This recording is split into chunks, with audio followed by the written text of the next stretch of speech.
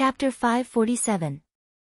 Fang Yan's reaction not only made Gray speechless, but even the bystanders felt that this kid had gone too far. An honest old man took the initiative to stand up and politely said, "Let's have a fight. If I win, you'll have to give us an explanation.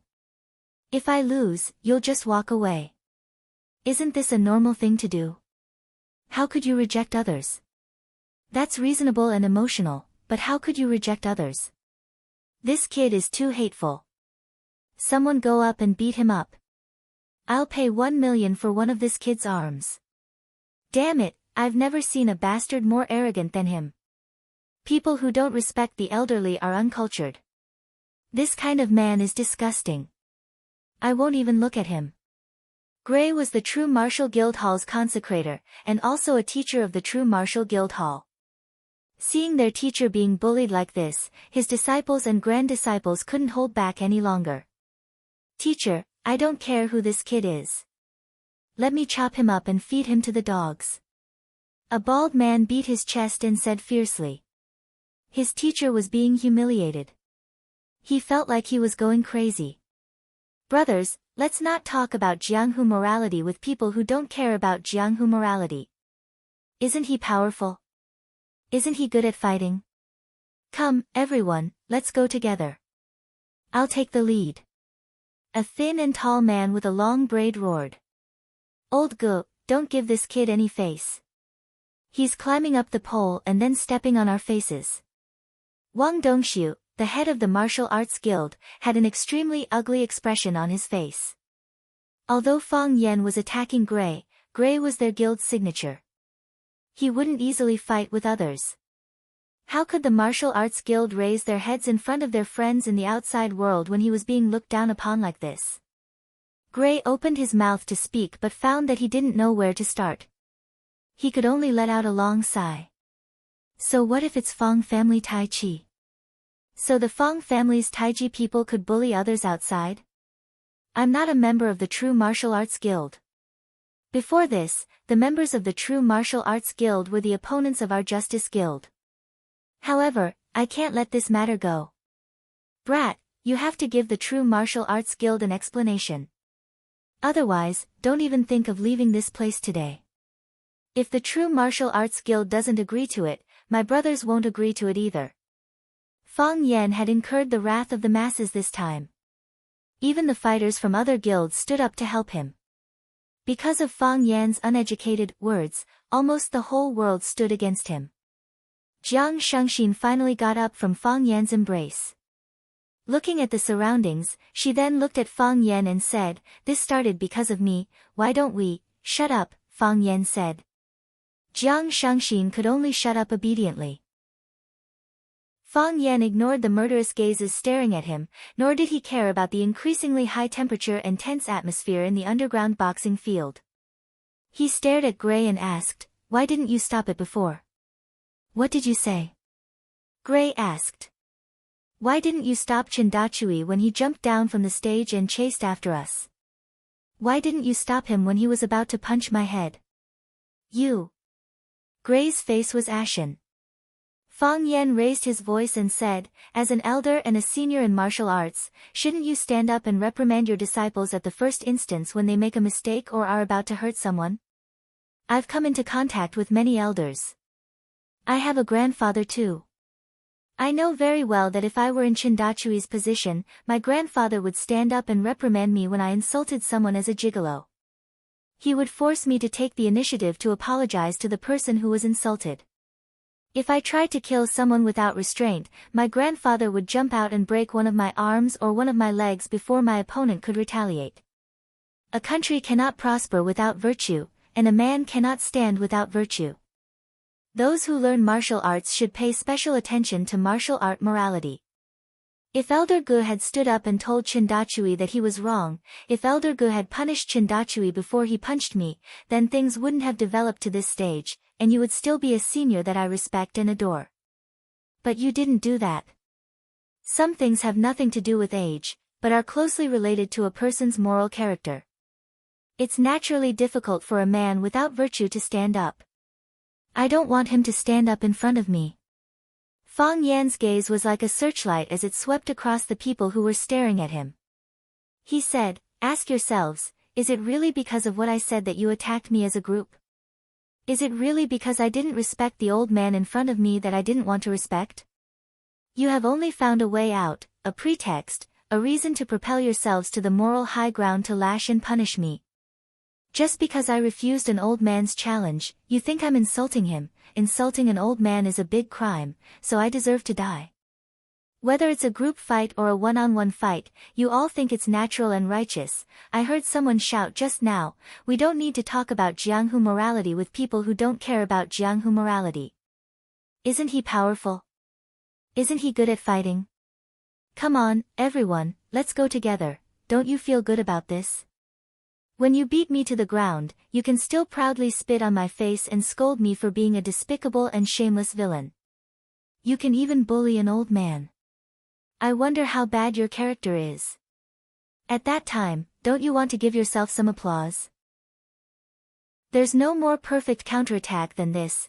You can teach me a lesson, and you can win the applause and favor of the beautiful women around you. If you're lucky, someone might even offer to sleep with you, but, when all of you were cheering and celebrating, what exactly did I do wrong? In order to protect a drunk woman, I wanted to take her away, and then I was scolded repeatedly and might even be punched to death, minus the complicated process in the middle. This is the original truth of the matter. Is this the reason why I should be despised and beaten up by all of you? The onlookers looked at each other and realized that what Fang Yan said made so much sense that they actually had no words to refute him. Jiang Shengxin stared at Fang Yan with a burning gaze and hugged Fang Yan's neck even more tightly. Her sexy red lips whispered into Fang Yan's ears, "Fang Yan, I think I'm falling in love with you." When she spoke, her voice carried the malt fragrance of beer. Just listening to it was enough to make one drunk. Fang Yan shifted his gaze to Gray's face again and said, "There's another important reason why I refused to accept your challenge. I'm not in the wrong. You didn't stand out to punish Chindachui, so I did it on your behalf. I didn't do anything wrong. I won't bear any losses for something that I didn't do wrong. Also, when you challenged me, you said that if I lost, I had to give Chindachui an explanation. Even if I lost, why would I have to give him an explanation? Because he wanted to kill me, so it was wrong for me to destroy one of his arms. As for what you said about me being able to leave after I won, you were being generous at the expense of others."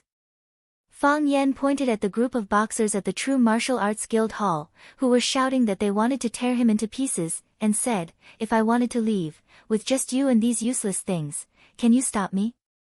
This was no longer an insult, it was pointing at someone's nose and scolding them. Whether I leave or stay depends entirely on my own attitude. If I want to leave, I'll leave. If I want to stay, I'll stay. Who can do anything about it? Jiang Shengxin's beautiful eyes widened and her little mouth opened wide. Her body trembled as if she had received a slight electric shock, giving her an uncontrollable sense of joy. She wanted to scream and scream, she wanted to tell the whole world something loudly, or perhaps, she wanted to lie quietly in his arms and look at him with the most adoration and infatuation in her eyes. In the past, when she had just started dating Jiang Zhulu, she felt that he was gentle, meticulous, scheming, and was a very charming man. However, she had never experienced this kind of feeling from Jiang Zhulu, this kind of majestic and heroic feeling that he was the only one in the world, even if there were millions of people around him. This was really a man who made one love him from the inside out, to the depths of one's soul. "Fang Yan," Jiang Shengxin panted and whispered into Fang Yan's ear again, "Not already, not about to, I feel that I have already fallen in love with you." Her breath smelled like orchids, and her lips almost bit Fang Yan's earlobe. She did have such a thought, but she was forcefully suppressing her current behavior. Faced with such a charming man, she really wanted to serve him to the heavens and do anything for him willingly. Fang Yan felt that his ear was a little itchy. In such a serious occasion, at such an intense and exciting moment, this little woman was still lying in his arms and flirting with him. Was she crazy? He tilted his head slightly to one side so that he could stay further away from Jiang Shengxin's lips. This unromantic action made Jiang Shengxin angry. Her eyes widened and she gritted her teeth, wishing that she could bite off one of Fang Yan's ears. Fang Yan looked at Gray and the crowd that still surrounded him and said, I am a good person, so I naturally have to be reasonable in my words and actions. I am sorry, everyone, after my analysis just now, you should be clear that reason is still on my side, so, what do you plan to do next? Tear him apart. A disciple of the True Martial Arts Guild shouted. Fang Yan nodded and said, you see, actually most people are unreasonable. In the future, don't use the elderly as an excuse to attack others. Who did the elderly offend? As Fang Yan spoke, he had already kicked the disciple of the True Martial Arts Guild who had pounced on him and shouted, tear him apart. More people pounced on Fang Yan. Chapter 548. Jiang Shangxin felt that she was about to fly. She kept flying, from the sky to the sea, and from the sea to the forest. She had flown before, but this was the most enjoyable driving experience for her. Oh, no, it was the experience of being driven. It was very strange that Jiang Shangxin did not feel afraid at all. When she was being hugged by Fang Yan and being beaten up by countless burly men, blood splattered everywhere, screams of pain, and the sound of bones breaking, she did not feel afraid at all. Her heart was filled with excitement. In order to maintain her soft and sexy figure, she did not practice taekwondo like many socialites or hire a martial arts teacher to guide her. Other than practicing yoga for an hour every day, she would run 4 times a month. Other than that, she did not exercise at all. Other than letting others exercise. She did not have any ability to protect herself. The only thing she could do was to give herself to Fang Yan. She believed that Fang Yan would protect her, just like he did just now. She believed that Fang Yan would be able to protect herself. She did not doubt this at all. Isn't this too ridiculous? Even Jiang Shangxin felt that she was sick. No matter what, Fang Yan was her enemy. Before tonight, they were still in a life-and-death struggle. Why did she trust him so much? Why did she have so much confidence in him? Because Fang Yan is a good person. Jiang Shangxin thought to herself. Of course, she was very clear that this was not the only reason. In fact, it was not even the most important reason. There were so many good people in the world. Why did she only trust Fang Yan? Fang Yan was a charming man. Fang Yan was a man that people were infatuated with. Fang Yan was a man that she fell in love with. This is no longer ridiculous, it's a fantasy. Jiang Shangxin thought to herself. How could she fall in love with a man with only a few encounters?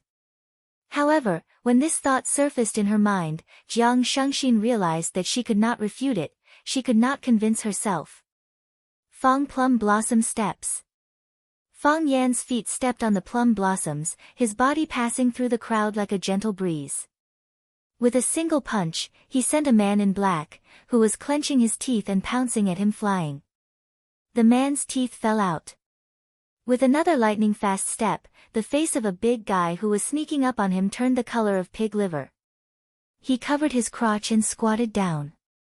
Drunken crane rides the wind. Fang Yan was like a drunkard who had too much to drink. He was holding a woman in his arms as he staggered in the crowd. Every time he hit someone with his shoulder or knee, the person who was hit would be sent flying, the bones in his body cracking. Iron skin. His body was like iron bones, anyone who came into contact with it would be injured. The trump cards of the True Martial Guild Hall were indeed quite strong. Several of their punches were accompanied by the sound of wind and thunder. They were already showing signs of attaining a higher level. The most threatening ones were Gray and Wang Dongxiu, the curator of the True Martial Arts Guild Hall. The two of them were in the middle of the Jianghu and the Jianghu. They were the top figures in the Jianghu, but they could not enter the Jianghu. In other words, even though they knew the cultivation method, it was still difficult for them to enter the more profound and mysterious world of the Jianghu. Just like Fang Yan's disciple, Zhang Chen, who had been the champion of Huaqing Sanda for many years and was already a top expert in the Jianghu. However, when he met Fang Yan, he did not have the slightest bit of power to retaliate. This was the difference between understanding the force and using the qi. However, they could not stop Fang Yan's footsteps even if they worked together. They could not even hurt his hair and clothes. No matter how hard they tried, the gap was too big. Before they could even touch Fang Yan's body, they were sent flying by a heavy blow. It was like a chick and a goshawk, like a house cat and a wild leopard, like a gun and a cannon, and even more like an egg and a stone. An egg would not touch a stone. Would a basket of eggs be enough? Would a cart of eggs be enough? The answer was no. Bam, bam, bam, Gray did have a few tricks up his sleeve. Every time he punched out, there would be a loud sound of impact. That was the sound produced by his fist and the stirring of the air. His fists did not hurt anyone, but the force from his fists made one's face burn with pain. Of course, it made Shangxin's face burn with pain. Even though Fang Yan had her in his arms, she would definitely be the first target of those punches, kicks, elbows, and whatnot when facing the enemy head-on. She looked like a protective doll that Fang Yan had placed in front of him. Fang Yan took 3 quick steps, turned his body to Gray's left, and kicked him away with a black dragon swings its tail. Gulei retreated continuously and only managed to stand up with difficulty after Wang Dongxiu supported him from behind. "Old Gu, are you alright?" Wang Dongxiu asked with concern.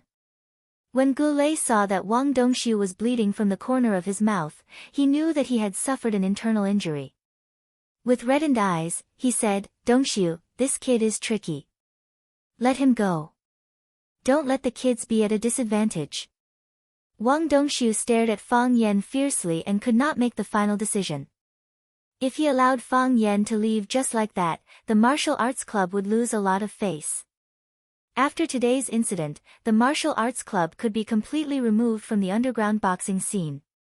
If they could not even defeat one person, how could they still have the face to stand in the arena and fight with others?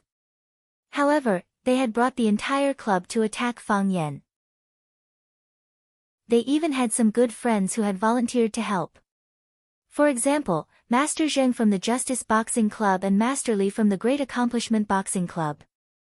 Of course, they were all lying on the ground and howling in pain. If they could not even take down that kid with such strength and made him suffer a few punches and kicks, was there still a need to continue fighting this battle?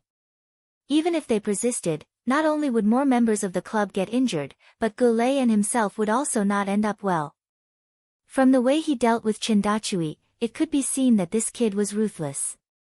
If they really enraged him, Wang Dongxiu hesitated for a moment and said, pretending to be in a difficult position, "Since old Gu has spoken, we juniors can only obey." Wang Dongxiu waved his hand and shouted, "Back off, all of you." Phew! Someone breathed a sigh of relief. Because countless people breathed a sigh of relief at the same time, the gathering of this soft sigh sounded particularly ear-piercing. Those members of the martial arts club were already in a dilemma. If they advanced, they could not win. If they retreated, they would lose face. Now that the curator had personally spoken, they naturally felt happy both physically and mentally. Everyone looked at each other, feeling a little embarrassed. Gulei and Wang Dongxiu were also very embarrassed. They glared at those kids with disappointment and shouted, "What a disgrace." Many people were lying on the ground. The onlookers had long hidden far away, saying that Fang Yan was not human. Fang Yan, who was standing in the middle of the crowd, was extraordinarily handsome, like a top-notch swordsman who had never been seen in the world. He had won. The victory was easy and pleasing to the eye. Although Fang Yan had never seriously fought with anyone, the only thing he had done was to shuttle around the crowd with a charming little woman in his arms. However, every time he punched, someone would be sent flying, and every time he kicked, someone would fall to the ground. Like a butterfly playing with a flower, he was free and unfettered. In other words, among so many people present, no one was worthy of him seriously fighting. He did not even use the heart of Tai Chi, although it was difficult for him to speak. Some words had to be said. Wang Dongxiu cleared his throat and looked at Fang Yan with unfocused eyes. He said, "It's our bad luck that our skills are not as good as others. You should go." Fang Yan smiled and pointed at Chindachui, who was still unconscious after being dragged not far away by them. He said, If you were really unlucky, you would have been like him. Wang Dongxiu felt suffocated.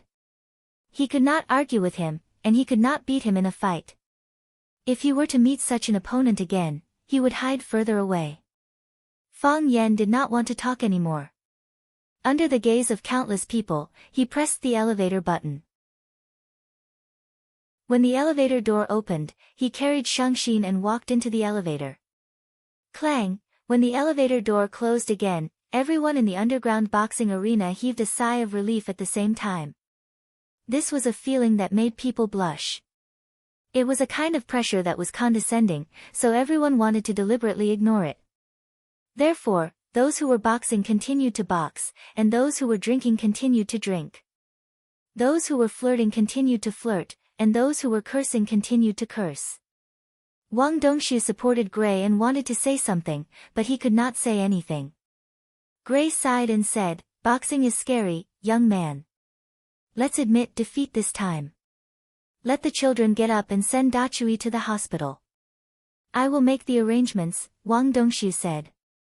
In the elevator, Fang Yan felt that Shangxin's breathing was getting heavier. He asked, "Are you all right?" "I want to go to the washroom." Jiang Shangxin's voice was like the buzzing of a mosquito as she whispered into Fang Yan's ear. She had drunk a few mugs of beer in a row, and it had long become a burden on her body. She did not feel anything when she was fighting with others just now, but now that the fight was over, she felt that it was unbearable. Fang Yan nodded and said, "I will send you there." The elevator stopped at the side hall of the bar. When the two men in black saw Fang Yan and Jiang Shangxin coming out, they smiled and bowed to them again. Fang Yan nodded at them, and after asking for the location of the washroom, he carried Shangxin and walked over. Fang Yan placed Shangxin at the entrance of the ladies' washroom and asked, "Are you all right?" "No problem," Jiang Shangxin replied. She waved her hands and walked toward the washroom unsteadily. Fang Yan wanted to turn around and leave, leaving this woman to fend for herself. However, he was a little worried. He had injured so many people in the underground boxing arena just now, and only God knew if there would be some extreme fellows who would come after him and do something as revenge. If they really did anything to Jiang Shangxin, he wouldn't feel good about it either. "I will go back after sending her away," Fang Yan thought to himself. The washroom of the bar was very luxuriously decorated. When Fang Yan was combing his hair in front of the bronze mirror outside the washroom, a woman's scream suddenly sounded from the ladies' washroom. "Ah!" Fang Yan was shocked and rushed out of the washroom hurriedly. Chapter 549. There was a huge difference between the men's and ladies' toilets.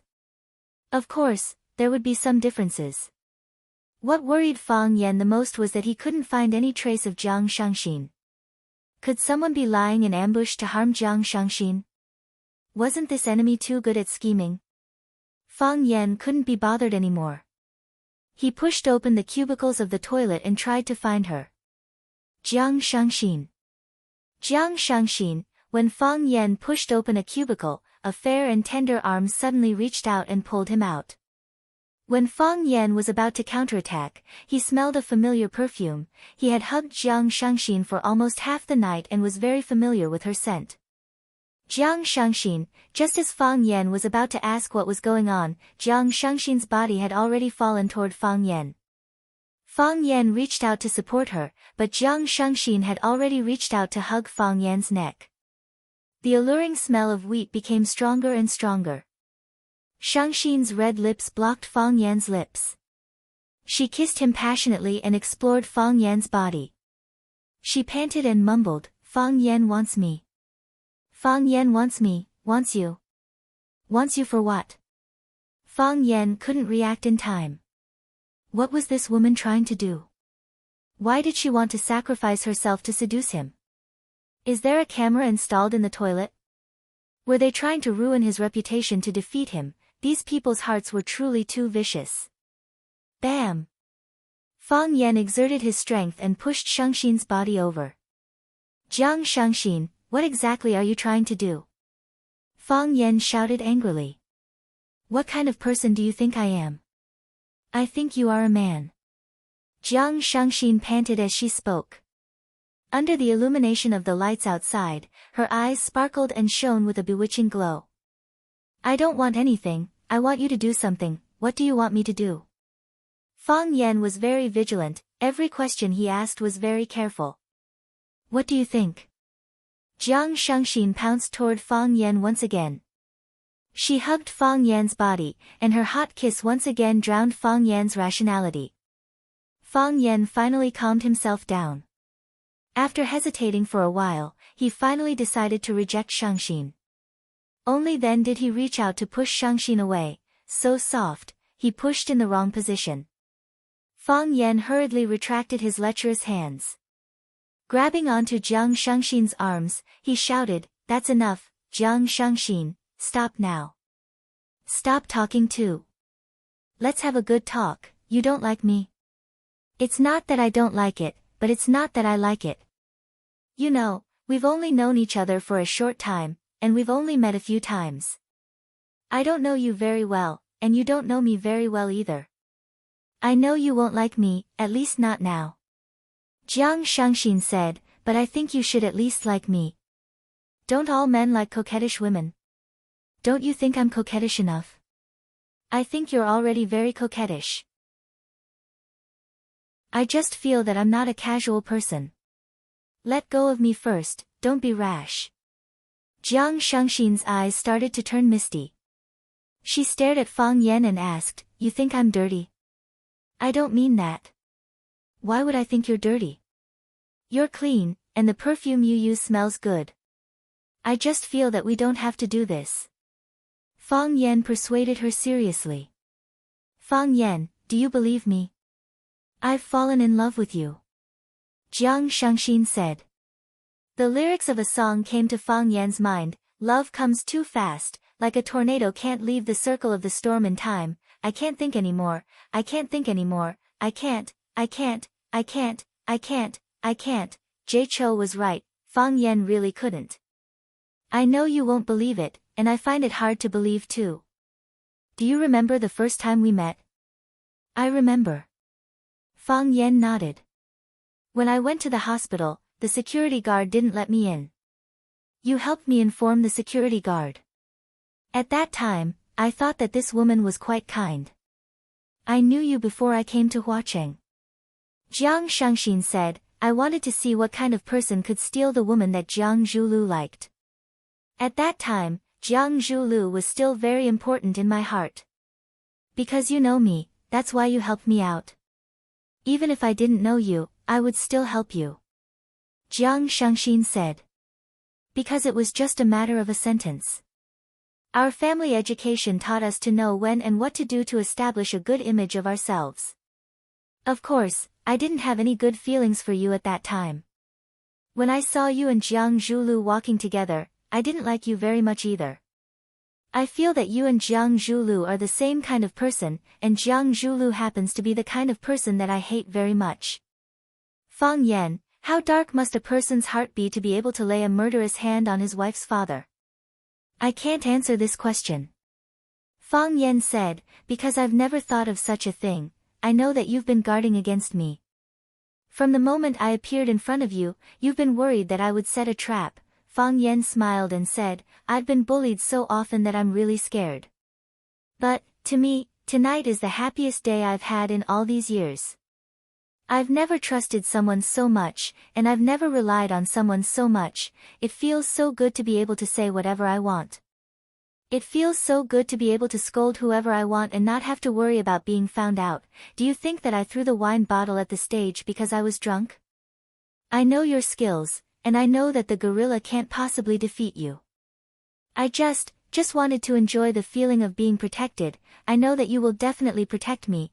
I also thought of pretending that I don't know you. Fang Yan, you won't. Jiang Shangxin said, you're too smart, so you won't do such a stupid thing. You know that I'm here to look for you to represent a chance, so you won't let me be bullied, you won't let me be hurt. I'm not a particularly complicated man. Fang Yan's explanation was rather weak. I just can't bear to see a man bully a woman. Even so, I'm still very happy. I'm happy to see you stand up for me, happy to see you want to take me away, and even happy to see you fight for me. Do you think I'm very perverted? I know men like kind-hearted women, but I don't care whether the gorilla's arm is injured or not. I don't even care if he's dead or alive. How can a woman like me care about an insignificant guy's life or death? When you refused the old man's request for a duel, I felt that I was about to fall in love with you. When you said that if I wanted to leave, who could make me stay, I felt that I had already fallen in love with you. Women have the genes to attach themselves to the strong. A soft woman hopes to find a man with a strong character, and a strong woman hopes to find a more domineering man to conquer her. I've never seen such a man's charm. Even when you held me in your arms and fought with the crowd, I didn't feel the slightest bit nervous. I just hoped that it wouldn't stop, and that it wouldn't end so quickly. Unfortunately, the opponent was too weak, and the battle ended too quickly. Fang Yan, what I've experienced tonight is something that I've never experienced before. I have everything. I have a luxury car, I have a mansion, I have an endless amount of money, and I have a family background that people admire and look up to. But, I just want to be like other women and enjoy my man selflessly sacrificing himself for me, fighting with others to protect me. Fang Yan, only you can fulfill my wish. Tell me, what reason do I have not to fall in love with you? I know that I'm very outstanding. Fang Yan tried hard to choose his words and said, but this kind of thing is not up to me to control. I didn't come here to seduce you with ulterior motives. I was born with a face that could easily make people fall in love with me. Jiang Shangxin looked at Fang Yan seriously. She really wanted to know how this man could say such a thing with a serious face. I can understand your feelings, and I sympathize with your situation. Fang Yan also looked into Jiang Shangxin's eyes and said, but our relationship doesn't need to be maintained by this kind of thing. Fang Yan, I won't let you take responsibility. If I do it, I want to take responsibility, Fang Yan said. If you insist on taking responsibility, but I don't want to take responsibility for you, so, it's better not to do it. Otherwise, you'll be in a dilemma. Fang Yan took out a tissue from his pocket and carefully wiped the tears from the corners of Jiang Shangxin's eyes. He said, my father has been gone for 3 years, but this matter still seems like it happened yesterday. I can understand how you feel at this moment. I really do understand. If you need my help, you can call my number. I believe that it won't be difficult for you to get my number. From tonight onward, we will be friends. Life is not easy, but we still have to grit our teeth and persevere. Because, no one knows if there will be a turning point waiting for us. Fang Yan patted Jiang Shangxin's shoulder like an old friend, opened the door of the cubicle, and turned to leave. Jiang Shangxin's back leaned against the wall of the toilet weakly, and her body fell limply to the ground. She squatted on the ground and covered her face with her hands. Big drops of tears flowed out from the gaps between her slender fingers. I've already taken so much initiative, but that man remained unmoved. So embarrassing. Chapter 550. Screech, the black Mercedes-Benz stopped at the entrance of the courtyard house. Li Yun opened the door and got off. She carried her handbag and quickly walked inside. There were 2 old men playing chess in the courtyard. They didn't even look at her when she came in. Li Yun knew that they were bodyguards brought by Jiang Junling from Beijing. They had high status and extraordinary strength. It was said that they could tell if a person was in danger from the sound of their footsteps. Li Yun walked to the door of the main room and pushed it open. Jiang Junling was sitting on the sofa in the living room and drinking tea. He was reading a novel with great interest. Li Yun walked to the general's side and sat down. She filled his teacup with tea and asked with a smile, "What are you reading, General?" "Zhen Guofan's Ice Mirror." Jiang Junling said with a smile, "Some people say that Zhen Guofan, a famous minister of the Qing dynasty, had 13 sets of knowledge. Only 1 set has been passed down. In fact, there are 2 sets. The other is Zhen Guofan's fortune-telling knowledge, Ice Mirror. I don't like family letters and I don't read anyone's. But I like Ice Mirror." Jiang Junling closed the book in his hand and said, "Zhen Guofan also has a set of fortune-telling mnemonics. Evil depends on the eyes and nose. True or false depends on the lips. Fame depends on one's spirit. Wealth depends on one's spirit. Ideas depend on the fingers and claws. Disturbances depend on the feet. If you want to see the order, it's all in the language. Auntie, how about I help you read your fortune? Li Yun's mind raced. She wondered why Jiang Junling called her so late at night. In the past, he would personally visit her place if there was anything to discuss with her to show his respect for her. But today, he was different. This change was quite obvious. Also, why did he want to read her fortune? Li Yun smiled and said, "It's a military order. Don't laugh at me. I'm old and my fate is set. I'm just guarding the shop and tidying up the house for you old generals. What's there to look at? Those are your men's business." Jiang Junling smiled and said, "That's not necessarily true. Some people are noble because of their mother, and some are noble because of their son. Maybe Sister Li is noble because she has a good daughter. Who can say for sure what happens in life?" Li Yun was shocked and asked anxiously, "Military orders, did Shangxin get into trouble?" Jiang Junling picked up the teacup and took a sip. After he carefully savored the fragrance of the premium white tea, he smiled and said, "Shangxin has been obedient since she was young, how could she have caused any trouble?" "Auntie, don't worry." Jiang Junling told Li Yun not to worry, but Li Yun became even more worried. She cautiously looked at Jiang Junling and asked, "Military orders. Although your fourth uncle is no longer here, it doesn't change the fact that we are still a family. What I eat, what I wear, what I use, everything I have is given to me by the Jiang family. If there's anything, don't hide it from me. You must tell me immediately. Shangxin is too young, and she has been through too much during this period of time. Especially her father's death." A sharp ray of light flashed past Jiang Junling's eyes, but he returned to his gentle and indifferent smile. Li Yun acted as if she didn't know what had happened and said worriedly, "I'm really afraid that this child will fall sick if she continues like this. I'm thinking of letting her rest abroad for a period of time." General Ling nodded and said, "You've had a good rest. She should have a good rest.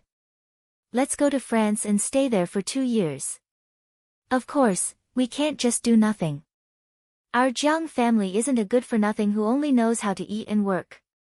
Let her study in France. She can also help me with some things when she comes back." Li Yun nodded and said, "Thank you for the military orders. Only you, as her brother, would treat her well sincerely. I will make the arrangements and send her to France as soon as possible." Jiang Junling nodded and took a paper bag from the coffee table in front of him.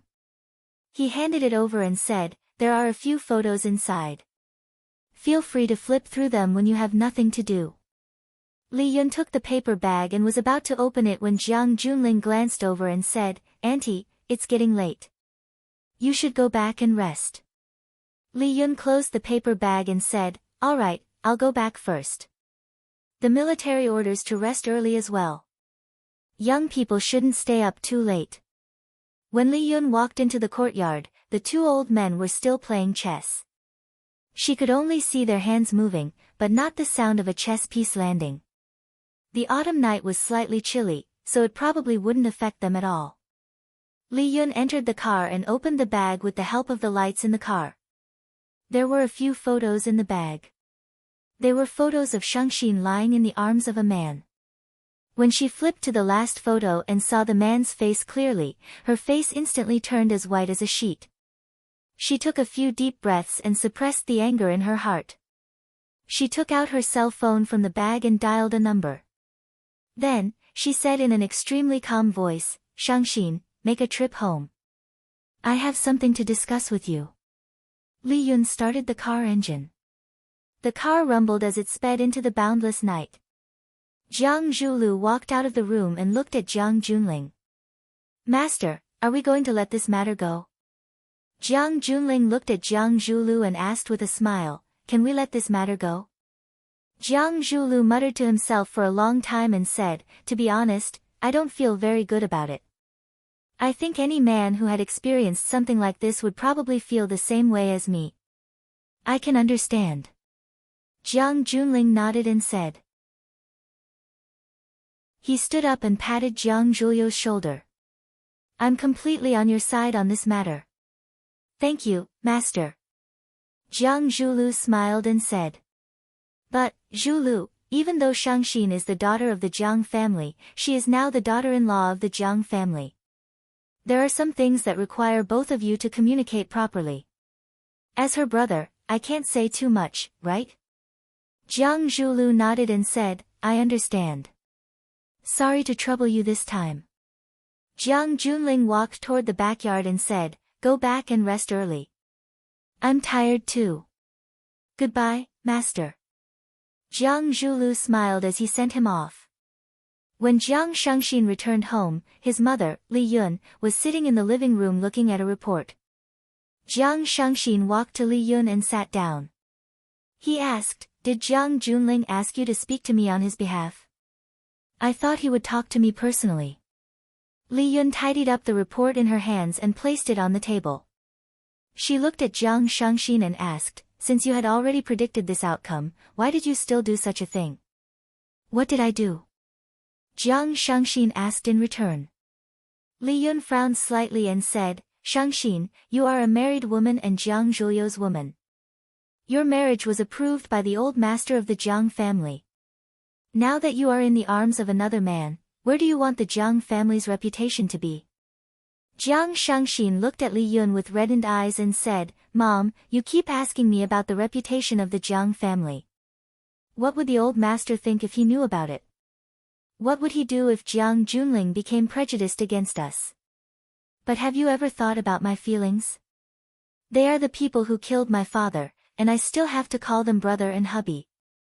I did it, but I am really tired. I am so tired, I just want to talk to someone. That's all. If not, I will go crazy. Li Yun's eyes turned red as she watched her daughter cry. She went forward and hugged her daughter. She said gently, Shangxin, I know you feel wronged. But it's fine if you say it in front of me. I have already asked Secretary Li to help you get a visa to study in France. You can leave tomorrow. Mom, this is what they want. Li Yun said firmly, this is also what I want. When Fang Yan returned home, Lu Chaoge was reading a book on the sofa in the living room. The sounds of Qining and Fang Yingying fighting and shouting could be heard from the backyard. Ever since Fang Yingying and Fang Haohan came, Qin Ying's second spring in martial arts training had been awakened. When Qining fought with Fang Yan, there was almost no chance of him winning. It was a kind of suppression that made one feel hopeless. However, when he fought with Fang Yingying, he was still full of fighting spirit even though he lost more than he won. As long as he had the time, he would drag Fang Yingying into a few rounds. Lu Chaoge put down the fashion magazine in her hands. She looked at Fang Yan, who was walking over, and asked, Have you eaten? Fang Yan thought for a while and said, I think I haven't eaten yet. Lu Chaoge quickly stood up and said, I'll make a bowl of noodles for you. No need. Fang Yan pressed Lu Chaoge's shoulders and didn't let her get up. He said, You've already taken a bath, haven't you? Lu Chaoge's cheeks suddenly turned pink. She said, Why do you ask this? She thought of the embarrassing scene when she was lying on the ground and couldn't move, and Fang Yan suddenly rushed in from the balcony. Seeing Lu Chaoge's embarrassed expression, Fang Yan realized that his question might cause others to misunderstand. He quickly explained, I didn't mean that. I just wanted to say that you've already taken a bath, so don't make yourself smell like oil. I'll go make a bowl of noodles myself. You sit down. Lu Chaoge nodded and looked straight at the red mark on Fang Yan's neck. She asked, What's wrong with your neck? Neck? Fang Yan reached out and touched it. He didn't find anything strange. He took out his cell phone from his pocket and turned on the selfie function. He immediately realized the seriousness of the problem. When he was pulled into the toilet by Jiang Shangxin seemed to have kissed his neck. As a result, a red lipstick mark was left on his Adam's apple. This. Fang Yan tried hard to stay calm and said, Maybe I was bitten by a mosquito. It's okay. I'll just go upstairs and apply some toilet water. Lu Chaoga sighed softly. She took out a wet wipe from the tissue box on the table and walked to Fang Yan. She carefully wiped the lipstick mark on Fang Yan's neck with the wet wipe and said, "If you have a social engagement outside, remember to check your appearance when you come back. Otherwise, your wife will misunderstand."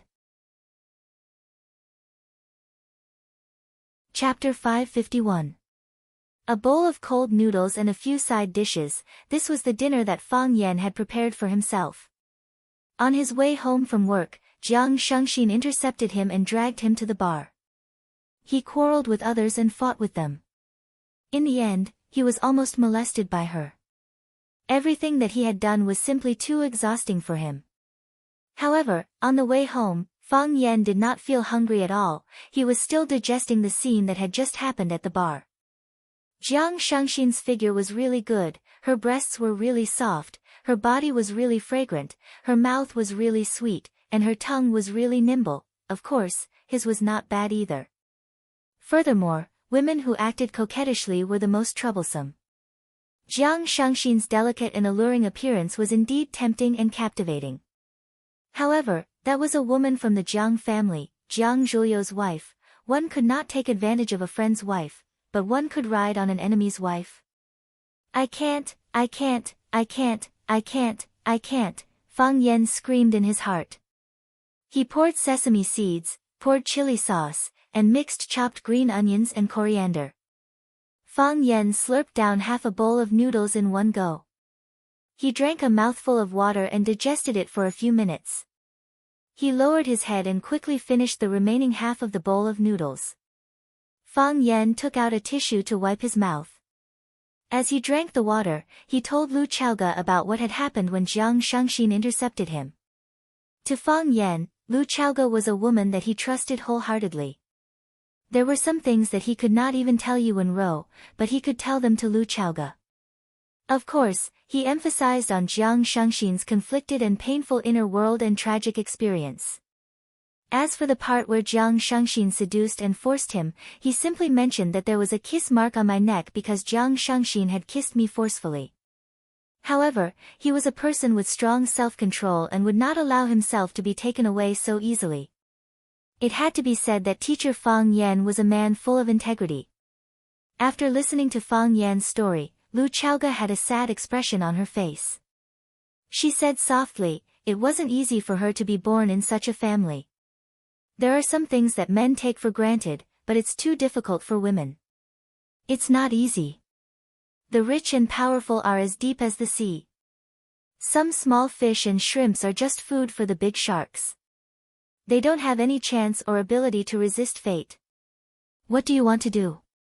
Lu Chaoga turned around and asked Fang Yan. Fang Yan smiled and said, it should be what she wants to do, you know, this matter is not up to me, I hope she can be braver, Lu Chaoga said. Fang Yan nodded and said, just like you back then, I don't want her to be like me.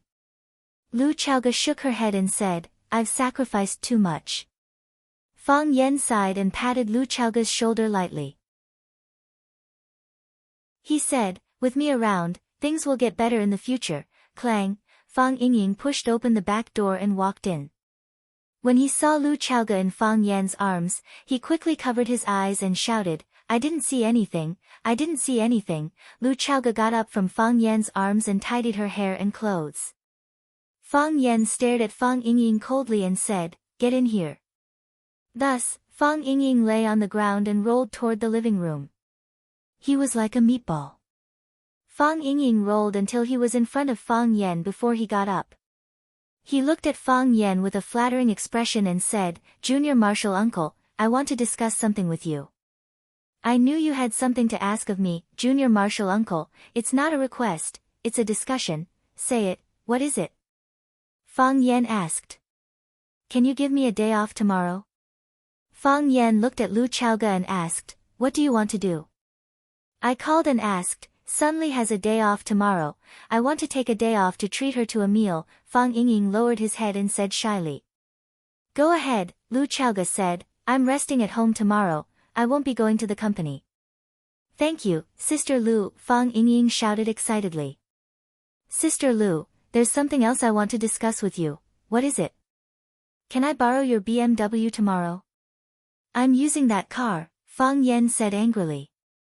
This bastard, he dares to steal my car. Lu Chaoga thought about it and said, that BMW is used by your martial uncle, then forget it, Fang Yingying said regretfully.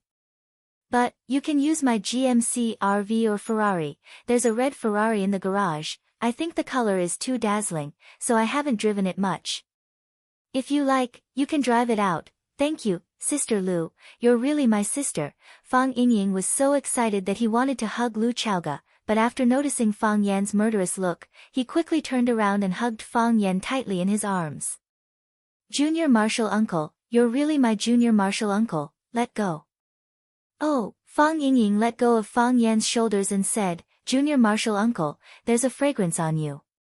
It's a woman's fragrance, strange, it's not Sister Lu's scent, Sister Lu doesn't use perfume, I feel a little bloated, hero, come out with me to digest your food. Fang Yingying turned around and ran away. The flight to France was at 8 in the morning, which made Jiang Shangxin's heart turn cold. How much did they hate her that they were so anxious to send her overseas? Jiang Shangxin didn't sleep the entire night and dragged her luggage out of the house at 5 in the morning. Since it was inevitable to leave, what was there to miss? It was better to leave, this city made her feel suffocated. The sky was still dark, and there was a faint silhouette of the moon in the sky. The chauffeur was waiting in the courtyard, and when he saw Jiang Shangxin come out, he quickly ran over to help drag the luggage and said with a smile, Miss, the chairman asked me to send you to the airport. Jiang Shangxin originally wanted to reject him. Since things had already been done to such an extent, what was the point of such a small favor? However, she couldn't even be bothered to reject him.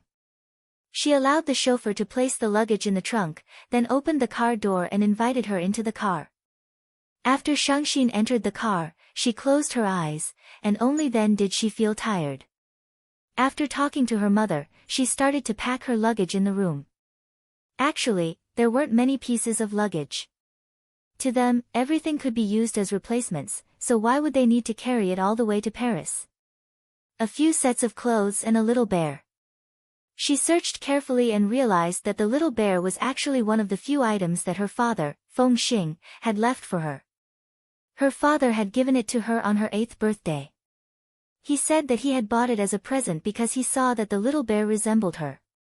At that time, she was very unhappy and felt that she didn't resemble the little bear at all. She was so beautiful, but why was she just a little bear in her father's eyes? Now that she saw it, she realized that her father was right. She was a bear, an unlucky bear. Miss, do you want to listen to music? The chauffeur asked gently.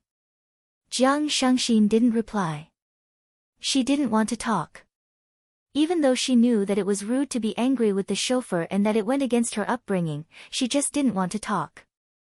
The chauffeur didn't speak anymore and started the car slowly when he didn't get a reply from Jiang Shangxin. When the car drove out of the courtyard, the curtains of a bedroom on the 2nd floor were pulled open, and a black figure appeared in the middle of the window. Shangxin, don't blame me. Li Yun sighed softly. I know that this kind of life is too hard for you, but what you are doing is too dangerous. Go out, go far away, and never come back. Watching was still very empty and quiet in the morning. The journey from the villa area in the Dongjiang district to the airport was especially smooth, and they didn't encounter many cars. There wasn't even a single pedestrian. Once they drove out of the coastal road, they would reach the airport directly after getting on the highway. The car had just entered the highway when Jiang Shangxin, who had been resting with her eyes closed, suddenly opened her eyes. Go back. Jiang Shangxin said. Miss. The chauffeur was in a difficult position. If we go back now, we will miss the flight, I said go back. Jiang Shangxin said with a firm attitude. Her tone was also getting worse. Miss, the chairman asked me to send you to the airport, Jiang Shangxin sneered and said, she sent you to monitor me on my way to the airport, right? Miss, you are putting me in a difficult position. You are the one who is putting me in a difficult position. Jiang Shangxin suddenly raised her voice. I said go back. Go back immediately. If not, I will open the car door and jump out. The chauffeur quickly locked all the car doors to prevent Shangxin from going crazy and jumping out of the car. Do you think I can't get out like this? Do you think I can't come back because of this? So what if you send me to the airport? So what if you send me to Paris? Jiang Shangxin said with a face full of disdain, go back. Turn the car back. The chauffeur drove the car forward and at the same time, he took out his cell phone and dialed a number. Chairman, Miss wants to go back, pass the phone to her. Li Yun's voice came from the phone. The chauffeur passed the cell phone over and said, Miss, the chairman wants you to answer the phone. Jiang Shangxin took the cell phone from him and smashed it against the car window. Crack. The cell phone was smashed into pieces, but there was only a light scratch on the car window. This was Li Yun's car, and it was a custom-made bulletproof car from Ford. Not to mention this degree of damage, even bullets and ordinary bombs would not be able to open it. Jiang Shangxin stared at the chauffeur with reddened eyes and shouted with all her strength, go back. Screech. The chauffeur slammed on the brakes and the car stopped at the side of the highway. The chauffeur unfastened the seatbelt and turned to look at Jiang Shangxin with a smile. He said, Miss, you can either go to Paris or go to hell. What's your choice? The chauffeur held a gun in his hand and aimed it at Jiang Shangxin's head. Chapter 552. What did it mean to be utterly disheartened? It was how Jiang Shangxin was feeling at this moment. She widened her eyes and stared at the chauffeur in disbelief. She looked at the gun that the chauffeur was pointing at her head. She could not believe that her mother's chauffeur would point a gun at her just because she did not want to go to Paris. Or rather, if she insisted on not going, he would really use this gun to send her to hell. Go to heaven or hell? Is this what a mother is supposed to say to her children? Her mother, the woman who kept saying that she loved her, was this how she treated her? Even a vicious tiger would not eat its cubs. What else could she do to make people feel hopeless? It was getting harder and harder to breathe. She clenched her fists so tightly that her fingernails dug into her flesh and started to bleed. Jiang Shangxin tried her best not to cry. She was a high and mighty missy, how could she cry in front of a chauffeur?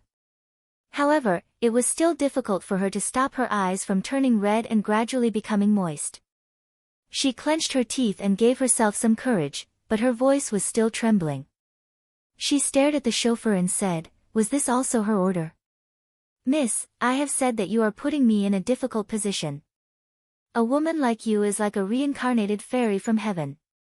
You have taken all the good things, what else is there to be dissatisfied about? There are some things that you have to turn a blind eye to. Isn't it great if you brush me off and I brush you off? Why do you have to find trouble for yourself and others? Jiang Shangxin ignored the chauffeur's advice and stared at him. If I did not go to Paris, would you really shoot me? That's right. The chauffeur nodded. I have said that I will either go to Paris or hell. What does she take me for? What does she take me for? Jiang Shangxin muttered to herself. The truth was right in front of her, but she was still unwilling to believe it. She could not believe that the only person she could rely on in this world, her closest family, would treat her in this way. Miss, why do you have to put the chairman in a difficult position? The chauffeur sighed. I am afraid that she cannot make the decision for some things. You mean that my mother did not ask you to do this to me? Jiang Shangxin shouted agitatedly. Her heart was suddenly filled with joy and happiness. This was really a ridiculous thing. It was the same thing, and she was also being pointed at her head. However, as long as the mastermind was not her own mother, she had 10,000 reasons to be happy. Because if that was the case, she would have completely lost all hope in this world. The driver sighed and said, Miss, your question is really unnecessary. You are a member of the Jiang family, the chairman is also a member of the Jiang family, how can I not be a member of the Jiang family? We are all members of the Jiang family. The Jiang family. Jiang Shangxin instantly understood. The driver was someone from the Jiang family. He was a chess piece that Jiang Junling or someone else from the Jiang family had placed by Li Yun's side. However, his mother had been cautious all her life. How could she have made such a huge mistake? Her most trusted driver was Jiang Jiejia, an undercover agent sent by Jiang Jiejia. Aren't you afraid? Jiang Shangxin looked at the chauffeur and asked. Scared? What are you afraid of? Aren't you afraid that my mom will fire you for exposing your identity in front of me? Are you going to fire him? The driver grinned. There was a hint of disdain and sympathy in his smile. Miss, do you think that the chairman doesn't know my identity? Do you think that she has never suspected me before? However, with the chairman's intelligence, even if she knows my real identity, she will pretend that nothing has happened. Not only that, she will also get closer to me and trust me. This is her style of doing things. Miss, do you think that's the case? Jiang Shangxin was speechless. She knew that the chauffeur was right. Even if her mother knew that the chauffeur was an undercover agent, she would still keep this secret to herself. Otherwise, what else could she do? If she made a big fuss, the Jiang family would only think that she was an idiot. If she fired the chauffeur, the family would be even more wary of her and plant more spies around her. Everything and everyone was under the control of the Jiang family. The Jiang family was like a huge net that covered the top of one's head. While it provided protection, one could not break free from their shackles. Miss, have you made your choice? The chauffeur looked at Jiang Shangxin and asked. To the airport. Jiang Shangxin replied. The chauffeur grinned again and said, Thank you, miss, for understanding the difficulties of servants like us. The chauffeur kept the gun in his hand and was about to start the engine to send Jiang Shangxin to the airport when the phone in his pocket rang. When he picked up the call, his expression turned serious and he said, Understood, I will wait for you by the roadside. Who is coming over? Jiang Shangxin asked anxiously. The chauffeur smiled and said, Miss, you will know very soon. Jiang Shangxin knew that the chauffeur was an undercover agent and that he would not care about her identity. She did not have the mood to continue asking. She looked like she was asking to be humiliated. After waiting quietly for a few minutes, a black Mercedes-Benz approached slowly. The Mercedes-Benz stopped by the roadside. The back door opened, and a familiar face appeared in front of Jiang Shangxin. Bam! The car door opened, and the cool morning breeze swept in. Jiang Shangxin could not help but wrap the sweater around her body. She could feel the chill of autumn. Jiang Zhulu sat beside Jiang Shangxin. When he saw that Jiang Shangxin was holding onto the collar of the sweater, he smiled and said, The weather is getting cold, you must take care of yourself. You must take good care of yourself when you are out alone. Jiang Shangxin stared at Jiang Zhulu warily and asked, What are you doing here? Jiang Zhulu laughed and said, Shangxin, do you know that your question is very cute? I don't know. Jiang Zhulu reached out to grab Jiang Shangxin's petite hand and forcefully pulled it away. Jiang Zhulu grabbed it again. When Jiang Shangxin wanted to pull it away again, Jiang Zhulu exerted force, and Shangxin's palm seemed to be clamped down by an iron clamp. It hurts. Jiang Zhulu, let go of me. Jiang Shangxin shouted. Jiang Zhulu lifted the back of Shangxin's hand to the corner of his lips and kissed it. Chuckling, he said, Shangxin, you are my wife, my legitimate wife. If you can hug and hug other men, what's wrong with us holding hands as a married couple? Since Jiang Zhulu had taken the initiative to speak, Jiang Shangxin no longer had any reservations. She stared at Jiang Zhulu fiercely and said, Are you here to vent your anger? Do you feel that you have been betrayed? What anger? I just feel that as a husband, I should send my wife off since she is going overseas. Otherwise, wouldn't it seem like I am too heartless? Should I say thank you? Silly girl, why would a family say thank you? Jiang Zhulu reached out a finger and touched the tip of Jiang Shangxin's nose. He said, However, you didn't even inform your husband that you are going overseas. If someone didn't tell me, I wouldn't even know about this. Aren't you being too disrespectful to your husband? Isn't this what you guys want? Jiang Shangxin said with a face full of sarcasm. We? Who are we? Jiang Zhulu smiled and asked. Jiang Shangxin knew that she had misspoken. If it was in the past, she would have explained that she had said it unintentionally. However, she felt that there was no need to do so now. You know better than me who we are. It seems like you are filled with indignation. Jiang Zhulu smiled and said. What about you?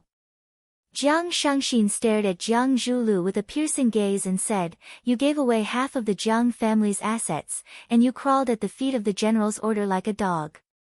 Jiang Zhulu, where's your pride? Where is your dignity as a man? It doesn't feel good to be a dog, does it? Jiang Zhulu glanced at the chauffeur and said, Please wait outside.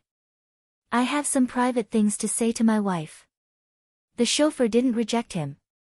He pushed the car door open and walked out. It does feel bad. Jiang Zhulu looked at Jiang Shangxin and said. His handsome features were slightly distorted. His eyes were sunken and bloodshot.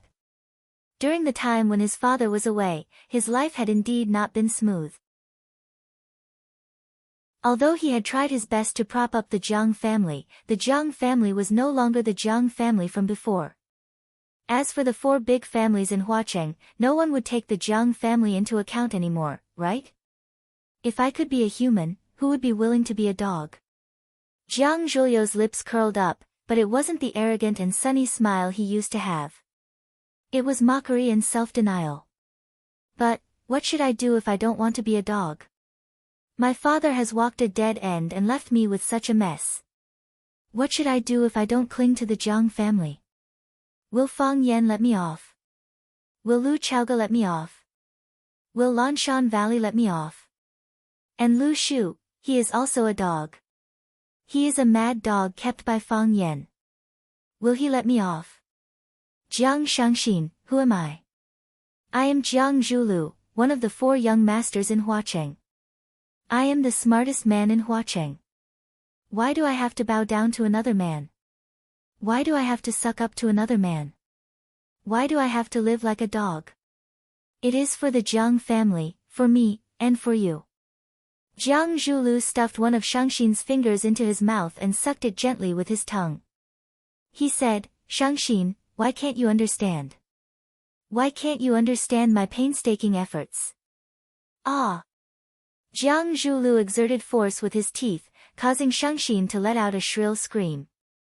Fresh blood flowed out of Jiang Zhuliu's mouth, staining his chin and the white shirt he was wearing. Chapter 553. Ah! Even though the walls of the car were soundproof, Lu Jiang could still hear Shangxin's screams. Lu Jiang frowned slightly and wondered if Jiang Zhulu was in a hurry to commit murder on the side of the highway because his wife had cheated on him. Of course, even if Jiang Zhulu really did that, Lu Jiang would not jump out with a sense of justice. Jiang Zhulu was highly regarded by Jiang Junling and was also the most handy chess piece for Jiang Junling to fight against Fang Yan in Huacheng. What if Jiang Zhuliu's actions were secretly instructed by Jiang Junling? People like them were already blind and deaf. They had sold half of their souls to the god of fortune and the other half to the devil. There was only one word in their dictionary, loyalty. There were few cars on the highway. Occasionally, a car would flash its headlights and pass by them. However, it was just a quick glance and they did not know what was happening here. Lu Jiang could not see clearly what was happening in the car and he did not want to know too much. Sometimes, knowing the truth was a burden and a burden meant trouble. Son of a bitch, he cursed in a low voice. He took out a pack of cigarettes from his pocket and lit it up. Then, he walked in the opposite direction of the airport. He was probably not needed here anymore, right? Pain. It was a heart-wrenching pain. It was not an exaggeration to say that the fingers were linked to the heart. The pain spread from the finger to the heart and then to the rest of her body. Jiang Shangxin's body trembled violently. She felt that the bone of her index finger must have been bitten off by Jiang Zhulu. Jiang Shangxin did not dare to struggle because her finger was still in Jiang Zhulyo's mouth. His 2 rows of teeth were like 2 rows of nails that pierced deeply into the flesh and bone of her finger. She also tried to pull her finger out, but it was impossible to do so other than bringing unbearable pain to her. Unless she was willing to pull her finger off and give it to Jiang Zhulu for breakfast. Looking at how he was greedily drinking blood, he must be extremely hungry. Let go of me.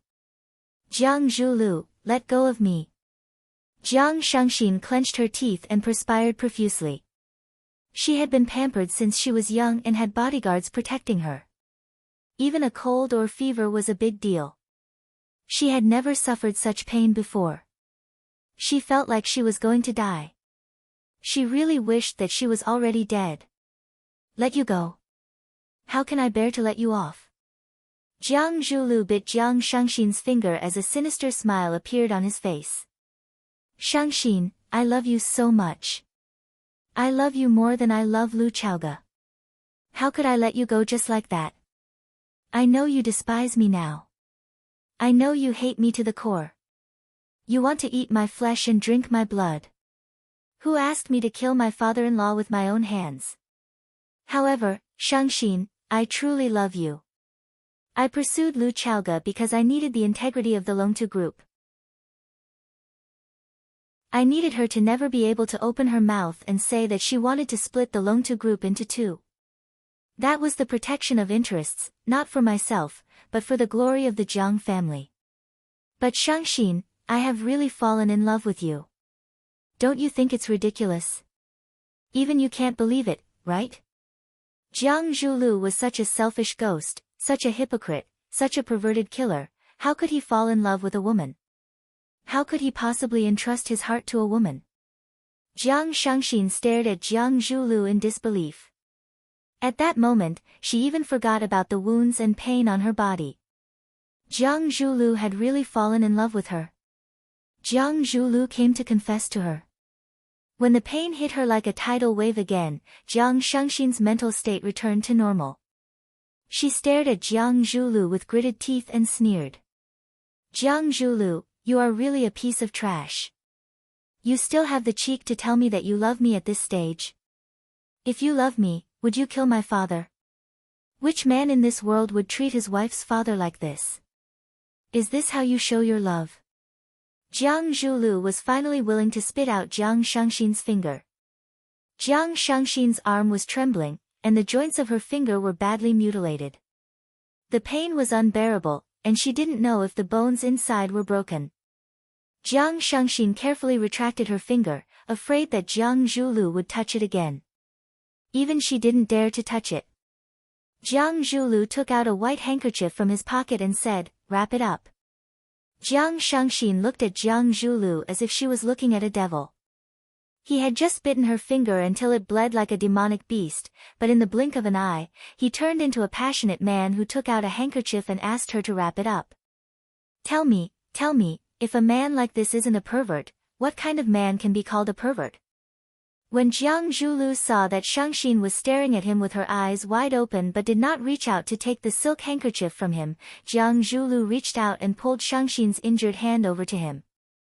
With a pitiful voice, he said, "When will you learn to take care of yourself?"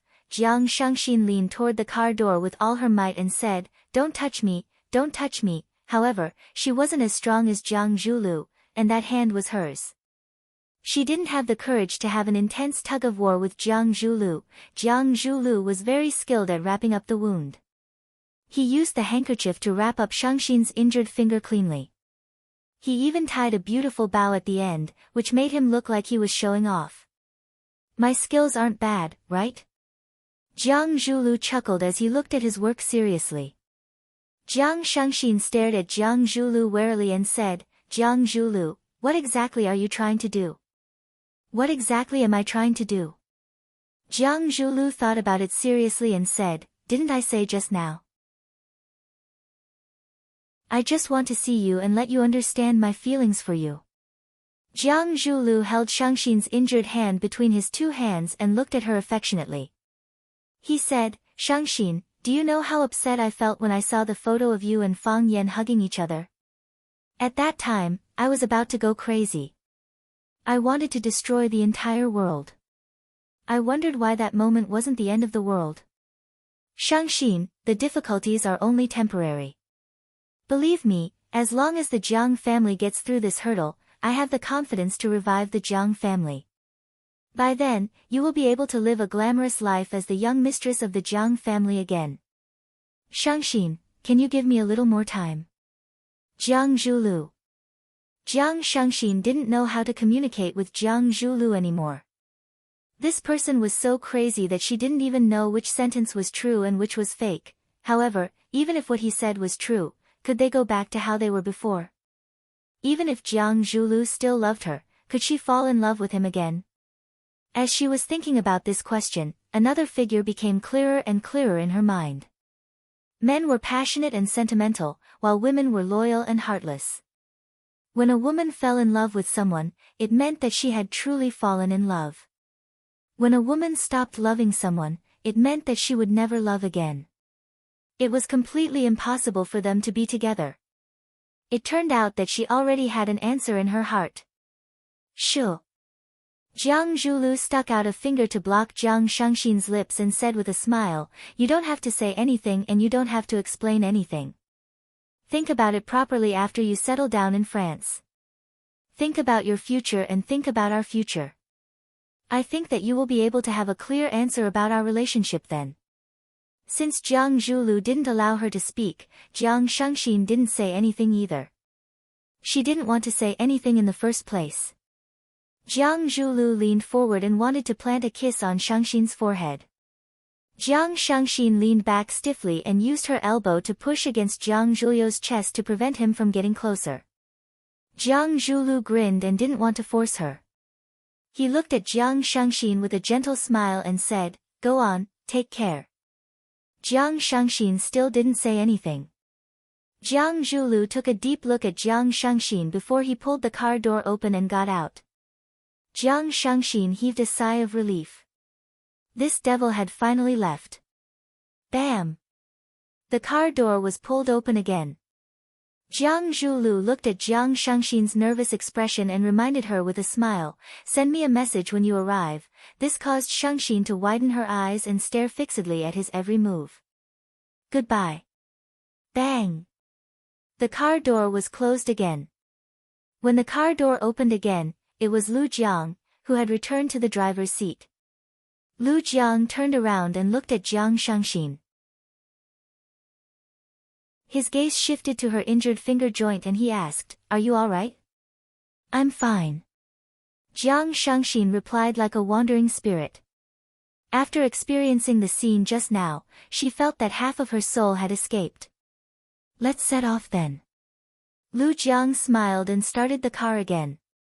Jiang Zhulu stood at the highway junction and watched the luxury car drive away with Jiang Shangxin. The smile on his face became cruel. "I really don't like to do things like this." There's no technical content at all. As he spoke, he took out his cell phone from his pocket and dialed a number. He said, "The target has boarded the plane and is expected to arrive at 6:00 tonight. I'll do it when she arrives in France. I'll do it cleanly and beautifully."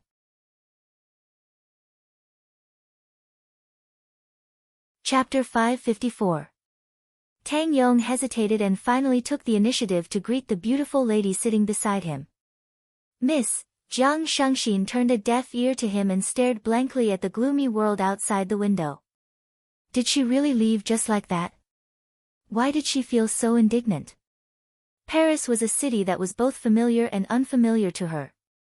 When she came back from Paris, the plane landed at the Yanjing International Airport. She stood on the spiral staircase and swore that she would never leave Huaxia again. She could only find the freedom and enjoyment that she wanted in her own country. Huaxia's people were so familiar, Huaxia's food was so delicious, Huaxia's friends were so warm, and Huaxia's relatives were so indifferent. When a person leaves his hometown, no amount of resources can make up for it. But, why did she have to leave again? And in such a humiliating way? Jiang Shangxin had a faint worry that she might not be able to come back after going to Paris. She couldn't come back if Jiang Junling didn't want her to come back. She couldn't come back after Jiang Junling took over the Jiang family. Fang Yan. A familiar figure appeared in Jiang Shangxin's mind again. Why did she think of him at this time? Was it because of the regret in her heart and the anger and humiliation after being rejected? Goodbye, Fang Yan. Jiang Shangxin said to the empty tarmac outside. You idiot, why did you reject me? I know that you don't like me, even if it was just once. Tang Yong swallowed his saliva and started to gather the strength to speak again. Miss, Jiang Shangxin finally came back to her senses. She turned to look at the young man beside her and asked, You called me? Yes. Tang Yong nodded and looked at Jiang Shangxin. Miss, are you all right? I'm fine. Jiang Shangxin replied. But your finger is bleeding. Tang Yong pointed at Jiang Shangxin's palm and said. Jiang Shangxin lowered her head to take a look and said, I'm fine. Although Jiang Zhulu had tied a silk handkerchief around the wound on her finger, he didn't apply any ointment on it. He also didn't use any medical bandages to bandage it, so the wound hadn't healed yet. The silk handkerchief was soaked in blood, and it was currently dripping down to her feet. If it was in the past, she would have screamed for help if such a wound appeared on her body. But now, she was calm as if nothing had happened. Compared to the damage he had suffered in his heart, this little pain was nothing. This won't do, Tang Yong said. He waved his hand and shouted, Stewardess, please get the first aid kit. The stewardess immediately came over and asked, Sir, how can I help you? Tang Yong pointed at Jiang Shangxin and said, Please take the first aid kit, this lady's finger is injured. When the air stewardess saw Jiang Shangxin's finger, she hurriedly said, Miss, are you all right? Do you need us to take you to the doctor? I'm fine.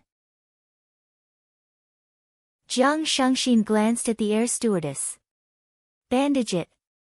All right. Please wait a moment. The air stewardess turned around to get the first aid kit. Jiang Shangxin wanted to untie the blood-red silk handkerchief, but it was tied too tightly by Jiang Zhulu, and it was really difficult to untie it with one hand. Tang Yong looked at Jiang Shangxin's actions and said, Let me help you. No need. Jiang Shangxin rejected him. It's okay. We have to help each other when we are out, who hasn't met with difficulties? As Tang Yong spoke, he lifted the small table in front of him and placed Jiang Shangxin's arm on it. Then, he deftly untied the bow on the silk handkerchief. The air stewardess came over with the first aid kit. Tang Yong stretched out his hand and said, Cotton ball. Medicinal wine. Sir, are you a doctor? The air stewardess opened the first aid kit and handed over the things that Tang Yong needed. My father is a doctor, and I learned a few things from him. Tang Yong smiled shyly and looked like an honest man. That's great. The air stewardess smiled and complimented him. Being a doctor is really a good profession. Thank you. Tang Yong nodded and smiled at the air stewardess. After the silk handkerchief was untied and thrown into the trash bag, Tang Yong used the cotton ball to clean up the blood stains on the wound, and the original appearance of the finger was revealed. Looking at the finger that was so badly mutilated that the bone was almost exposed, Tang Yong said in surprise, Oh my God, what exactly happened? Miss, your finger is seriously injured. If it gets inflamed, the consequences will be dire. If the bone necrosis occurs, the finger may need to be amputated. Do you know that? I know. Jiang Shangxin said. Actually, she didn't know. She didn't even know the extent of her injury. She didn't want to open the silk handkerchief to take a look. Subconsciously, she didn't want to touch the handkerchief that was wrapped around the wound. How good would it be if she could sever her relationship with Jiang Zhulu this way? Then why did you? Tang Yong originally wanted to say that since she knew, why didn't she go to the hospital to bandage the wound before coming back? However, when he saw the woman's cold expression and hostile gaze, he swallowed the words that he was about to blurt out. This was a woman with a story. Furthermore, she had a strong sense of self-defense and didn't want anyone to touch her easily. Tang Yong helped Shangxin apply a thick layer of ointment on her finger. Then, he used the gauze to bandage the wound carefully. It could be seen that Jiang Zhulu did have a certain level of medical foundation. His bandaging technique was simple and professional. Furthermore, the tightness was appropriate and wouldn't cause one to feel any pain. Also, the gauze wouldn't fall off with a casual tug. After Tang Yong tied a knot in the gauze, he said, "All right. Do you feel any discomfort? If not, I can help you adjust the bandage." "There's no need." Jiang Shangxin retracted her arm. The air stewardess packed up the medical kit and the trash bag. Then, she looked at Tang Yong and said, "Sir, thank you very much." "You're welcome." Tang Yong smiled and replied. After the air stewardess left, Tang Yong looked at Jiang Shangxin, who had cast her gaze out of the window again. He said, "Can't bear to leave this city. I'm not in a good mood, you don't have to talk to me." Jiang Shangxin said coldly. "I know that you mean well, but I feel sorry for brushing off your enthusiasm. Also, I feel very tired." Tang Yong rubbed his nose awkwardly and said, "I'm sorry, I just want to sit together with you. Furthermore, we are going to Paris together. We can talk to each other on the journey, and we can also be friends when we reach Paris." "Thank you," Jiang Shangxin said. Tang Yong knew that Jiang Shangxin wasn't willing to talk, so he took out a newspaper from the back pocket of his seat and started reading it. Lu Jiang stood at the entrance of the airport and took out his cell phone from his pocket to make a call. "Has Shangxin left?" Li Yun's voice sounded from the other end of the line. "She has left," Lu Jiang replied. "Miss is not in a good mood." There was silence on the other end of the line. After a long while, a voice sounded again, "Come back, it's been hard on you." "Jiang Zhulu is here to see Mississippi," Lu Jiang said. Although he was a spy that the Jiang family had arranged to be by Li Yun's side, Li Yun was also clear about his identity. However, he still had to fulfill his role as the chairman's chauffeur before everyone fell out with each other. "Jiang Zhulu." Li Yun's voice was obviously raised, and her tone was a little sharp. "What is he doing there?" "He said that he wanted to say goodbye to Mississippi. I wasn't in the car, so I don't know what they talked about." "You mean that he didn't see Shangxin at the airport?" "At the entrance of the expressway to the airport," Lu Jiang replied. There was silence on the other end of the line again. After a long time, a crisp cracking sound could be heard. Li Yun hung up the phone. Obviously, Jiang Zhulio's actions had infuriated Li Yun. Lu Jiang kept his cell phone. Just when he was about to walk toward the parking lot, a man hurriedly walked toward him from behind.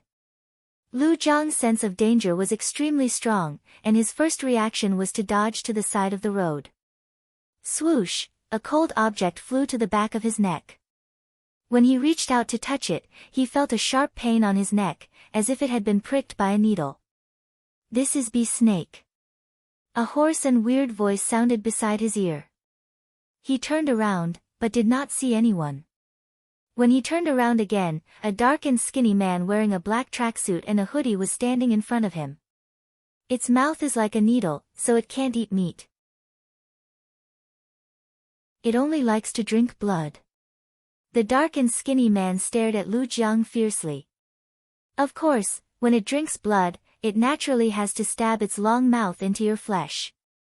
If you don't get the antidote within an hour, you will bleed to death from all your orifices." "Who are you?" Lu Jiang asked fiercely. He reached into his pocket for his gun. "Before you take out your gun, you might as well look at your palm first," the dark and skinny man said. He knew what Lu Jiang wanted to do. Lu Jiang opened the palm of one of his hands, and countless fine red spots appeared on his palm. Those red spots appeared at a speed that was visible to the naked eye. Very quickly, his palm was filled with red spots, and they spread toward his arm.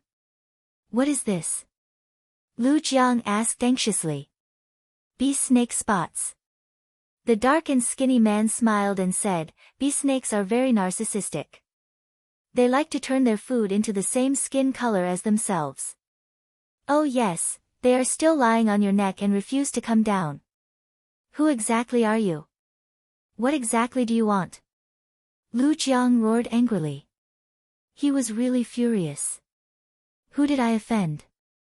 I went to the airport to send someone off, but I met a psychopath. The key was that this psychopath was very lethal. He felt goosebumps all over his body when he was stared at with that kind of gaze. His back was gloomy, as if he was being watched by a group of terrifying poisonous creatures. "Where is Jiang Shangxin?" the dark and skinny man asked aloud. Lu Jiang became calm instantly. He looked at the dark and skinny man and asked, "Are you Fang Yan's man? Come back and answer my question. Where is Jiang Shangxin?" "She has already boarded the plane," Lu Jiang said. Now that the plane has taken off, the dark and skinny man frowned and said, "The plane can't take off, and she can't go to Paris."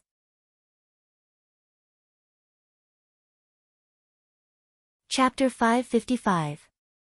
I'm sorry to inform all of you that the plane cannot take off due to air traffic control. Whoosh.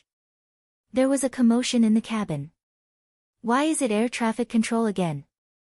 Who can tell me what is air traffic control? Don't ever fly with this airline again, they are always late. Can we turn on our cell phones and play some games? Anyway, the plane cannot take off anytime soon. Tang Yong saw Jiang Shangxin turn around and look at the air stewardess who was explaining to the passengers. He smiled and said, "There are more and more air traffic control nowadays. No matter what the reason is, they always use air traffic control as an excuse." Seeing that Jiang Shangxin did not respond, Tang Yong continued, "You have to drink more warm water. It's good for your body. Don't catch a cold at this time. If that happens, your body's immune system will be weakened and your wound may become infected. If you don't mind, I can accompany you to the hospital when we reach Paris. I have a friend who is a doctor there, thank you." Jiang Shangxin thanked him again. "It's okay. Miss, do you always keep people at arm's length?" "No." Jiang Shangxin replied. "I pulled a man to the toilet in the bar and asked him to use me, but he rejected me. This happened last night." Tang Yong felt that there was no way to continue this topic. The man beside her stopped hitting on her and Jiang Shangxin finally got the peace that she wanted. She thought about her father's tragic death, her mother's heartlessness, her husband's viciousness, and the huge and fickle family. At this moment, Jiang Shangxin's heart was as cold as ice. She felt that she was an orphan who was being abandoned by the whole world. As Jiang Shangxin was in the first-class cabin, the service she received was different. A stewardess rushed over and said, "Miss, please wait for a moment, the plane will take off soon. Would you like something to drink?" "No need." Jiang Shangxin replied. "Thank you." Jiang Shangxin asked for a blanket from the stewardess and got ready to lie down and rest. She did not sleep last night and encountered such an incident early in the morning. She felt extremely exhausted. "Sir, what's the matter?" "Sir, you can't go in." The voice of the stewardess came from the door. "I'm sorry, I'm looking for someone, please make an exception, I'll leave soon." A familiar man's voice rang out.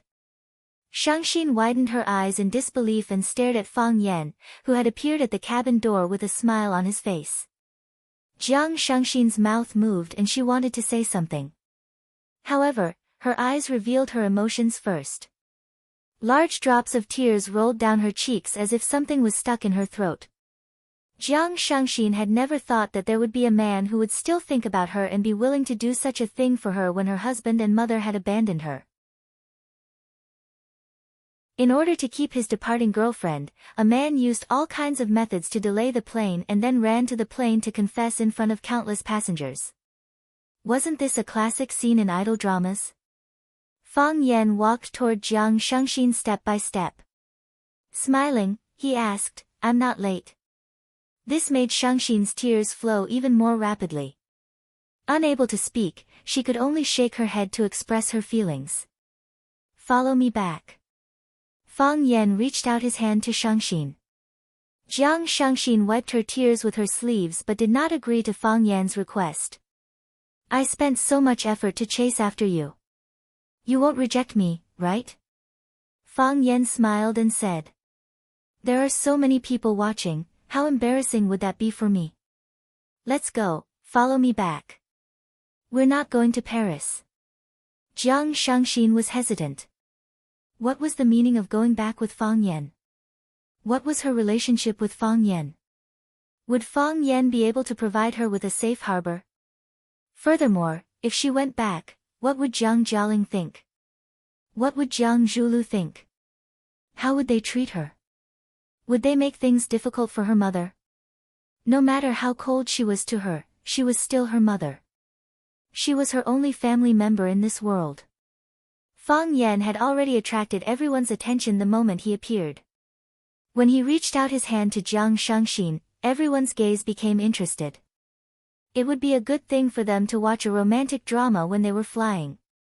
Seeing that the female lead, Jiang Shangxin, was hesitant, the audience automatically played the role of a minor character in an idol drama. Everyone shouted together, "Follow him, follow him, follow him." All the passengers on the plane were shouting, and the shouts were getting louder and louder. Even the captain opened the cockpit door and looked over. Jiang Shangxin wiped her tears with a tissue and looked at Fang Yan with her red and swollen eyes. She said, "Fang Yan, thank you, but I can't go back. Why can't you go back?" Fang Yan smiled and said, "If others don't care about your life, then don't let them control your life. The place you are going to is not a good place for you. Let's go, follow me back." Fang Yan, follow me back. Tang Yong looked at Fang Yan with an unhappy expression and said, "What's wrong with you? She doesn't want to go back, why must you force her?" Fang Yan glanced at Tang Yong and said, "I didn't force her, I just wanted her to have another choice. She has already made her choice. She doesn't want to go back." Tang Yong said with a gloomy face. He shouted at the air stewardess, "Air stewardess, what's going on now? Can the plane still fly? Anyone can barge in, what if there are terrorists? Is this the professionalism of the airline?"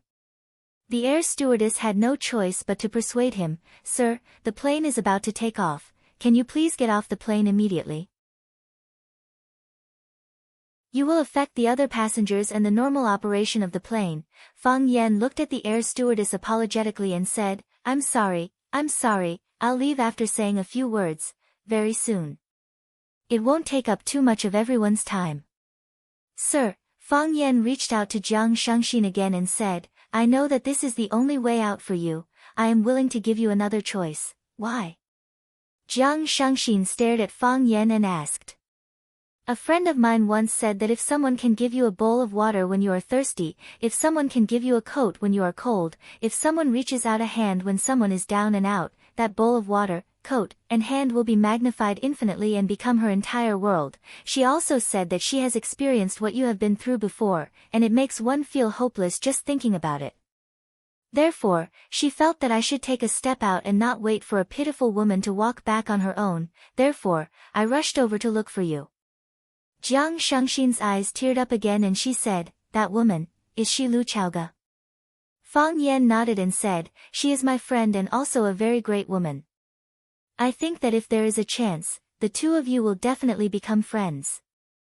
Jiang Shangxin nodded and said, "She does understand me, you don't know how touched I was when you appeared at the cabin door, but Fang Yan, I can't go back. I can't only think about myself, I have to think about my family, she hurt me and protected me at the same time. I can't make her situation more difficult. I understand your concerns, but have you thought about it, when you reach Paris, who will guarantee your safety?" Jiang Shangxin stared at Fang Yan with her eyes wide open and said, "What do you mean? How was this possible?" She had already agreed to go to Paris and agreed to leave the familiar environment and life. She had even made up her mind to never return, why were they still unwilling to let her go?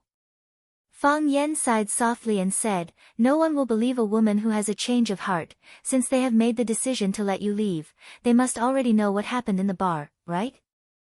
Jiang Shangxin remained silent. Of course they knew. If they didn't know, why would they be in such a hurry to chase her out of Huacheng and to France? Trust me one more time, just like last night. Fang Yan smiled gently and reached out his hand to Jiang Shangxin again. I know what kind of people they are, I know them better than you. Jiang Shangxin was tempted. Looking at Fang Yan's eyes, she couldn't help but want to reach out her hand.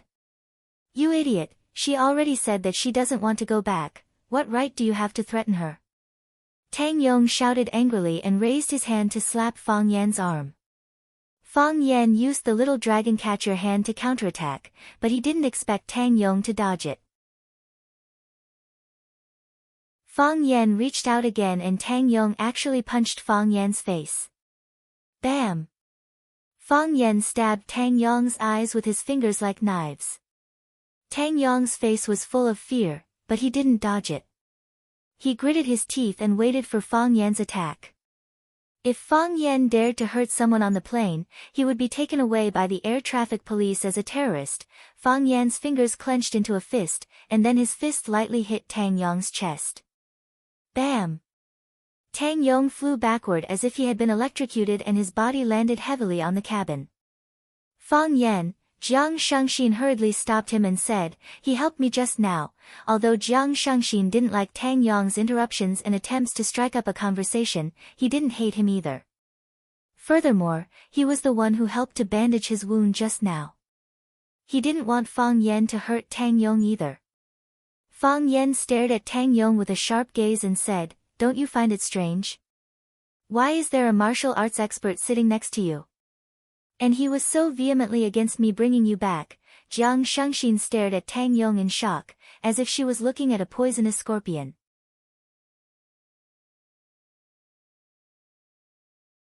Chapter 556.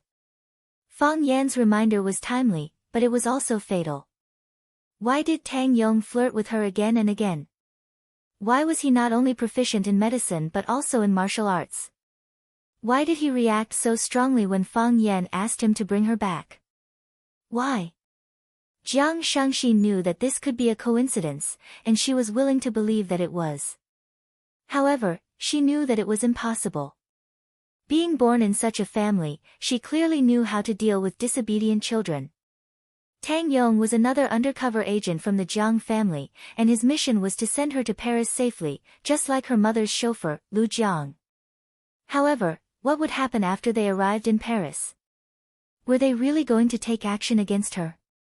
Jiang Shangxin's face turned pale, and she felt that it was difficult for her to breathe. She did not want to think of them in the worst way, but the facts that were happening in front of her made her feel like her beliefs were collapsing. Who are you? Jiang Shangxin stared at Tang Yong and asked. Tang Yong stared at Fang Yan fiercely and said, Who am I? I am just a stranger who pitied you and wanted to help you. So what if I know martial arts? Since ancient times, medicine and martial arts have always been inseparable. I learned medicine from my father, so I naturally learned some martial arts. This is the first time I heard that doing good deeds is also a form of conspiracy. Tang Yong looked at Jiang Shangxin with pity and said, Miss, I checked the wound on your hand just now. Someone bit you, right? Who would do such a disgusting thing? That is a pervert, that is a lunatic. He has already treated you this way, how can you still believe his sweet words? If you go back with him, what if he treats you like this again? What if he does something even more cruel to you? Fang Yan had already noticed the bandage on Shangxin's hand, but he did not know what kind of wound it was or what caused it. He thought that Jiang Shangxin was accidentally injured because they were too crazy in the bar last night. After all, Jiang Shangxin had not come out of the ladies' toilet when he parted ways with her. He was not sure what happened after that. Now that he heard Tang Yong say this, he realized that there was more to it than meets the eye. Jiang Shangxin was bitten by someone. Moreover, the guy in front of her with bad intentions wanted to push the blame to her. Fang Yan was furious. I'm not a dog. Why would I bite people? There was a tinge of doubt in Jiang Shangxin's eyes. Could it be that Tang Yong wasn't a spy that the Jiang family had arranged around her? Just as he said, he was just a stranger who wanted to help her. Jiang Shangxin was a top-notch beauty. She would often receive compliments from others or selfless help from some men. It wasn't entirely impossible for such a thing to happen. Jiang Shangxin looked at Fang Yan and then at Tang Yong. She didn't know what choice she should make next. The stewardess was a little anxious. She stood next to him and urged again, "Sir, the plane is about to take off. Please get off the plane immediately. Otherwise, we will have to call the police. Disrupting flight safety was a serious crime." Fang Yan really didn't want to be taken away by the airport police. As such, he reached out to grab Jiang Shangxin's arm. "Get off the plane with me first. Then, we will find a place for you to think about it. If you insist on leaving, I will help you buy a ticket for the next flight to France. If you are willing to stay, I will bring you to a safe place and guarantee your personal safety." When Tang Yong saw that Fang Yan wanted to pull him away, he swung his fist toward Fang Yan's face again. Huff, the punch was swift and fierce. It seemed like he had some foundation. Fang Yan took a step to the side and dodged Tang Yong's attack. Then, he reached out with lightning speed and grabbed the vital acupuncture point on Tang Yong's wrist. Tang Yong's body instantly became paralyzed, as if he had been electrocuted. If not for Fang Yan's help, he might not have been able to stand. Tang Yong struggled with all his might. However, he still couldn't escape from Fang Yan's grasp. An abnormal flush appeared on his face. Due to the pain, his facial features were deeply scrunched up.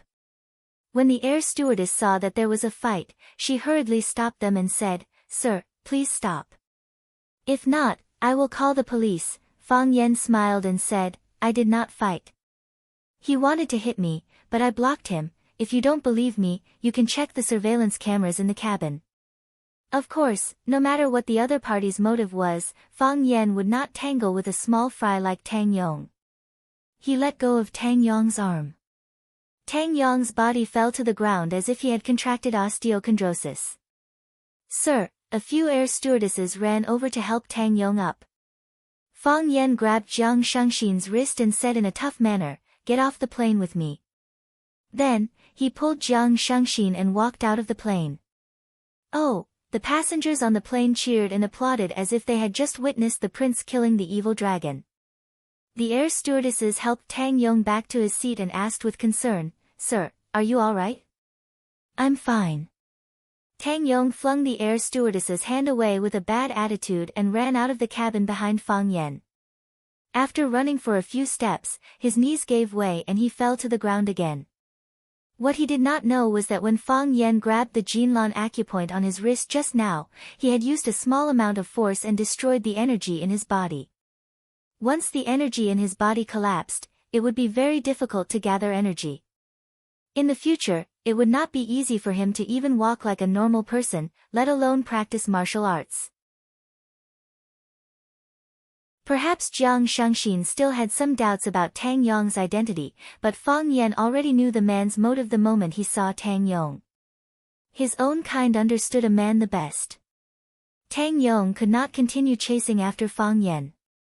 He hurriedly took out his cell phone from his pocket and dialed a number. He said anxiously. Fang Yan snatched him away. "Idiot!" The man on the other side of the phone roared angrily. The air stewardesses came over to help Tang Yong up again. Tang Yong did not reject them and only asked them to send him off the plane. Now that his target had disappeared, there was no reason for him to go to Paris. Fang Yan dragged Jiang Shangxin's hand and rushed all the way to the resting area of the arrival hall.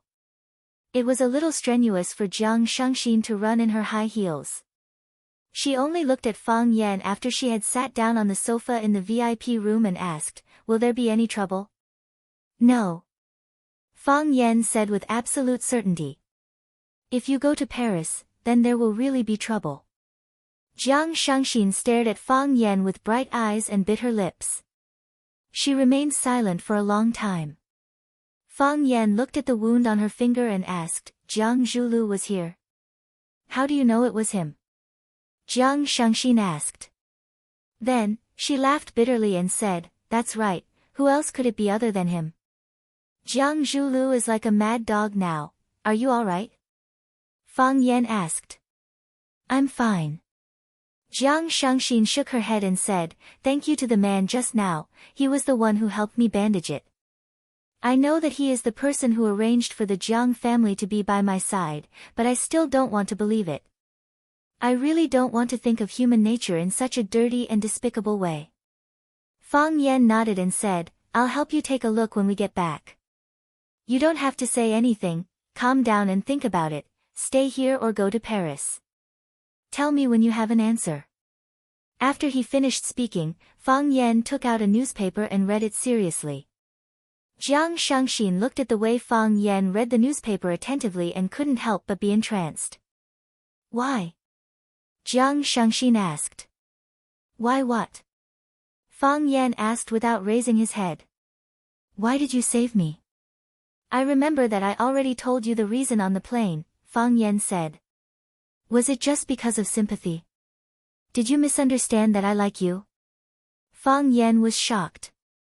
No, don't think too much, really. Not even a little bit. You'd better go to Paris. In the end, Jiang Shangxin decided to go back with Fang Yan. Just like what Fang Yan had said, she didn't need to let people who didn't care about their lives control her life. More importantly, her life wouldn't be guaranteed if she went to Paris. Everything was full of uncertainty when one was in a foreign country. If she was attacked on the streets or robbed, she would lose her life. If she stayed in the country, at least Fang Yan would be able to protect her. At least she still had Fang Yan to rely on. Life was like a dream, unpredictable and unpredictable.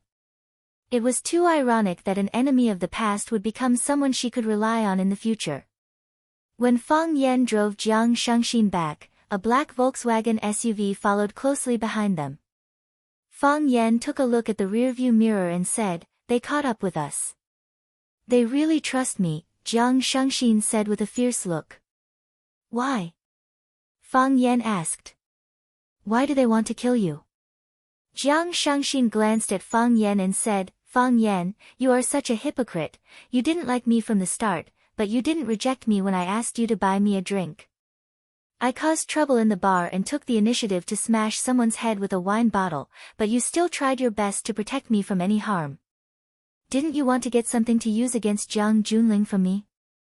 Now that the two of you are in a stalemate in Huacheng and neither of you can do anything to the other, it must be very painful, right? Fang Yan didn't feel embarrassed that his privacy was exposed.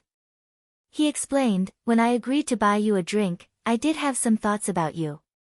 At that time, I was still hoping that you might be able to mend your ways. If you were a mole, it would indeed be easier for me to deal with Jiang Junling. However, after I got to know you, I gave up on this idea and treated you as a friend. I am talking to you and interacting with you as a friend. I don't want to get anything from you, not even the slightest clue. If you still look at me like that at this time, it is the most serious insult to the word friend. If I expose some scandals about Jiang Junling to you, will you accept it? Yes. Fang Yan said.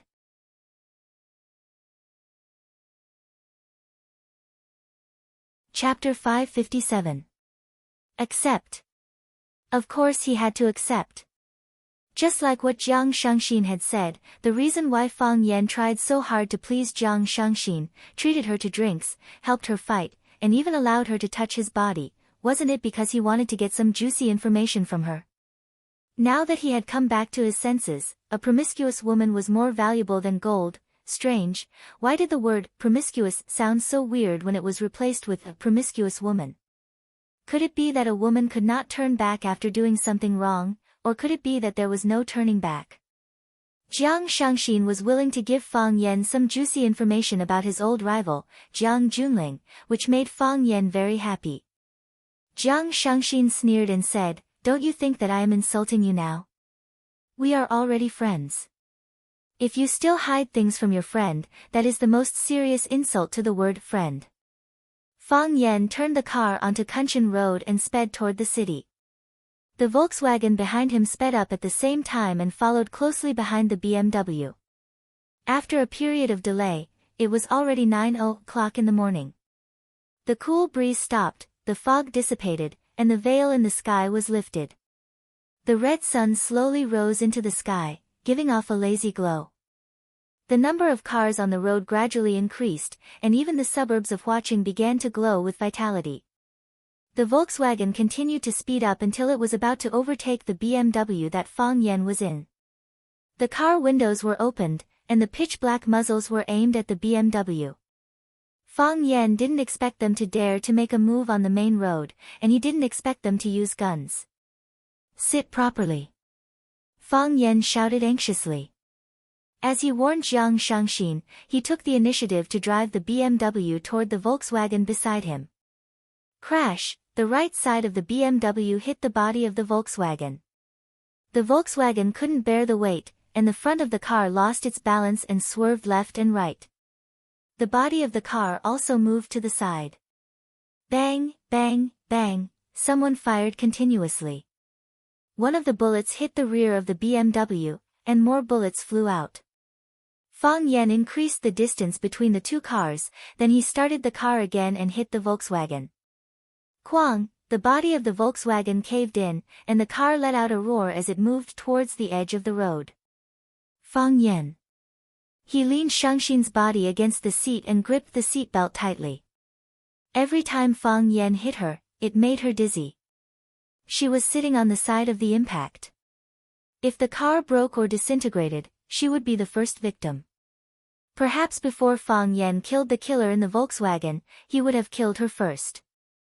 "Sit still and don't move, it'll be fine." Fang Yan comforted her. He was not reckless, nor was he arrogant. The reason why he dared to use this BMW to crash into the Volkswagen again and was not afraid of knocking Shangxin, who was sitting beside him, to death, was because he knew the origin of this BMW. This BMW T9 series was specially ordered by Chaoyan Technology from BMW in Germany. The body of the car weighed 6 tons, and the important parts such as the door and the front were all made of rare metals. Although it was not bulletproof, it could prevent collisions and effectively protect the driver and the passengers in the cabin. This car had always been Lu Chaoga's car. After a series of attacks on Lu Chaoga, the Qin family did not dare to let Lu Chaoga take the risk of driving alone. As a result, the security personnel equipped him with a more sturdy and bulletproof custom-made GMC car. As Chaoyan Technology developed rapidly and fiercely, Lu Chaoga's importance increased, and there were fewer and fewer opportunities to use this car. When Fang Yan returned to Huaqing, he naturally became the new owner of this BMW. Hearing Fang Yan's comforting words, Shangxin could only grip the seatbelt tightly and completely entrust her life to Fang Yan. Quang! Fang Yan drove the BMW and crashed into it again. Quang! It was another fierce collision. The body of the Volkswagen became more and more damaged, and the side of the car door facing Fang Yan was already deeply indented. The car door cracked open, and the shooter got up again and fired in the direction of Fang Yan and Shangxin. Bang! The bullet hit the car door and was reflected by the rare metal. At the same time, Fang Yan finally saw the shooter in the Volkswagen. He had shifty eyes and a huge mole on his chin. He was ugly to begin with, and the black mole made him look even more wretched. When the shooter wanted to continue shooting, Fang Yan drove the BMW and crashed into it again. Quang, quang, quang, again and again, it moved horizontally and collided with the car again and again. The Volkswagen had already been forced to the edge of the road, and the car tilted unevenly to one side. Quang! Fang Yan stepped hard on the accelerator and slammed the car with the most force he had ever used. Quang! Quang! Quang! The body of the Volkswagen rolled and crashed into the ditch by the side of the road. Fang Yan did not stop the car. He drove away after crashing the Volkswagen into the ditch. Jiang Shangxin heaved a long sigh of relief. When she turned around, she could only see a thick cloud of smoke, and she could no longer see the Volkswagen that had been following closely behind them. It must have liked its new home very much. "Are you all right?" Fang Yan asked. "I'm fine," Jiang Shangxin said dejectedly. "Fang Yan, they wanted to kill me just now, they might have wanted to kill me too," Fang Yan said. No, they wanted to kill me, Jiang Shengxin said firmly. I know that they were aiming at me, and I know this feeling very well. Is this what it feels like to be a family member? This is what it feels like to be a family member. It's really disappointing. What exactly have you mastered? Fang Yan asked. What? Jiang Shengxin asked. I mean, why did they do this to you? Don't you think that they were too anxious? What kind of information did Jiang Shengxin have on them? Why did they want to get rid of her without any regard for the consequences? Of course, they might want to get rid of him, but Fang Yan was very clear that the possibility of this happening was very low. If Jiang Junling wanted to get rid of Fang Yan, he would at least choose a slightly more secluded location and use a more obscure method. There was no need to play such a scary game in broad daylight. This was a murder, not a movie. They were very anxious, and they did not want Jiang Shengxin to come back or get together with him. In that case, there was only one explanation. What kind of secret did Jiang Shengxin have on her? He was really curious. Jiang Shengxin's expression changed slightly, but she did not answer Fang Yan's question. Even if they don't like you, even if they don't want to see you get together with me, they don't have to make it so obvious. They can take their time to deal with this matter and let you receive the punishment they want to give you, but not now, not this morning. Jiang Shengxin's mouth moved, but she did not say anything.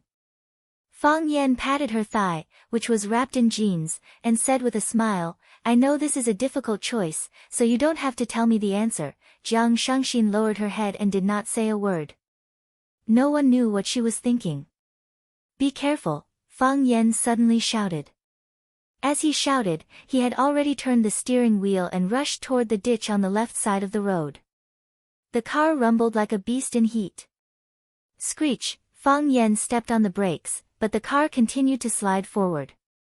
Screech, screech, screech, the front half of the car was suspended in the air, and the rear half of the car was caught by a tree stump by the roadside. A moment of carelessness and the car fell into the ditch by the roadside. Crack! A huge rock flew over their heads and landed on the stone ground far away, smashing into pieces. Rocks flew everywhere, and the car was hit with a loud bang. Jiang Shengxin wanted to unbuckle the seatbelt, but Fang Yan stopped her and said, Don't move. Jiang Shengxin looked at Fang Yan doubtfully, but still decided to listen to his arrangements. She was not a woman who liked to rely on others, and she still maintained her independent personality even when facing a strong person like Jiang Zhulu. However, when she met Fang Yan, she always followed his instructions out of habit. Fang Yan did not get out of the car either.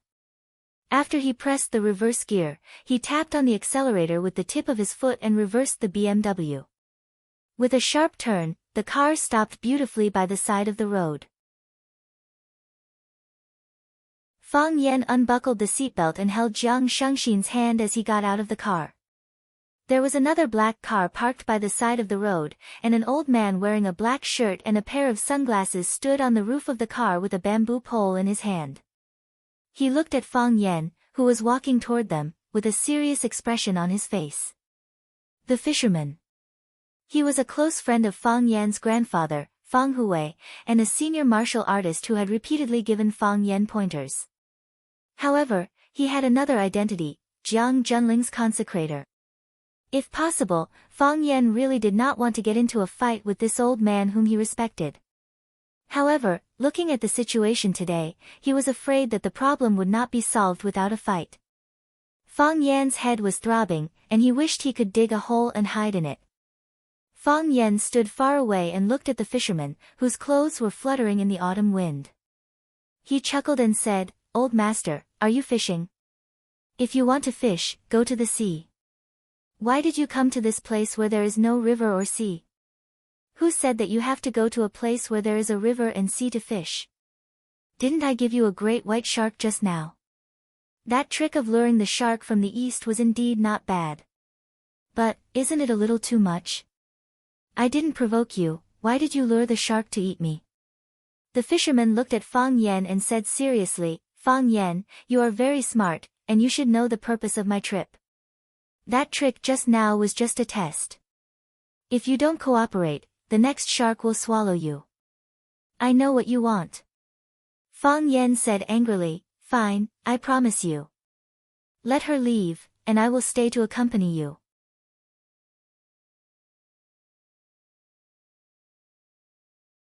Chapter 558. The fisherman's face darkened, and he almost fell off the roof of the car due to Fang Yan's anger. The person I want is Jiang Shangxin, and the person I want to bring back is also Jiang Shangxin. Why should I keep you here? What do you mean by, you know what I want? If you really knew what I wanted, would you still say such stupid words that made me want to beat you up? The fisherman glared at Fang Yan and shouted, Fang Yan, don't be unreasonable, you are the unreasonable one. Fang Yan said. If you are not unreasonable, why did you come here early in the morning to block the road? Why did you fish up a huge rock to smash my car? Do you know that if it wasn't for my quick reflexes and good driving skills, both of our lives would have been gone just now, you would have been a murderer by now. Even if we didn't die, it would be an attempted murder. As long as I make a call, the police can arrest you and bring you back to jail. If you meet some perverts, you will have to pick up the soap for them. Pick up the soap. What soap? The fisherman was old and never went online, so he didn't understand the deep meaning behind the words pick up the soap. Fang Yan looked at the fisherman's old face and said, but you don't have to worry about this problem, probably, those male prisoners won't be interested in you, right? They like young men with fair skin and tender flesh. You shameless person. The fisherman finally understood the close relationship between staying in jail and picking up the soap. He flew into a rage and wanted to fight with Fang Yan with the fishing rod in his hand. Fang Yan patted Jiang Shangxin's shoulder and said, leave, the person they want is me, I will go with them. Jiang Shangxin shook her head. She knew that the person they wanted was her. She was the person involved in the incident. If she were to leave just like that, where would Fang Yan be? Fang Yan was her benefactor, her savior.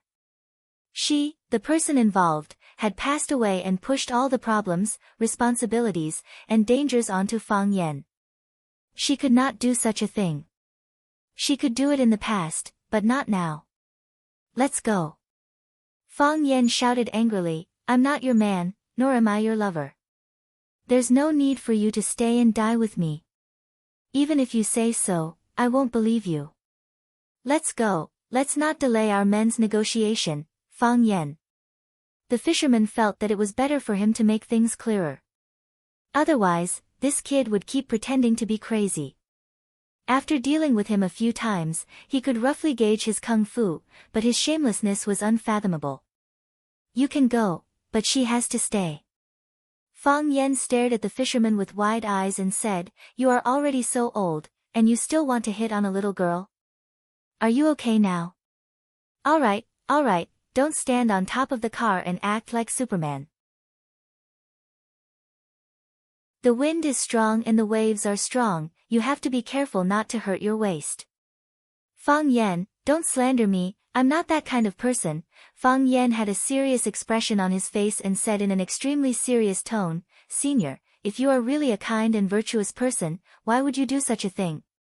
You should know what kind of person Jiang Junling is, and you should also know what kind of punishment she will face when she returns. Senior, you are also from the underworld, so you should be familiar with the principles of martial arts. Don't bully others with martial arts, don't use your power to bully others. Senior, you can't be considered a real martial artist by doing this, right? If Shangxin really meets with misfortune after she returns, how can you bear to do so? Will your heart of martial arts not be damaged at all? One has no choice in the underworld. The fisherman was a little down and sighed. It's not convenient for me to tell you the reason, but I must bring this girl back. Fang Yan, I don't want to fight with you. You should leave. Fang Yan smiled and said, if I leave just like that, what kind of man would I be? Fang Yan held Shangxin's wrist and said, when I chased her back, I promised her that I would ensure her safety. It's not that, a man's promise is worth 1,000 taels of gold, which man hasn't lied to others before? I just feel that since I have said it in front of so many people, I can only try my best to fulfill it. I am a man who cares about his reputation. The rims of Jiang Shengxin's eyes were red, and large droplets of tears rolled down her cheeks. She wasn't a pretentious woman, but the feeling of being taken care of and protected by someone was really heartwarming. It was like a salmon fillet that had been dipped in a large amount of wasabi. When one bit into it, all the hair on her body stood up, and tears gushed out. The more she endured, the more intense the feeling became. It was impossible to guard against. She didn't get this feeling from her father, because she had a cold relationship with her father since she was very young. She didn't get this feeling from her mother, because her mother was very busy and didn't have time to take care of her. She didn't get this feeling from her husband either, because she didn't need him when he could protect her, but when she needed him to protect her, he stood against her. She didn't get this feeling from her other relatives, because they wouldn't offend Jiang Junling, who was very influential in the Jiang family, just for her. But she got it from Fang Yan. A man who was originally unrelated to her, or rather, hostile to her. It was a very strange feeling, and a very ridiculous thing. Jiang Shengxin pushed Fang Yan's palm away, took 2 steps forward, looked at the fisherman, and said, "Let's go, I will go back with you. I know that my brother wants me, he is afraid." The fisherman looked at Jiang Shengxin and said, "Get in the car." Jiang Shengxin turned to look at Fang Yan and said, "Fang Yan, you have done what you promised. I know that you are a man who is very guarded, and you won't believe anything that others say easily. But, I still want to tell you, it's nice to meet you. It's really a very happy thing. Thank you." After Jiang Shengxin finished speaking, she walked toward the black car under the feet of the fisherman. Fang Yan grabbed Jiang Shengxin's arm and said, "Do you know what it means for you to go back with him?" "I know." Jiang Shengxin said, "I know it even more clearly than you think." "Fang Yan, I have known my brother for more than 20 years, I know what kind of person he is." Fang Yan shook his head and said, "Whether you know it or not, I will not let you go. You have to listen to me on this matter. Don't think that I am doing this for my own good, I don't feel good about not being able to bring you back." Fang Yan looked at the fisherman and said, "Either you let her go, or I will go with her." The fisherman raised the fishing rod in his hand and said, "Since this is the case, let's see what we can do. Everyone says that you are the leader of the resurgence of the Taiji sect. I want to see if you can carry this burden. Put in some effort, don't embarrass your grandfather." Fang Yan sighed and said, "Shengxin is just a weak and powerless woman, do you have the heart to bring her back? You have practiced martial arts all your life, just to bully a woman with a pitiful background?" The fisherman was furious. He shook the fish tank in his hand, and a silk line wrapped around Fang Yan's neck. He scolded loudly and said, "You rascal, you have broken my state of mind again, you are as despicable and shameless as your grandfather." The brave had no fear. During a battle, if one had a reason to win and a fighting spirit to win, then it would have an additional effect on oneself during the battle. Fang Yan deliberately made Shengxin sound pitiful and described her as a little rabbit that was being bullied by others, and the fisherman was the accomplice that was going to send the little rabbit into the big bad wolf's mouth. In this way, the fisherman would lose his righteous stance and the reason to win during the battle with Fang Yan. Breaking one's state of mind and weakening one's fighting spirit, Fang Yan was already invincible on the mental level before the battle even started. Most importantly, could it be that Fang Yan's grandfather, Fang Hui, often did such things when he was fighting with others? From the fisherman's angry roar, it was obvious that this was not the first time he had suffered a loss in front of the Fang family.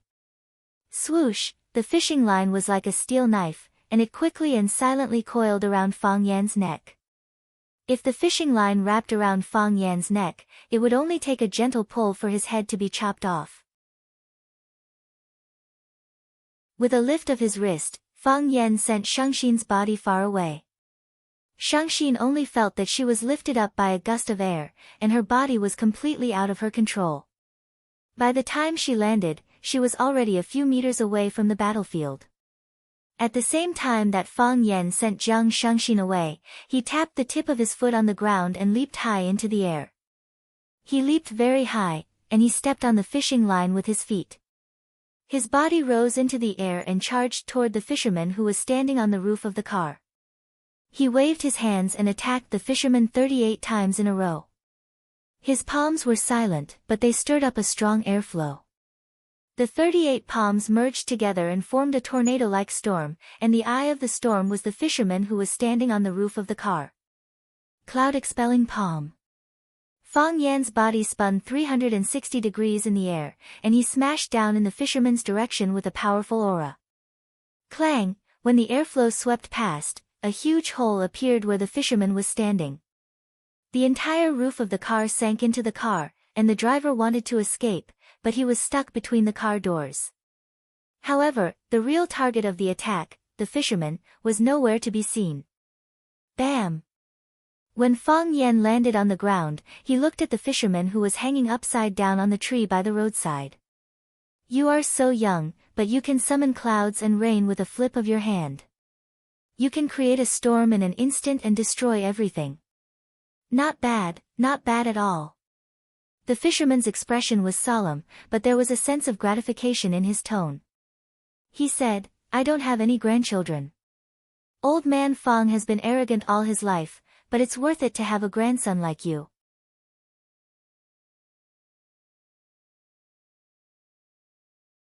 Chapter 559. Save me. The driver stuck his head out of the car door and half of his body was stuck in the car. His body was drenched in blood and there was a pool of blood on the ground. He must have been injured somewhere. He screamed and waved to Jiang Shangxin for help. There were only 4 people present, Fang Yan, the fisherman, Jiang Shangxin, and the driver. Fang Yan was fighting with the fisherman and could not be distracted to save him.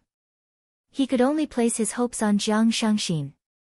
Jiang Shangxin looked at Fang Yan in a daze and did not notice the driver's cry for help. This was not the first time that Jiang Shangxin saw Fang Yan in action, but she was once again conquered by his skills. Her body was lifted by a gust of air just now and when she reacted, she was already a few meters away. What was going on? What was going on when Fang Yan jumped so high and flew into the air like a bird? Furthermore, he could make a hole in the roof of the car with just one slap. Was this magic? Fang Yan slapped 38 times in a row. As his movements were too fast, Jiang Shangxin only saw one slap. In the eyes of the bystanders, the truth was that Fang Yan slapped the roof of the car and it sank into the car. Jiang Shangxin was not stupid. She knew that when Fang Yan was fighting with the fisherman, it was the best time for her to leave this place. However, Jiang Shangxin did not leave. She knew that Fang Yan was very powerful, but what if Fang Yan could not defeat the old fisherman? It was said that a woman in love had 0 IQ. This sentence was especially suitable for Jiang Shangxin. Because she was in love, she was more worried. When Fang Yan's tornado shot out, the fisherman knew that this kid's strength was shocking. That was the power of nature and it was irresistible. He could not block it or destroy it. The only way was to avoid it and choose to escape. He flicked his wrist and the fishing line in front of the fishing rod flew towards the big tree at the side. The thread wrapped around the tree trunk, and he darted out like Spider-Man who had released a flying thread. Yes, the fisherman holding the fishing rod did look like the superhero created by Hollywood, Spider-Man. The fisherman's legs were in the air and his entire body was hanging on the tree trunk by the fishing line. The tree trunk creaked and groaned, as if it would break at any moment. Fang Yan looked at the fisherman and said, I am very happy to be praised by the fisherman. Why don't we find a place to drink tea and chat instead of fighting and killing? The fisherman sneered and said, You are too arrogant. This is just the beginning. It's not even a warm-up, and you're already thinking of running away. I'm not trying to escape. I'm just afraid that I'll hurt you. Fang Yan acted as if he was thinking for her sake. This is just a little bit of strength, not even 1/10 of my strength, and you keep praising me. You say that a tiger has no descendants, and that heroes come from the young. I did not say that is a hero, but that is what you have shown. This is enough to make you gasp in surprise, which means that your power is far from mine. You can't beat me anyway, so there is no need for us to continue fighting, right? If I really hurt you, wouldn't my grandpa break my legs when I get back? You sharp-tongued brat, the fisherman shouted angrily, there is no need for your grandpa to break your legs, I will break your legs right now. As the fisherman spoke, he flicked his wrist. Crack, the branch that was hanging on the fishing line snapped and flew towards Fang Yan with its lush leaves. Whoosh whoosh whoosh, the branches carried the sound of the wind, and leaves fell as they flew. However, the falling leaves did not scatter with the wind. Instead, they flew towards Fang Yan like leaves. The saying, flowers and leaves can hurt people, was used to describe the experts of the Jianghu. Fang Yan's body spun on the spot. Drunken crane riding the wind made her look like a butterfly flying through the flowers. Whoosh whoosh whoosh, the leaves pierced through his head, cheeks, ribs, crotch, and other parts of his body, but they could not touch his body.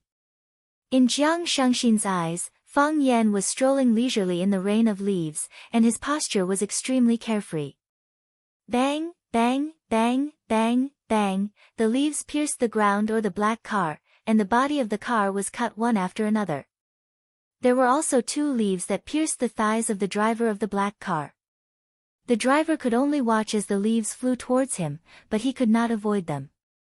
He could only scream in pain again and again. The most terrible thing was the thick tree trunk that was thrown over by the silver line. They came crashing towards Fang Yan's head, as if they were attacking indiscriminately. Fang Yan did not avoid them, and his body rushed straight towards the tree trunk. When he was about to get close, he suddenly punched out. The tree trunk was like a lit firecracker, suddenly exploding with a series of crackling sounds. Fang Yan's body continued to rush forward, and he headed towards the fisherman who was pouncing towards him. The fisherman held the fishing rod in his hand, and the fishing rod pierced towards Fang Yan's chest like a long sword. What was even more strange was that the fishing line seemed to have eyes, and it actually wrapped around Fang Yan's body from behind. There was a spear in front of him, and there was a net behind him. It was a pincer attack, and it was difficult to advance or retreat. Fang Yan did not advance, nor did he retreat. His body instantly stood still, and then he stepped on the yin and yang poles, and he spun rapidly on the spot. Whoosh, the long line passed by him, and it attacked where the fisherman was. The fishing rod in the fisherman's hand carried the faint sound of wind and thunder. It was not a long sword, but it had a murderous intent. The bamboo rod in the fisherman's hand trembled non-stop, as if it was too old to exert any strength. The spiritual snake flicked its tongue. Fang Yan's eyes, glabella, mouth, throat, chest, and abdomen were all the targets of the fisherman's attack. If he was slightly careless, he would be stabbed to death. Fang Yan's charging speed did not decrease, and his footsteps were still steady and firm. The Taiji heart spun wildly, and the Taiji domain was also fully unleashed. In Fang Yan's mind, the bamboo rod in the fisherman's hand turned into a long red snake. The snake's head shook non-stop, but the snake's tail did not move. Hit the snake where it hurts. Fang Yan slashed his palm over. Kacha! The snake's head was cut off, and the bamboo rod broke into 2. The fisherman stabbed again with the broken branch, and Fang Yan slashed again. Kacha! Stabbed again. Slashed again. Kacha! Stabbed again. Hacked again. The fisherman stabbed 7 times in a row, and Fang Yan slashed 7 times in a row. Every time he slashed, a section of the bamboo rod would break off. Very quickly, the bamboo rod was left with only a small section in the fisherman's hand. When Jiang Shengxin saw this, before the smile on her face could spread, she saw the fisherman raise the broken bamboo rod in his hand and stab it toward Fang Yan's chest. Fang Yan, Jiang Shengxin called out anxiously. Tch, the bamboo rod pierced into Fang Yan's body, and the bamboo rod in the fisherman's hand disappeared completely. Fang Yan, Jiang Shengxin was really frightened. She looked at the sharp bamboo rod that disappeared from Fang Yan's body in disbelief, and she was unwilling to believe what she had seen. Fang Yan stood up to protect her, and if Fang Yan was injured or killed because of this, then, how could she continue to live? Her eyes were wet, and big drops of tears rolled down her cheeks. Her body trembled violently, and she wanted to rush up to check on Fang Yan's condition, but she realized that her legs did not have the strength to move at all. When her father took Feng Xing away, she was not by his side, and all she saw was his swollen corpse. Therefore, she could not experience that kind of feeling. Now, Fang Yan had died in front of her, and this kind of feeling was really heart-wrenching. The fisherman's attack was successful, and he took a step back. Fang Yan stood where he was without moving. He looked at the fisherman and said, "You predicted this a long time ago." The fisherman nodded and said, "I predicted that you could block 5 of my attacks, but I did not expect you to block 7. What about the 8th attack?" "There is no 8th attack," the fisherman said. "The first spurt of energy, the second weak, and the third exhausted. I could defy logic and practice until the 5th attack, and that was already my limit. If I can't kill someone with 3 attacks, then I'm an opponent. If I can't kill someone with 5 attacks, then I'm an expert. If I can't kill someone with 7 attacks, then I'm a killer, so you chose to give up?" Fang Yan asked. "No, I only chose to let you attack," the fisherman looked at Fang Yan and said. "When I made the 8th attack, I thought you would counterattack. You have the heart of Tai Chi, you could clearly see the trajectory of my attacks. When I made my move, you only needed to make a simple dragon-catching hand to snatch my sword, then take the opportunity to stab into my chest or the 3rd rib. Unfortunately, you didn't do that." Fang Yan smiled and said, "I can't do that." "Why not?" "Because you are my grandpa's friend," Fang Yan said. "Although my grandpa always called you hanged ghost, I know that in his heart, you are his friend." The fisherman's face was sad, and he said, "What a pity, what a pity, there's nothing to feel pity about." Fang Yan comforted him. "You are alive, he is also alive, isn't that worth getting you 2 drunk?" The fisherman laughed out loud. He patted Fang Yan's shoulder hard and said, "Well said. I'm alive, and he's alive. Isn't that enough for us to get drunk?" The fisherman looked at Fang Yan and said, "Brat, I've lost shamelessly, and I've lost wholeheartedly." Fang Yan pulled out the half of the bamboo stick stuck in his chest and offered it to the fisherman with both hands, saying, "Thank you for your guidance, senior." The fisherman's 8th attack was also seen by Fang Yan, so he used the heart of Tai Chi to grasp its flow. When the sword came, Fang Yan's body shifted and used his arm to catch the half of the bamboo stick, stopping the fisherman's attack. "How could there be any guidance? You won against me with your own skills, that's all," the fisherman said. He took the half of the bamboo stick that Fang Yan gave him, then stabbed it into his chest. Cha! The sound of flesh being pierced could be heard, and fresh blood instantly stained his chest. "Senior," Fang Yan hurriedly stopped him. The fisherman waved his hand and said, "Don't worry, I won't die." The fisherman looked at Fang Yan meaningfully and said, "You were supposed to stab me, but since you weren't willing to do it, I had no choice but to do it for you." The fisherman looked at Shangxin, who was crying bitterly not far away, and said, "Let's go. Let's go. Leave with him and never come back. It's not worth it for you to come back."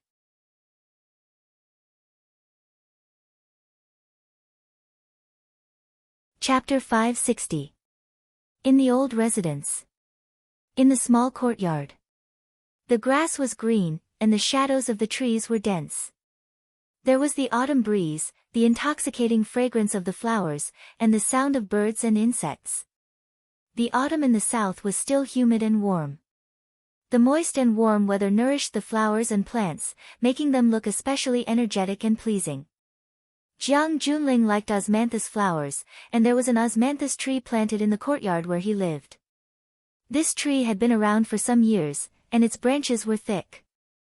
It was covered with scars as if it had experienced hundreds of battles, big and small. It looked like a disabled veteran. However, the flowers that bloomed from this old tree had a strong fragrance. It was even more fragrant than the osmanthus tree in Jiang Junling's osmanthus courtyard in Yanjing. Jiang Junling stood under the osmanthus tree, reached out to pluck a bouquet and sniffed it. Because of the rain that had just fallen, the stamens of the flowers were still stained with water. When Jiang Junling placed the osmanthus flower at the tip of his nose, the water droplets dripped onto his face and body. Jiang Junling took a deep breath and looked extremely satisfied. He smiled and said, "It is said that the oranges in the south are not sweet in the north, but the osmanthus is so fragrant whether it is in the south or the north." Li Yun stood next to Jiang Junling and said, "The military order is a person who has tender and protective feelings for the fairer sex, so he felt that this osmanthus is fragrant. If those uncouth men were to smell it, how would they be able to distinguish between the southern and northern osmanthus fragrance?" Jiang Junling nodded and said, "There are people who can appreciate flowers, but there must be flowers to appreciate."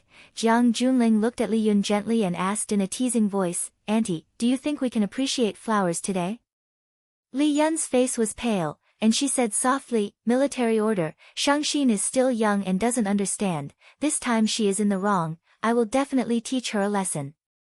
I will definitely send her abroad and never let her come back, I will personally send her there."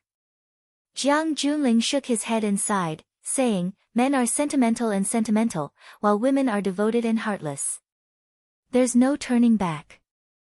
A woman who has a change of heart will never turn back." Military order. Li Yun hurried forward and tugged at Jiang Junling's sleeve. With a pleading look on her face, she said, "Military order, please let Shangxin off this time. I beg you, please let Shangxin off this time. I'll agree to any of your conditions. I'm willing to be your slave and do whatever you want me to do. I'm begging you, let Shangxin off this time, all right?" Jiang Junling reached out his hand to caress Li Yun's worried face, and softly said, "Auntie, you are a good woman, but you fell into the hands of a man like fourth uncle. This is fate's injustice to you, and the Jiang family has let you down. So, fate and the Jiang family want to give you some compensation. Thus, you are now in control of the best business of the generals, and you have become a strong woman who is admired and sought after by countless people. Dazzling and glorious. Auntie, you are also a capable woman. Your capabilities make it hard for others to bear to hurt you even the slightest bit. This is also the reason why I agreed to you sending Shangxin overseas. Because I know that you only have this one daughter by your side. Both of you depend on each other for survival, and your relationship is something that I want to protect. So, no matter how much Shangxin angers or hurts me, I won't stoop to her level for your sake. You are right, she is still a child, and she doesn't know any better. But Auntie, there must be a limit to everything." Jiang Junling's fingers slid downwards, caressing Li Yun's face, neck, and finally stopping at her chest. Li Yun's body trembled violently, but she gritted her teeth and stood there with her chest out, allowing Jiang Junling to do whatever he wanted. "I should stop now that I'm here," Jiang Junling said. He reached out and rubbed the soft flesh on Shangxin's chest gently, saying, "If I continue, I will be crossing the line." Jiang Junling pulled his hand away from Li Yun's chest and said with a cold expression, "How can you cross the line?" Military order. At this moment, the wooden door of the courtyard was pushed open from the outside. The fisherman walked in with his hand on his chest, which was bleeding profusely. Half of his body was already stained red with blood. The two old men who were focused on playing chess on the eaves of the courtyard glanced in their direction, but immediately looked away. It was as if nothing in this world was more important than playing chess. Jiang Junling walked over quickly, looked at the fisherman with concern, and asked, "How did you get hurt so badly?" He then shouted at the man in black at the door, "Why are you standing there? Hurry up and bandage the priest's wound." The group of people started to get busy, but the fisherman looked at Jiang Junling apologetically and said, "Eldest young master, I've disappointed you. I wasn't able to help you bring him back." Li Yun was slightly happy, but when she saw that Jiang Junling was looking at her from the corner of his eye, she quickly kept her thoughts to herself. "You're already injured to this extent, why do you still need to bring him back?" Jiang Junling smiled and comforted her.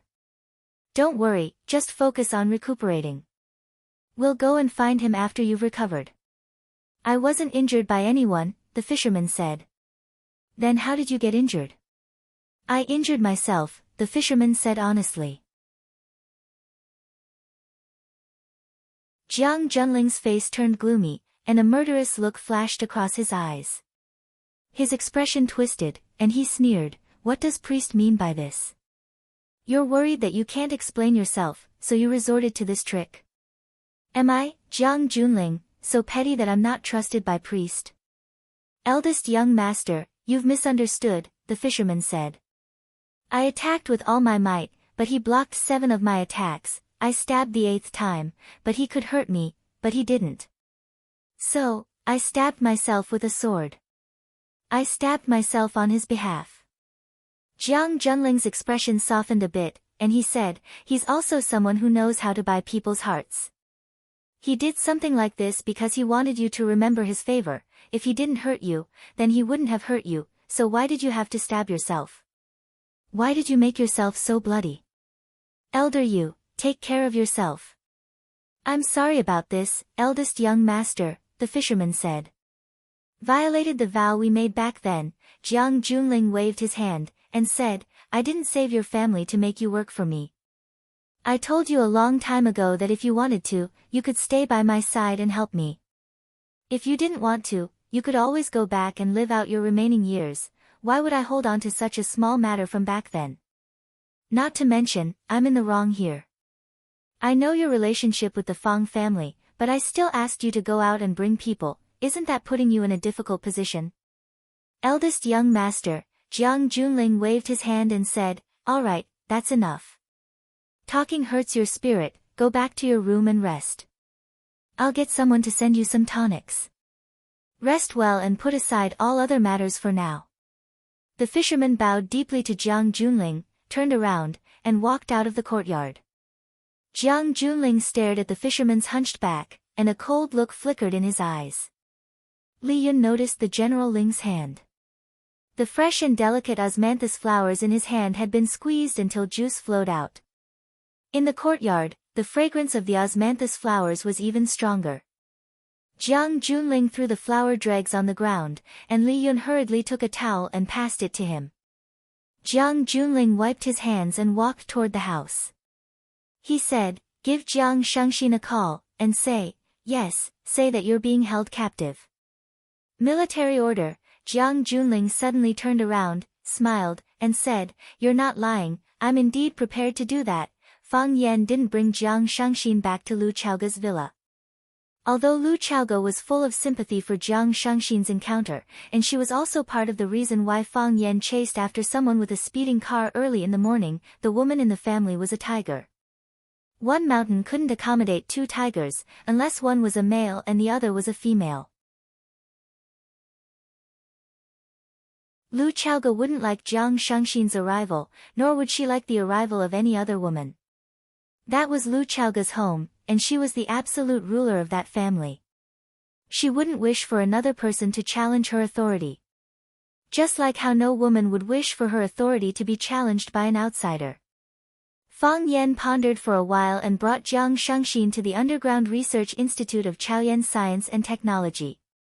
This was a place that was both familiar and unfamiliar at the same time. Ever since he came here once 3 years ago, Fang Yan hadn't been here again. It was still the same inconspicuous signboard, the same inconspicuous courtyard, and the same small gray building. However, the small building today was no longer the small building from 3 years ago, and the Chaoyan Science and Technology today was no longer the Chaoyan Science and Technology from 3 years ago. 3 years ago, Chaoyan Science and Technology had just started. When Lu Chaoga said that she wanted to build a business empire for Fang Yan, it was like a laughing stock. However, 3 years later, with the help of the Rubik's Cube technology, Chaoyan Science and Technology's products were sold all over the country and even the world. Chaoyan Science and Technology's little flame had become one of the most valuable trademarks in Huaxia.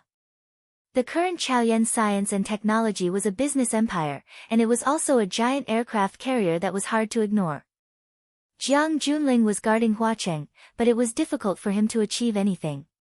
How much power did Chao Yan exert behind the scenes? Chao Yan had adopted a defensive measure that was loose on the outside but tight on the inside. There were only 2 men guarding the security booth at the entrance, but a violent force could be felt from inside the small courtyard. Fang Yan could sense the presence of those people, just as they could sense his arrival. Not only that, if there was a particularly dangerous enemy, the entire small courtyard would be enveloped by electric fences. No one could even think of escaping from the courtyard. The Qin family had attached enough importance to Chaoyan's science and technology and had equipped them with their most advanced technology and defensive measures. Because they had informed Lu Chaoga in advance, the two of them didn't encounter any obstruction when they entered. Other than confirming their identities at the entrance of the security booth. It was also the first time that Jiang Shangxin had come to the Chaoyan Research Institute. She sized up the legendary small courtyard with a face full of curiosity and said, "So this is the most mysterious underground research institute of Chaoyan science and technology. Aren't you afraid that I'll reveal the secret of this place by bringing me in?" Fang Yan looked at her with a smile and said, "Then just take it that I'm blind."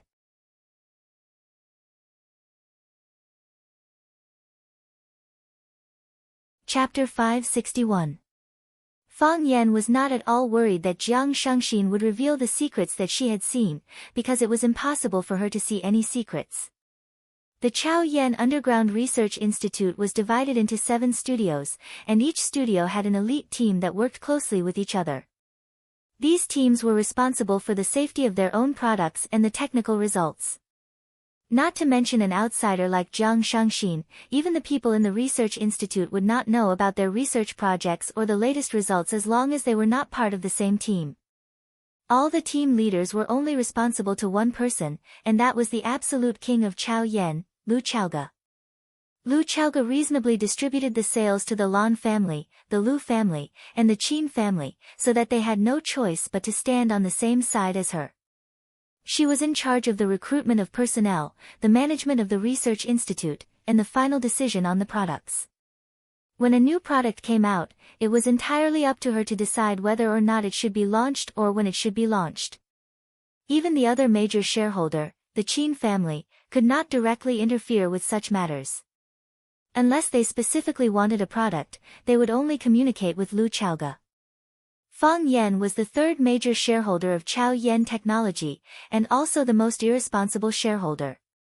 Other than knowing that Lu Chaoga was continuously transferring dividends to his account, he knew nothing about Chaoyan Technology.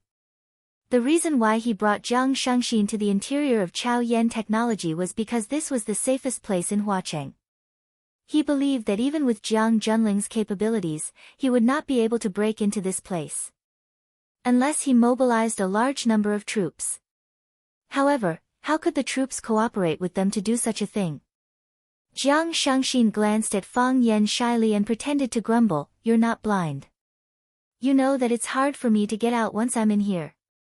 On the other hand, if you bring me to a place like this, I won't be able to resist if you want to do anything to me. This is your territory, and I won't be able to cry out for help then." Fang Yan laughed and said, "How can you say this in reverse?" Jiang Shangxin was even more embarrassed. At that time, she pulled Fang Yan to the toilet and teased him, but she could not make him stay. Fang Yan's self-control was indeed much stronger than hers. As the two of them stood at the door, a short-haired woman in a white coat came out to welcome them. "Mr. Fang, hello." The short-haired woman looked at Fang Yan with a smile and took the initiative to greet Fang Yan. "You are, Xiaomeng?" Fang Yan looked at the beautiful woman in front of him in shock and said in disbelief. Xiaomeng was Lu Chaoga's secretary when she was the vice principal of Rosefinch High School. She had a good impression of Fang Yan back then. Later, when Lu Chaoga left Rosefinch to start her own business, Xiaomeng was transferred to work in the principal's office. Some time ago, Lu Chaoga was betrayed by his assistant, so he transferred his former secretary, Xiao Meng, to work by his side. Now, Meng Xiaoying had become Lu Chaoga's new assistant. "It's me. Mr. Fang, you didn't expect to meet me here, did you?" Xiaomeng looked at Fang Yan with a smile, a simple and happy look. This girl was always so carefree and happy. "I didn't expect to meet you here," Fang Yan said. "Why? Don't you work at the school anymore?" "After Principal Lu left the school, I have been in contact with Principal Lu. Some time ago, I heard that Principal Lu was sick, so I wanted to go see her. Principal Lu asked me if I was happy at work, and I said it was fine. Principal Lu asked me if I wanted to transfer to work by her side, and of course I was willing, so now I am Principal Lu's secretary again, Meng Xiaoying said proudly. Fang Yan also smiled and said, congratulations. Congratulating me means treating me to a good meal. After I followed Principal Lu, I found out that you are also a major shareholder of Chaoyan Technology, Mr. Fang. Although it is said that one should not show one's wealth, aren't you being too careful? Do you know how much money you have now? Fang Yan thought about it and said, I really don't know. You, Meng Xiaoying was furious. How could there be such an arrogant person? I really don't know, Fang Yan said with a bitter smile. I spend very little money. And I rarely check my bank accounts. So this is how the rich live. Meng Xiaoying said with a click of her tongue.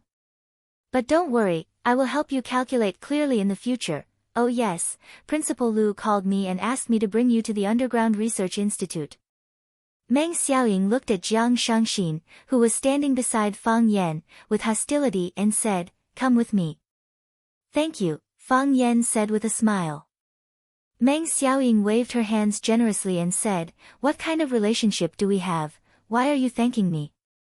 Oh yes, Mr. Fang, when are you and Principal Lu getting married? Fang Yan was stunned and asked, who said we are getting married? Meng Xiaoying gritted her teeth and stared at Fang Yan and said, you heartless fellow, the last time I went to visit Principal Lu, he said that you were living together, you actually never thought of getting married? What do you think Principal Lu is? You don't want to take responsibility after taking what you have, right? Let me tell you, I hate such irresponsible men the most. They are worse than beasts, they are the scum of the scum. Wait, Fang Yan hurriedly stopped her. Do you know what my relationship with Principal Lu is? Of course I know. Aren't you already living together? You misunderstood. You call this a misunderstanding? You men really know how to pass the buck. I just don't understand, why would such a smart and beautiful woman like Principal Lu fall for you? If she wanted to find a partner, wouldn't all the men in the world come to her for her to choose? Meng Xiaoying, don't call my name, from today onwards, I don't know you anymore. Principal Lu and I don't have the kind of relationship you think, we are just pure, but very close friends. She is a very, very important woman to me, but she is not my woman. We didn't what? We didn't do anything. Fang Yan touched his nose and said. Jiang Shangxin stared at Fang Yan in bewilderment and said, Fang Yan, don't tell me you are still a virgin. What do you know? Fang Yan swept a glance at him and said, I just want to give my first time to my future wife. I am not a casual man. Then leave it to Principal Lu. Meng Xiaoying's expression softened a little. Principal Lu is the most suitable woman for you. As for the others, Although Meng Xiaoying did not say it too clearly, Jiang Shangxin knew that the meant that the other women were not worthy. She was not worthy either. Fang Yan and Jiang Shangxin looked at each other, they did not want to lower themselves to the level of this immature girl. Under Meng Xiaoying's lead, they took the elevator down to the Underground Research Institute. The elevator was newly installed and required fingerprint and voice verification before it could be used normally. If someone with bad intentions wanted to use the elevator, even if they barged in and were discovered by the security personnel, they could immediately spray the knockout powder to cause the person to faint or even die. The Underground Research Institute had also been renovated once again. Some old things were removed and replaced with a large amount of titanium metal. The entire Underground Research Institute had become a gorgeous silver-white empire. Countless people dressed in white were walking back and forth in the transparent glass room. Everyone's expression was so infatuated and focused. This is the work area. Meng Xiaoying said. Meng Xiaoying led Fang Yan and Jiang Shangxin through an alloy door and arrived at the resting area of the Underground Research Institute. Although they were underground, they could not feel the pollution of the air. The air and water that had been filtered by 13 air filtration nets was fresher and more delicious than the air outside. There was plenty of light and a large number of green plants planted in the basement. Some people were drinking coffee and chatting in the resting area, while others were exercising and jogging. Everything was the same as the life on the surface. If you did not see it with your own eyes, you would not be able to believe that you were in the underground world at this moment. Meng Xiaoying walked to the front of a white door and entered a password into the password box at the door. The electronic door slowly opened to both sides. You need to enter the password for the first time, Meng Xiaoying said. She looked at Jiang Shangxin unhappily and said, place your hand on the identification area. Identification area? Jiang Shangxin asked doubtfully. Why are you so stupid? It's where I entered the password just now, isn't there a tablet below? Place your palm on it, and the computer system will automatically record your fingerprint. In the future, you don't need to enter the password when you go in and out, just place your palm on it and press it. Jiang Shangxin knew that this little lass was full of animosity towards her and did not want to talk much with her. She placed her palm on the tablet to record it. Recording successful. A mechanical voice sounded from the computer. Meng Xiaoying took the lead and entered the room. She introduced and said, this is a room for engineers. All the settings are ready, you cannot purchase anything outside, but you can make a list of the things you need and hand it to our procurement staff. Thank you, Jiang Shangxin said. The layout of the room was one bedroom and one living room. The room was very big, and so was the living room. It was mainly white, with some light green and yellow furniture complementing it. The overall layout was very cozy. This couldn't be compared to the house that Jiang Shangxin usually stayed in. However, they were in trouble now, and their lives were on the line. It wasn't the time to be picky. Meng Xiaoying looked at Fang Yan and said, Mr. Fang, this is your first time here, right? Do you want me to bring you around? No need. Fang Yan rejected her. I still have some things to say to Miss Jiang. Meng Xiaoying said helplessly, then I'll go and pour you a cup of coffee, remember not to close the door. Fang Yan really wanted to knock her head. What is this little girl thinking in her head? She thought that they were going to have sex in this enclosed space. When he thought of the words dry firewood and blazing fire, he took another look at his surroundings. When he saw Shangxin, who was more beautiful than a flower, standing panting in front of him, Fang Yan suddenly felt that Meng Xiaoying's worries were not unfounded.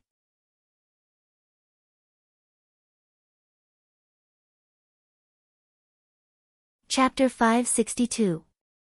Meng Xiaoying went out and came back very quickly. She placed 2 cups of coffee in front of Fang Yan and Jiang Shangxin, looked at Fang Yan and asked, Mr. Fang, do you guys want fruits? I'll bring you a fruit platter. Fang Yan grabbed her shirt and said, I really don't need it. Just eat some. Eating fruits is good for one's skin. Although your skin is pretty good, your friend's skin is not good. Meng Xiaoying pointed at Jiang Shangxin and said. Jiang Shangxin had cried a few times today, and the makeup on her face was already ruined. Her hair and face were covered in dust, so her skin looked terrible. She doesn't need it either. Fang Yan pushed Meng Xiaoying out and said, we'll look for you when we need you. Go and do your own things first, Mr. Fang, don't close the door, I'll come and look for you later. Clang. Fang Yan closed the door from the inside. Jiang Shangxin giggled and said, if you close the door, won't she be very anxious outside? She's still a child, Fang Yan said. She's afraid that there's something going on between us, right? Such a young child knows how to be loyal to her mistress. It seems that Lu Chaoga is indeed a very charming woman. It can be seen from the way the people around her treat her. Fang Yan thought about it and said, she is a woman that I like and respect very much. It's not a good thing for a man to respect a woman. Jiang Shangxin said. If you love her, do her. This is how a man should treat his woman. Fang Yan looked at Jiang Shangxin and said, if you don't want to say anything, I'll go back first.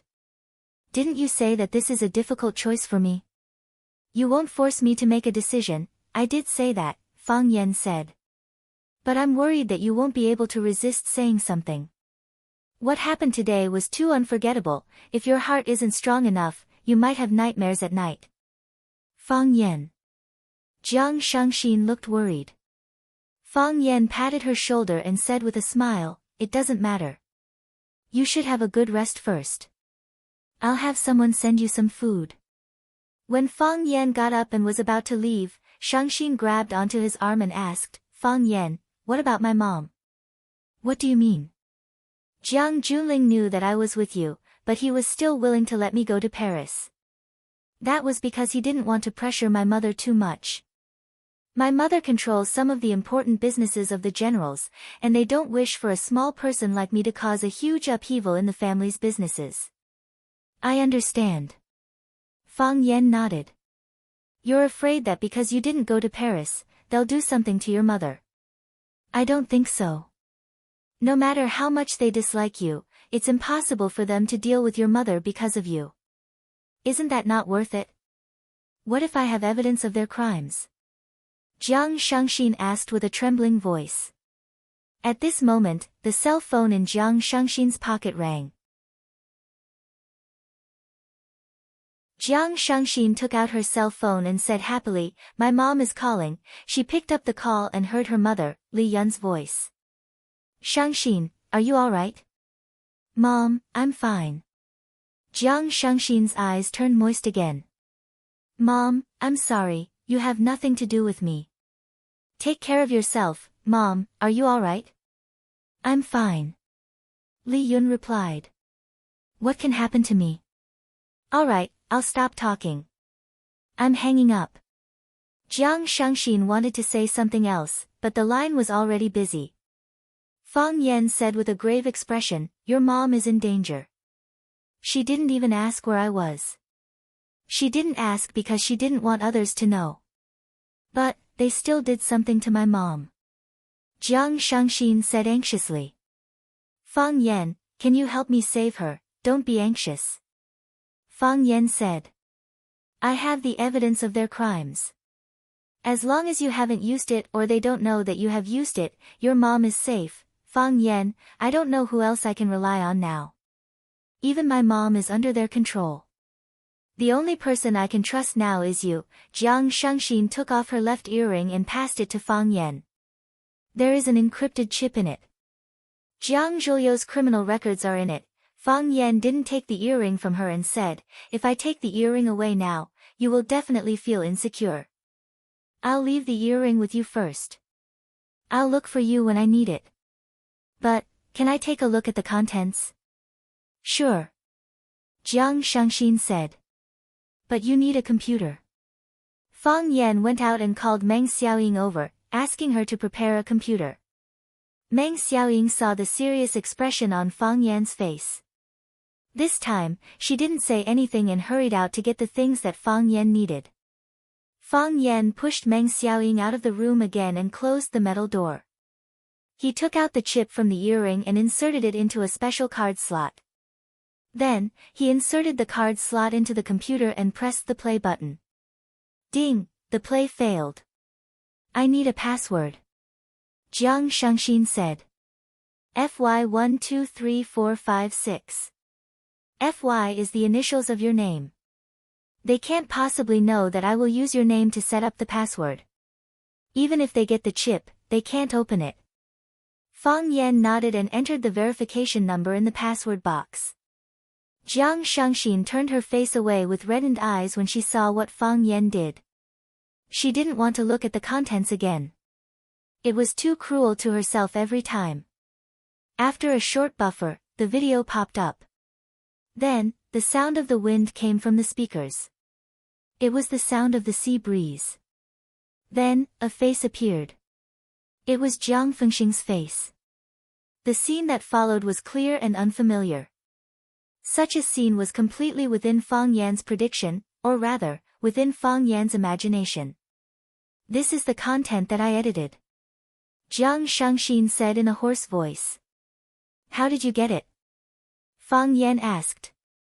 "That day, he told me that he was going to fetch my father.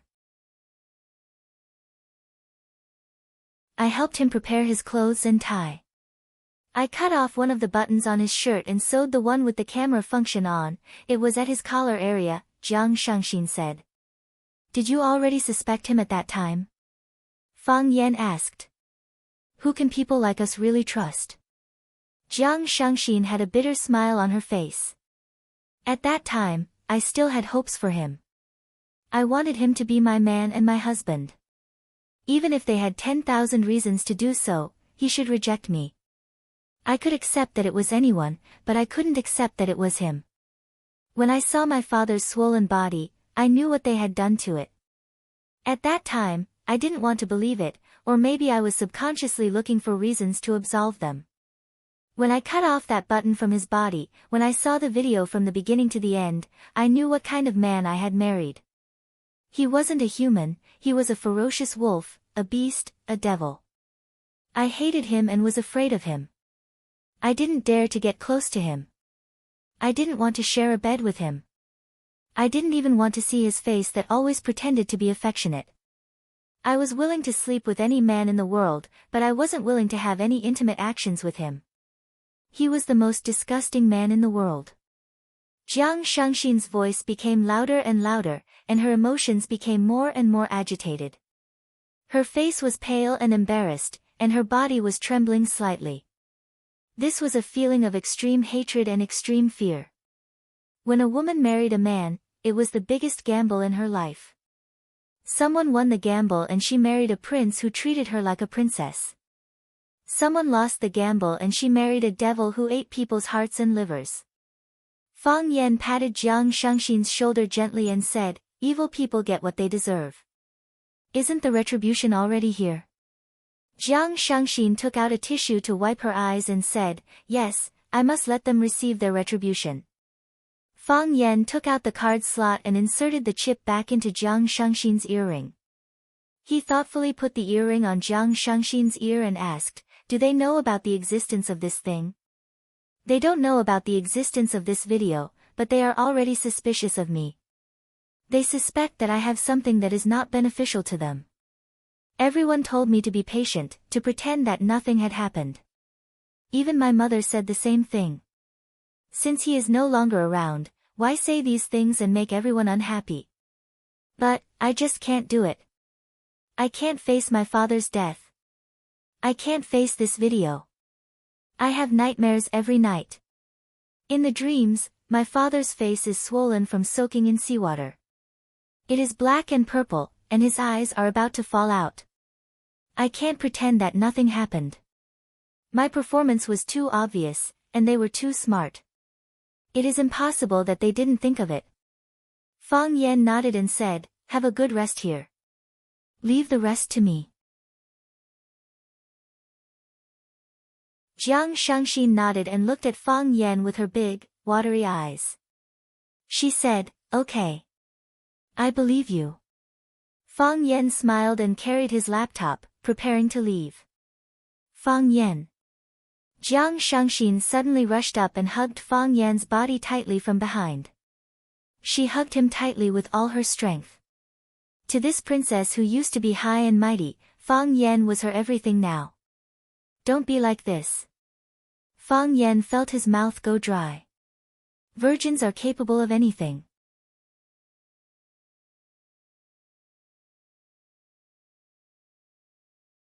Chapter 563. When Fang Yan walked out, Meng Xiaoying was still waiting at the door. "It's over already?" Meng Xiaoying asked. Fang Yan flicked her forehead and said, "What does a child know? Help me take care of her, I still have things to take care of." "Don't worry, I won't let her starve," Meng Xiaoying said impatiently.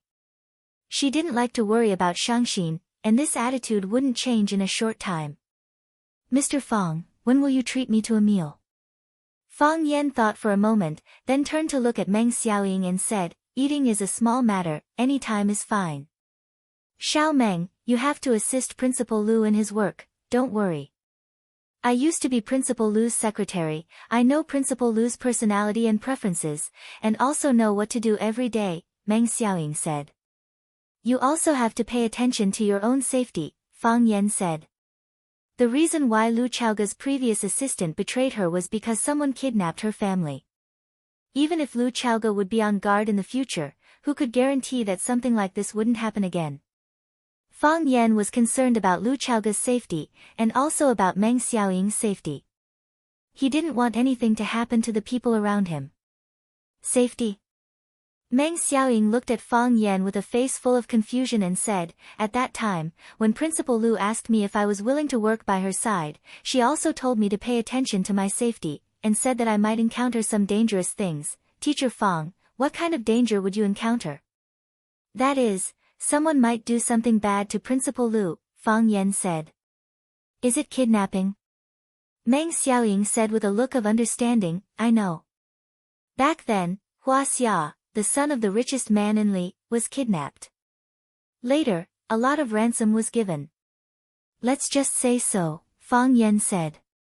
He took out a pocket-sized white porcelain bottle and handed it to Meng Xiaoying, saying, "Keep this well, if you encounter danger, eat it." "Thank you, Mr. Fang." "What is this?" Fang Yan waved his hand and said, "Take it. I hope I won't need to use it." "All right." Meng Xiaoying put away the bottle and said, "Mr. Fang, I'll walk you out." "Thank you," Fang Yan said.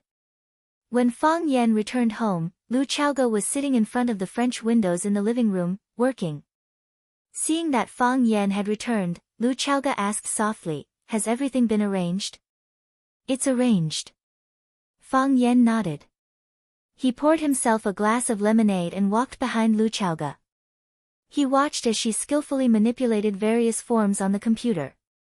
"Shouldn't these things be handled by the secretary? When the secretariat is done, send it to me. I need to approve it again," Lu Chaoga said. "It's a habit I've developed in school. I'm always worried that I'll make a mistake in the accounts." "Did you get anything today?" "Yes, I did." Fang Yan smiled and said, "No wonder the Jiang family has always been so wary of Jiang Shangxin and wanted to send her out.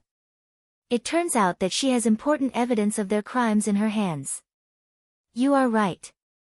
If I had waited for her to look for me on her own, she might have already fallen into the hands of those people. If I let her go to France, she might not even be able to keep her life. Based on the way those people do things, it's impossible for them to allow a bomb like Jiang Shangxin to live a carefree life in a foreign country. What they want to do is to eliminate the root of the problem and get rid of all their worries in one go." "What evidence?" "Evidence that her father-in-law killed her father." Lu Chaoga stopped what she was doing and remained silent for a long time. Then, she turned to look at Fang Yan and said, "Luckily, I met you." If Lu Chaoga hadn't met Fang Yan, would she have had the courage to resist the glorious Jiang family? If Lu Chaoga hadn't met Fang Yan, would she have had the ability to reject and resist the marriage with Jiang Zhulu? If Fang Yan hadn't met Lu Chaoga, would she have been Jiang Shangxin now? Because of Fang Yan, because Lu Chaoga and Jiang Zhulu had completely broken up, the Jiang family facilitated the marriage between the two families in order to curry favor with the Jiang family. In other words, what Jiang Shangxin was going through now might be what Lu Chaoga was supposed to be going through. Even though they had taken too much away from her. Fang Yan patted Lu Chaoga's shoulder and said, "I should be the one saying this. Luckily, I met you. If not, my life would be very different from how it is now. You have done too much for me, so don't say thank you in the future." "Because I have never said thank you to you." "I know. That's why I have never said thank you." Lu Chaoga nodded. "Do you need me to do anything?" Fang Yan nodded and said, "It's more suitable for you to do this. I will go upstairs to take a shower first. We can discuss this later." "Okay." Lu Chaoga nodded. Fang Yan returned to his room, took a shower, and changed into the casual clothes he usually wore for practicing martial arts. He walked to the balcony and was about to make a pot of tea to rest when he saw a familiar face at the entrance of the courtyard. Ho Zhendong, the martial arts fanatic. Fang Yan panicked and ran downstairs hurriedly. Fang Yan ran to the entrance of the courtyard in his cotton slippers. He looked at the smiling martial arts addict and asked, how did you find your way here? I want to find someone. That person can forget about running away.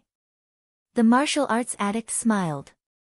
Other than the elusive black dragon, who else can I not find? Didn't I find your senior brother, Green Dragon Mo Chingdi? Didn't he have to fight with me in the end? Why don't you find the divine dragon? Force him to fight with you. I can't beat him. The martial arts addict said, I don't have the confidence to beat him now. Fang Yan sneered and said, so you always pick on the weak. You only fight with people that you think you can beat and stay away from those that you can't beat. Is this how you get your success rate? No, I only fight with people that I want to fight. When I feel that I'm on par with the divine dragon, I challenge him.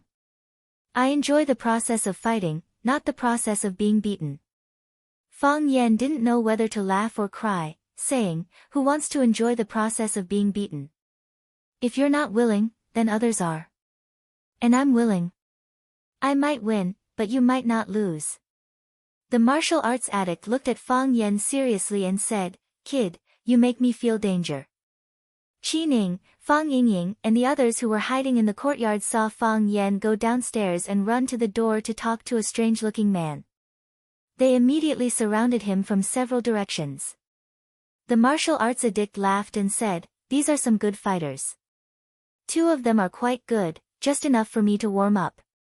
Fang Yan waved his hand and said to Qi Ning, Fang Yingying, and the others, disperse. He's my friend. I don't have friends.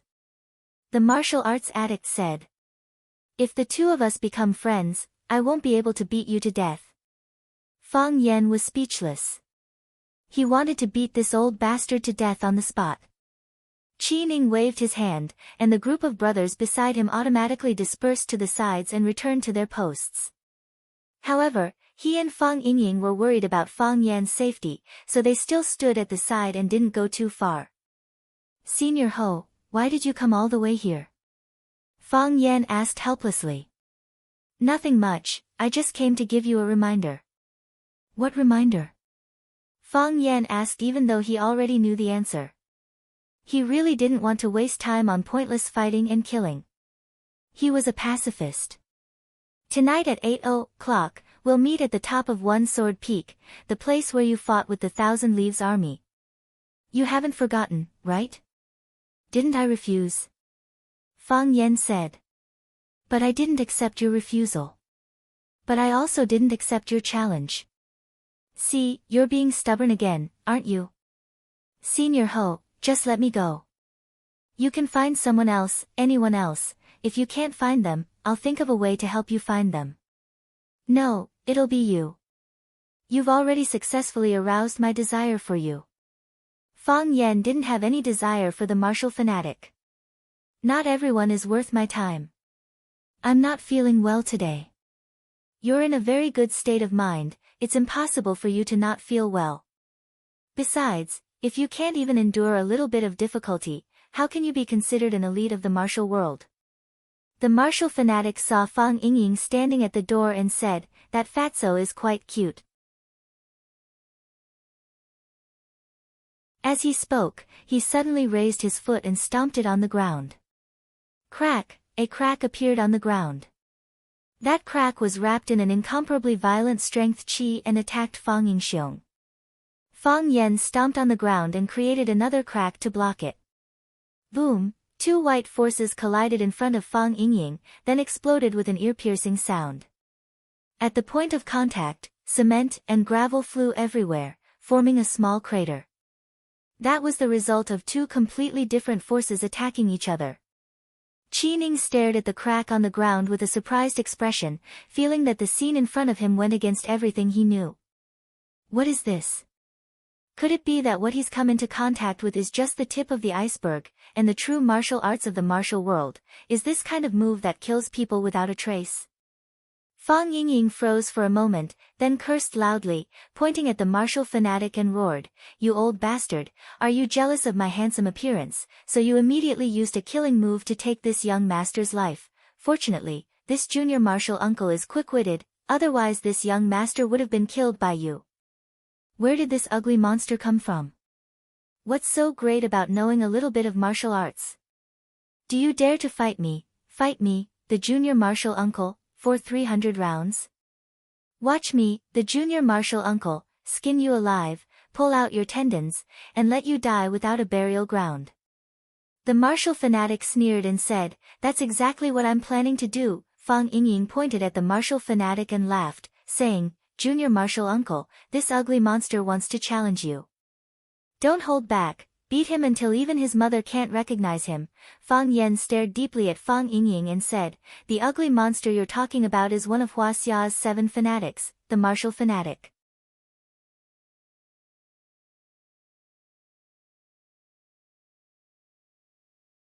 Chapter 564. Hua Xia's 7 addicts. Fang Yingying stared at Hou Zhendong, the martial addict, and shook his head. They don't look alike. What do you think he should look like? Fang Yan snappily asked. What era is it now? Does this guy still judge a book by its cover? Does he have to look like me to become a martial arts master? Does he have to look like Bai Xiu to become a rising star in Neijiang? This doesn't make sense. A strange person with a strange appearance. What kind of strange person is he? He's Hua Xia's 7 addicts, a legendary figure. Even if he's not as handsome and elegant as junior martial uncle, there's no need to look like an overfed middle-aged uncle. I can't accept it at all. We, the people of the Appearance Association, have a strict and persistent pursuit of beauty. We like all beautiful things, like handsome men and beautiful women. The martial addict in my heart is not like this. Fang Yan couldn't understand. How could Fang Yingying so easily say something like, we in the Appearance Association? Does he not look at himself in the mirror? If he did, how could he live such a carefree, innocent, lively, and simple-minded life? 9 feet tall, jade face, long robe. Holding a red tasseled spear made of dragon scale stone, or a startling rainbow sword made by Master Wu Yazi. His long hair draped over his shoulders, his long robe flapping noisily in the wind. Just by standing there, he exudes a supreme majesty that can drive away wolves and tigers. This is the martial arts fanatic of the 7 fanatics of China. Fang Yingying looked at Hou Zhendong with a wronged expression, feeling like his idol had been shattered. How can he be like this? How can he be like this? Is he worthy of the title martial addict? Fang Yan was a little regretful for saving him just now. It would have been great if Hou Zhendong's cracking technique directly killed him. The martial addict laughed and pointed at Fang Yingying. This boy is simple and cute, who is he to you? My martial nephew, Fang Yan said. Martial nephew? The martial addict asked in confusion. Who is your master? Azure Dragon, don't underestimate your enemy. What a pity, the martial addict sighed and looked at Fang Yingying as if he was looking at a 1,000-year-old treasure. It's not a pity, it's not a pity. Fang Yan hurriedly said, Senior, if you like it, feel free to take it away. I can still make the decision on this matter. I only hope that Senior doesn't find trouble with me and I will be eternally grateful. A gentleman doesn't take what others like. The martial addict declined. Not good. Not good at all.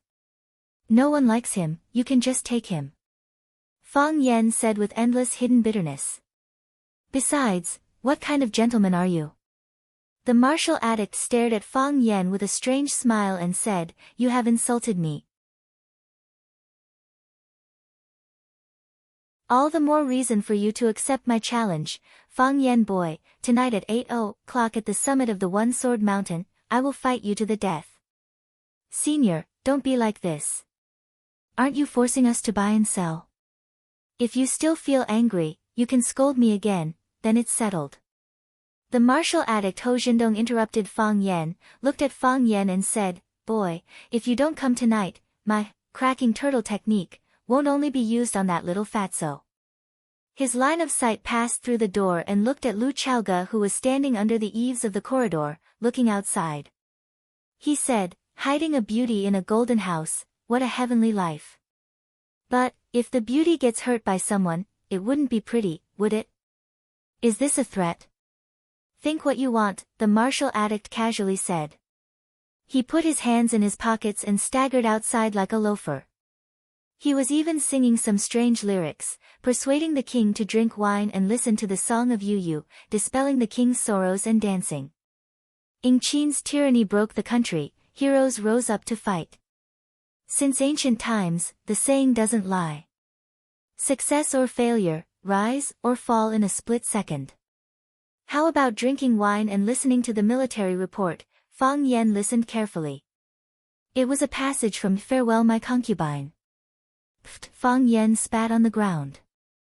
How unlucky, Fang Yingying and Qi Ning walked in front of Fang Yan. Fang Yingying asked, Junior Martial Uncle, is he really a martial addict? Fang Yan used the tip of his foot to point at the crack on the ground and said, Do you think a person can make the ground shake like this just by stomping their feet? Then why do you want me to go with him? Fang Yingying angrily asked. I'm not afraid of a godlike opponent, but I'm afraid of a pig-like teammate. He's been pestering me for a long time, wanting me to fight with him. I've rejected him so many times, but you're the one who messed things up. If you go with him, it'll save me a lot of trouble. Junior Martial Uncle, why don't you want to fight with him? Fang Yingying asked. Why should I fight with him? Fang Yan asked in return. Isn't it natural for us martial artists to spar and learn from each other to improve together? Fang Yingying asked. Let go of victory and defeat, let go of honor and disgrace, don't be arrogant if you win, don't be angry if you lose, isn't that what we should do? Fang Yan looked at Fang Yingying with a surprised expression and said, I didn't think you could say something like that, you've really matured a lot. How about, you go and fight with the martial addict for me tonight? Fang Yingying desperately shook his chubby head, saying, No, I can't. If I go, I'll be beaten half to death by the martial addict. At that time, I'll be losing face for Shifu and Junior Martial Uncle. Didn't you say to let go of victory and defeat, honor and disgrace? Now you're afraid of losing face. I'm asking others to let go. Don't those old monks always ask others to let go? While I'm sitting in the heart of Buddha, Qi Ning stared at the martial addict's back for a long time, then asked, Is this the strongest expert of the martial world? You can say so, Fang Yan smiled and said, the martial addict, one of the 7 addicts of Hua Xia. If he wasn't obsessed with martial arts, how could he obtain such a title? Qi Ning sighed deeply, saying, The road ahead is long. Fang Yan patted his shoulder, saying, We will continue to search from top to bottom. There are no cliffs in the path of martial arts, let's cherish it as we go. When Fang Yan returned to the courtyard, Lu Chaoga showed a worried expression and asked, Are you all right? I'm fine, Fang Yan smiled and said. An old friend, he came here to find me for a fight, but I refused. Lu Chaoga nodded, then softly asked, What do you want to eat? I'll cook. Because there were often street racers racing on Single Sword Mountain, 2 years ago, there was an extremely serious traffic accident. 2 luxury cars collided at the same time at a curve and rolled into a cliff by the side of the road, destroying the cars and killing the people inside. Because the cars caught fire and exploded in the process of falling off the cliff, when the rescue team found the wreckage of the cars, the people inside the cars had already been burnt to a crisp.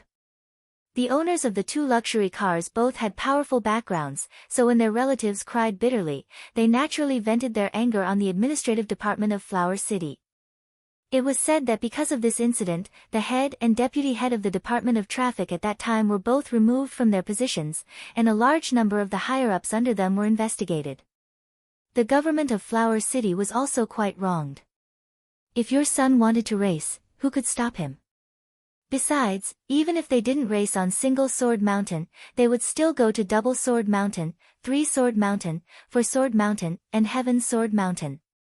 Who knew when something would happen? In order to vent their anger, the government of Flower City ordered people to set up several huge stone roadblocks at the entrance of the mountain. Cars couldn't be driven up, so anyone who wanted to go up the mountain could only walk. Who did Single Sword Mountain offend? This method was indeed barbaric and effective. Single Sword Mountain's racing program every night was cancelled, and those street racers went to harm other cities and mountains. The Volkswagen stopped at the foot of the mountain, and Fang Yan opened the door and got out. After the Snake Lord parked the car, he quietly followed behind Fang Yan. His walking posture was very strange. He always touched the ground with his toes first, and his heels almost didn't touch the ground. Because of this, he almost didn't make any sound when he walked. He was like a venomous snake slithering in the grass. "You don't have to follow me," Fang Yan said without turning his head. The Snake Lord didn't reply. His figure flashed and disappeared into the grass behind Fang Yan. The Snake Lord should live in the dark like a snake. When he discovered the enemy, he should suddenly jump out and give the enemy a fatal blow. Fang Yan still decided to accept the challenge of the martial arts fanatic. It wasn't for winning or losing, and he wasn't worried about honor or disgrace. That was completely bullshit. He was here to win. Who didn't want to win? He understood the martial arts fanatic. Since the martial arts fanatic was a fanatic, it proved that he was willing to do anything for the sake of martial arts. When he took the boat down the Pearl River, he used the witness to test his strength. When he said that it would be harmful to Lu Chaoga, he wasn't just saying it. Fang Yan wasn't afraid of the martial arts fanatic, but he was afraid of trouble. He didn't want the martial arts fanatic to follow him like a ghost, and there was no better way to solve it other than to beat him down and make him surrender. Fang Yan sneaked out, and didn't let Fang Yingying and Qi Ning know. In order not to worry Lu Chaoga, he didn't even drive the BMW at home. Fang Yan was very familiar with the destination, so he passed through the dark mountain forest with ease. 3 years ago, he fought with the Japanese sword god, Chiba Bin, at the top of the One-Sword Peak. That battle made him famous in Jianghu, and it also changed his relationship with Chiba Bin, who was both an enemy and a friend. However, he didn't expect that Chiba Bin would choose to end his life in such a decisive way. He chose to leave when he was at the peak of his martial arts, and became a god in the eyes of the Japanese swordsmen. For 3 years, Fang Yan hadn't been here. However, he didn't forget this place at all. When Fang Yan arrived at the top of the One-Sword Peak, a man in a black robe was already standing there with a smile, like an uncle next door who came out for a stroll after a meal. When the martial arts fanatic saw Fang Yan coming out, he grinned and said, "I knew you'd come." "Why?" "Because there's hatred in your eyes that can't be suppressed." The martial arts fanatic said in a clear voice, "Fang Yan, no matter who you hate, take it out on me tonight." Fang Yan wanted to turn around and run.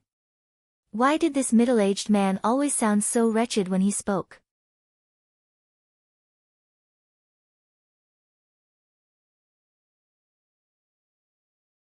Chapter 565. Tonight, I will vent all my hatred on you. Who are you? Are you a beauty? Fang Yan only wanted to say one word to the martial fanatic, dream on. Fang Yan had fought against the Japanese sword god, and when the battle was about to end, he suffered a tragic attack. Because the enemy's artillery was too fierce, the top of One-Sword Peak was almost flattened. 3 years had passed, and the hillside was still flat, but the burnt grass had once again sprouted, and the burnt branches had once again grown new trunks. They grew vigorously, as if they were humans. With the grass and branches on the peak, there was not much change compared to 3 years ago, but the people were no longer the old friends from 3 years ago. The soul of Chiba Bing returned to heaven, and was he still practicing swordsmanship every day? Fang Yan knew that there was too much resentment hidden in his heart, and that there was too much hostility in his body. He was gentle and courteous, and welcomed people with a smile. But, when would he be able to avenge his father's murder? When would the murderer receive the punishment he deserved? Every night before he went to sleep, he would blame himself for letting the bad guy live one more day. Therefore, Lu Chaoga could see the anger in his heart, and the martial fanatic Ho Zhendong could see the murderous intent in his heart. Murderous intent could also be turned into fighting spirit, into the courage to fight in the face of death. He was a refined gentleman with extraordinary taste in clothes, but he was also a gloomy and ruthless beast that could tear a human apart at any time. The English poet Siegfried Sassoon once wrote this immortal epigram, "In my heart, there is a tiger sniffing the rose." In the depths of everyone's heart, there is a tiger living, but outside the tiger's den, there are still roses growing. Rosefinch Secondary was Fang Yan's rose, Lu Chaoge was Fang Yan's rose, and everything beautiful and peaceful was Fang Yan's rose garden. However, a tiger was a tiger after all, and how could a tiger not want to fight? How could it not eat people? He wanted to fight. He wanted to fight more than anyone else. Since even Lu Chaoge could see it, Hou Zhendong, the martial arts fanatic, did not find it strange at all when he saw Fang Yan. He looked at the martial addict with a smile and said, "Therefore, I have to thank you for giving me such a chance to vent my anger. I like to fight with angry people." The martial addict said, "Because only angry people will disregard everything. At that time, you will truly understand the preciousness of life, live or die. You are a philosopher. Every madman has the potential to become a philosopher. Those who like me call me martial fanatic, and those who don't like me call me martial madman," martial fanatic said with a smile. He glanced around and said, "It's dark and there are only a few spectators." There was no heated discussion in the city, no tens of thousands of people watching, no cheers, and no applause. Compared to the battle between you and the Japanese sword god Chiba 3 years ago, it was too simple and shabby. Do you feel very disappointed? I'm a warrior, not an actor, Fang Yan said. The fewer the people, the better, that way we can fight to our heart's content. That's exactly what I want. The martial addict clapped. Fighting is a matter between two people, what's the point of having a bunch of useless people chatter on the side? Before the martial addict finished, he raised his right foot and stomped down on a rock on the ground. Bam! The top of the hard rock was stomped into a deep groove, the rock inside the groove had already turned to dust when he exerted force. Rumble, a strong airflow gushed out and headed in Fang Yan's direction. Wherever the air current passed, a deep crack appeared. The grass and rocks that came into contact with the air current either broke in half or crumbled into pieces. As if the air current had eyes, it followed the direction where Fang Yan was standing. As Fang Yan retreated, it continued to chase. As Fang Yan continued to retreat, it continued to chase. The air current was strong and fierce, as if there was no end to it. As Fang Yan took a step to the side, the martial addict stomped his foot. A second powerful air current shamelessly rushed towards him. Chi chi chi, the air current screeched, giving off the sound of a sharp blade cutting through flesh. Rumble, it was as if there was a fire dragon flying underground, tearing holes in the hard ground one after another. Fang Yan had nowhere to hide. As he retreated, he pushed off the ground with the tip of his toes and leaped into the air. The martial addict was overjoyed, shouting, "Brat, you've been tricked." While saying so, he punched with both fists. Boom boom boom, the martial addict threw over a dozen punches in a single breath. A dozen blades of air appeared in the sky. The dozen blades of air were raised up high, as if a dozen giants were controlling them, giving off a blinding light in the darkness of the night. They either slashed horizontally or vertically, forming an impenetrable wall of lightning. Like a thunderbolt, it flew towards Fang Yan, even the air itself was being burned by it. Cracking cart. The air current was like a tortoise's shell, creating countless cracks. Every crack carried a powerful force that attacked all the creatures the cracks could reach. What was different was that the patterns on the tortoise's back were messy and there were many of them. The air current was scattered, making it hard to form a dragon. But the martial addict's cracking cart could not only combine the air current into one, it could also transform into a dragon, killing without leaving a trace. The cracking cart was inspired by the #1 assassin of the Qin dynasty, Guiyuan Tang, who saw a tortoise drying its shell 1,000 years ago. He combined it with his family's origin returning Qi scripture to create this more lethal, cracking cart. The cracking cart relied on the air current to kill, first injuring the internal organs, then showing signs on the skin. For example, the skin would break or the pores would bleed. The Guiyuan Tang used this technique to kill countless people, striking fear into everyone's hearts. This technique was also called King of Hell's Foot. If King of Hell wants you dead at midnight, who would dare to keep you alive until midnight? The Guiyuan Tang was later hired by Chu's wealthiest merchant, Chu Mo, to assassinate the king of Qin, but was killed by the king of Qin's generals, Wang Jian and his son.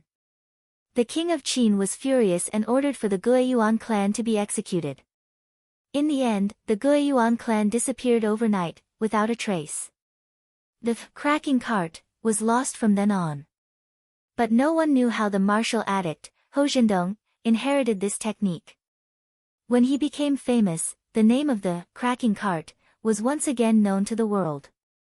Once, when Fang Yan was drinking with the old drunkard, Mo Qingdi, the old drunkard commented on all the techniques in the world, especially telling Fang Yan about the cracking cart's origins and its various mystical aspects. He also reminded Fang Yan that if he encountered an expert with the cracking cart, he must not fly into the air. At that time, Fang Yan thought it was strange. Cracking cart was mainly used for ground attacks. Yet the old drunkard did not allow Fang Yan to fly into the air. Wasn't he just standing there and letting others crack him? How could there be such a thing in the world? Now Fang Yan understood, cracking cart can not only be used with the feet, it can also be used with the fists. Comparatively speaking, the frequency of using the earth fisher technique to attack with the strength of his feet was far inferior to that of using his fists. Fang Yan and the martial addict met 3 times. He saw him use fairy flowers once and cracking cart twice. Those 2 times made Fang Yan think that he was showing off his strength. Only now did Fang Yan realize that he was actually hiding his strength. Every time he used his feet to perform the crack technique, it would create a cognitive memory in the minds of others. It would make them subconsciously think that he only used his feet to perform this ultimate technique, and they only needed to be wary of his feet. This sly old dog. Fang Yan cursed in his mind. He suspected that the reason why the martial addict went to find him this afternoon was partly to urge him to attend the banquet tonight, but also to continue to numb him. What the hell? Fang Yan's body flew into the air. His old strength has been used up, but new strength has not been generated. Without any strength to support himself, his body can only fall. But, if he falls, he will be cut in half by the cracking cart below. The Taiji heart spun madly. The state of Taiji was fully activated. In Fang Yan's mind, the crisscrossing blades of qi turned into dozens of flickering red lines. They sealed off all the routes that Fang Yan could take to move forward, backward, left, or right. Fang Yan was like a sparrow caught in an electric net. When the net came down on him, his body would be riddled with holes, and the blades of qi would cut him into pieces. Of course he couldn't just sit and wait for death. Fang Yan's body made a 360-degree turn in the air. His feet used the triangular plum blossom steps in the air. As long as he used the steps, his body would be able to stay in the air. His right hand swung out, drawing one arc after another in the air. Taiji horsetail whisk. He wanted to sweep away the blades of qi like how he would sweep away a horsetail whisk. His palms smoothly reached into the gap between the crisscrossing blades of qi. When he stirred and tried to stir the clouds, countless enormous streams of air suddenly gathered towards his arm. The wind howled. Not good, Fang Yan panicked. Blade array. This is the cracking cart blade array. The martial addict casually threw a dozen punches and created a dozen or so qi blades. The dozen or so qi blades formed a saber array that was balanced internally. Fang Yan's hand reached in, wanting to wipe out the blades of qi. But he didn't know that his action broke the internal balance of the blade array, drawing all the air currents towards his body. Fang Yan felt a burning pain in his arm. He wanted to pull his hand out of the blade array, but it was already too late. His sleeves caught fire, and the flames spread to his upper body with a whoosh. Boom! With a loud explosion, Fang Yan's body flew backwards. Like a wild bird without a home, like a duck with a broken string. Crack! His body landed heavily on the hard, uneven ground. Countless weeds and branches were flattened by him, and his body slid on the slippery grassland. Clang, his head hit the hard rock, and only then did he avoid sliding into the bottomless abyss of One Sword Peak.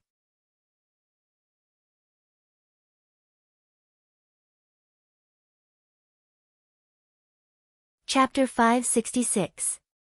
There was no moon in the sky, but there was a star in the distant sky. The star was sitting in the corner of the dark sky, lonely like the Snake Lord at this time. The Snake Lord was lying on a flat rock, looking at the star in boredom. Because apart from that star, he really did not know what else to see. The mountain was black, the trees were black, everything in front of him was black. The Snake Lord actually liked colors. Even when he raised snakes, he liked to raise those colorful poisonous snakes, such as dark red or purple. Because his sister said that the poisonous snakes of that color looked very naughty. Yes, naughty. Although he didn't know what naughty was. Maybe it was naughty when he came back from the mountain and walked into his dilapidated courtyard, when his sister suddenly jumped from behind and blindfolded him to let him guess who she was. Other than that, he really didn't know what other people and things around him were related to these two words. His life was boring and monotonous, and the only color was his sister. Unfortunately, where was she now? The Snake Lord didn't go to see the duel between Fang Yan and the martial arts addict, even though he was very interested in it. However, since Fang Yan didn't let him follow, and since he felt that he should hide in the dark and become a poisonous snake that could jump out at any time to devour those conspirators and evildoers, then he would be a poisonous snake dutifully. Who asked him to lose an eye? Who asked him to hold on to his snake eye? The Snake Lord felt very lonely. Whether it was killing people or being chased, he felt that there was no highlight in life. Sister, he missed his sister very much. He and his sister often didn't talk for a whole day, but as long as he could see her, he felt that life was very full and perfect. Crack, crack, the sound of something rubbing against the grass reached his ears.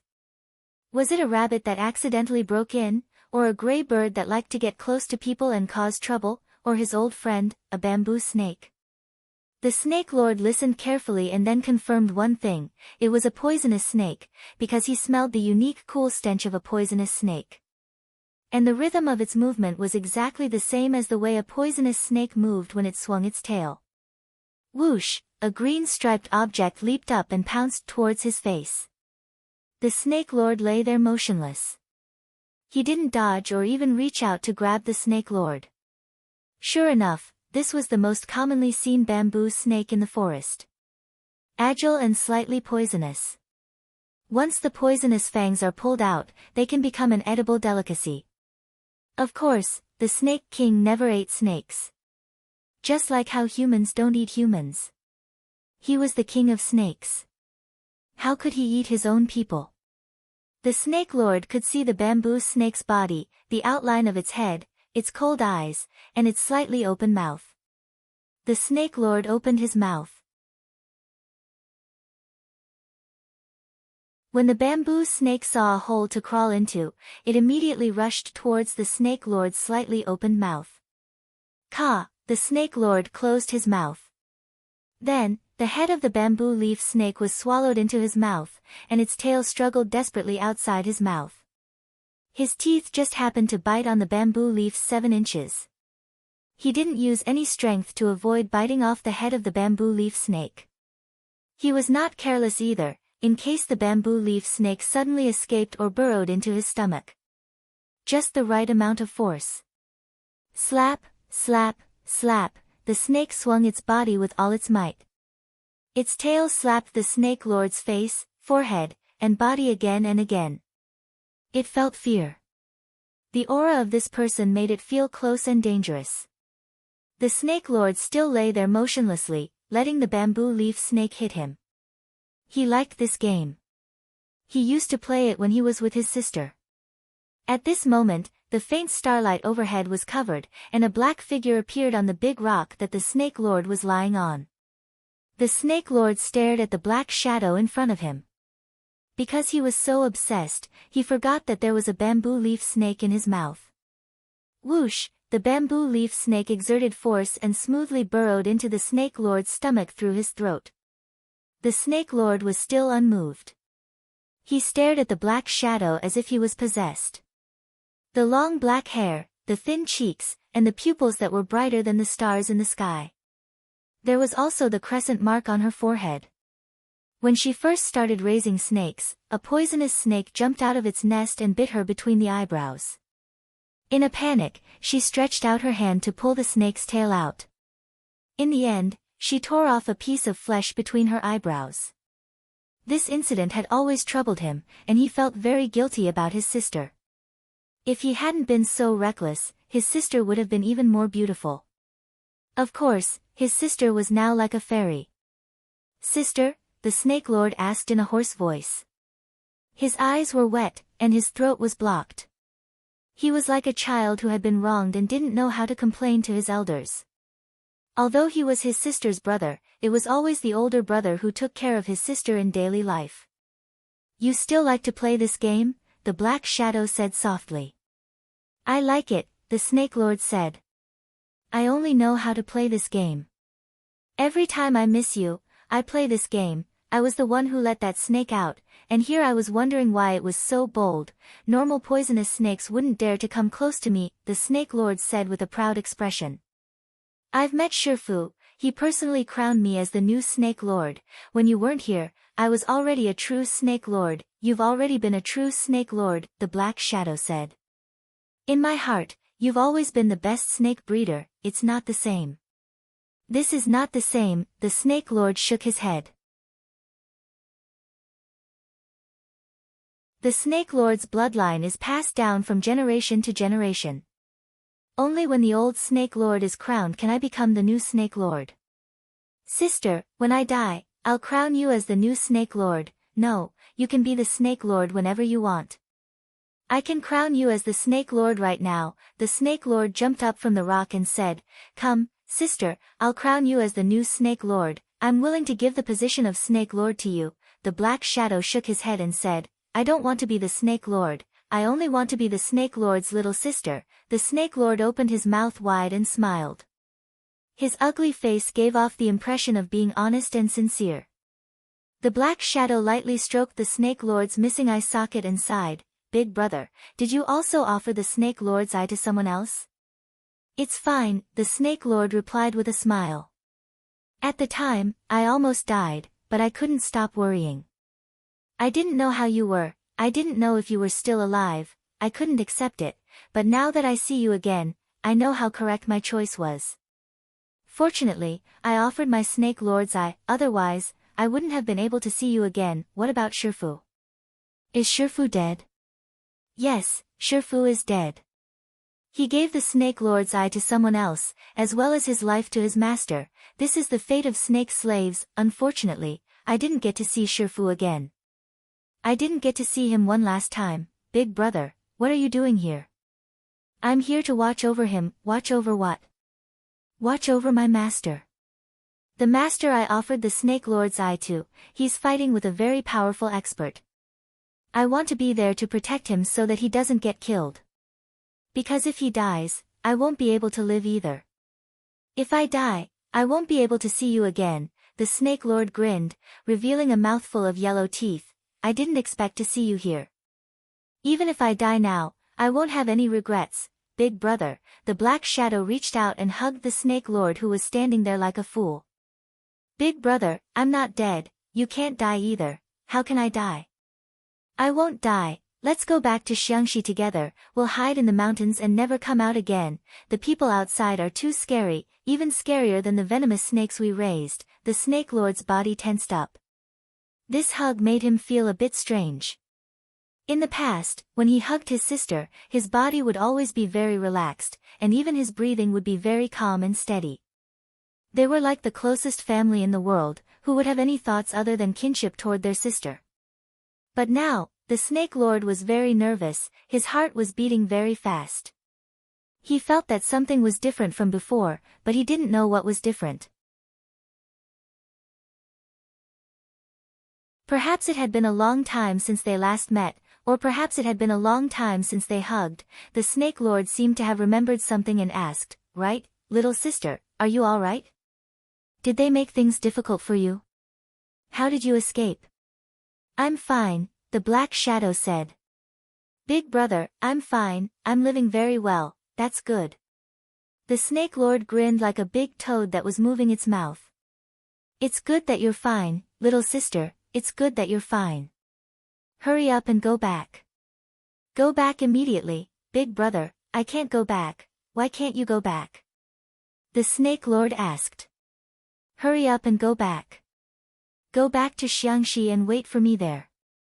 I'll take back my snake lord's eye and go back to Xiangxi to find you, don't let them catch you again, they'll definitely come out to find you, big brother, they won't find me, why? Because, in a place where the snake lord couldn't see, a silver poisonous needle appeared between the black shadow's fingers. The black shadow hugged the snake lord tightly with one arm, while the other hand stabbed the needle into the snake lord's neck. The snake lord's body trembled violently, then his consciousness became hazy. His body softly lay in the black shadow's arms, trying to open his eyes, but his eyelids were trembling, and he couldn't do anything. He really wanted to open his eyes to take a good look at his sister, to see this unbelievable scene, because he used too much strength, blood seeped out of his eyes. Little sister, he called out weakly.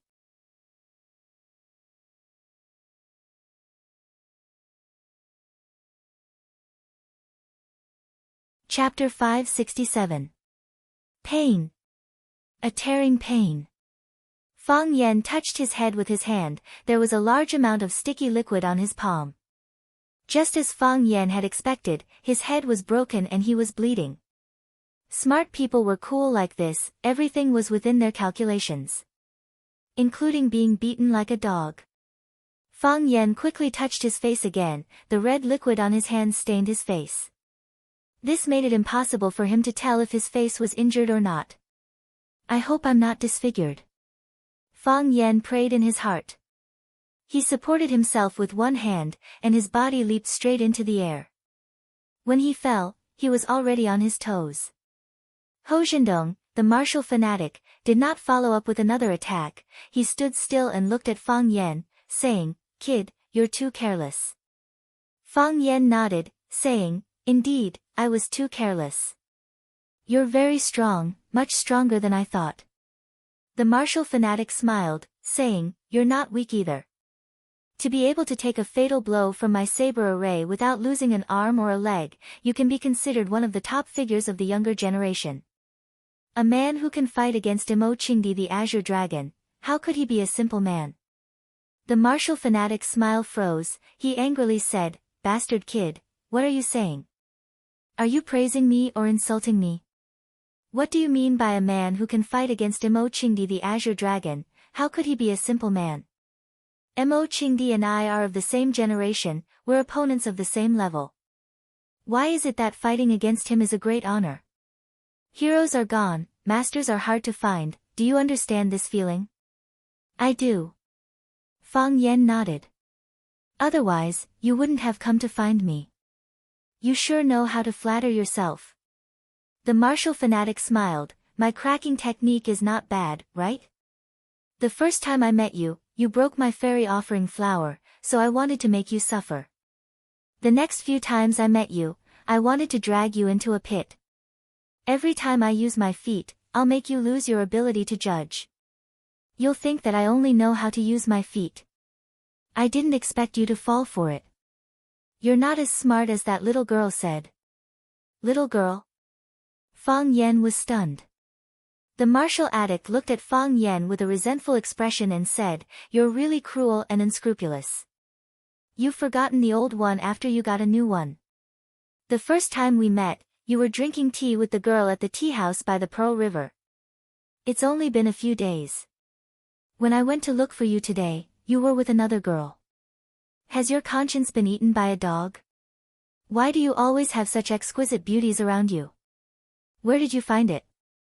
The topic of the martial addict jumped so fast that even Fang Yan found it hard to resist. The martial addict waved his hand dismissively and said, Living people want to live, I've been obsessed with martial arts for my entire life, and for me, martial arts are the sexiest women, since you've enjoyed the pleasures of love, then let me also enjoy this boundless spring. You can't help but admire some people's language skills. No matter how serious the topic was, when it came out of his mouth, it always made people feel like he had a vulgar and obscene temperament. While Fang Yan was still thinking about what to say to pull this bad atmosphere back to the right path, the martial addict was already very impatient.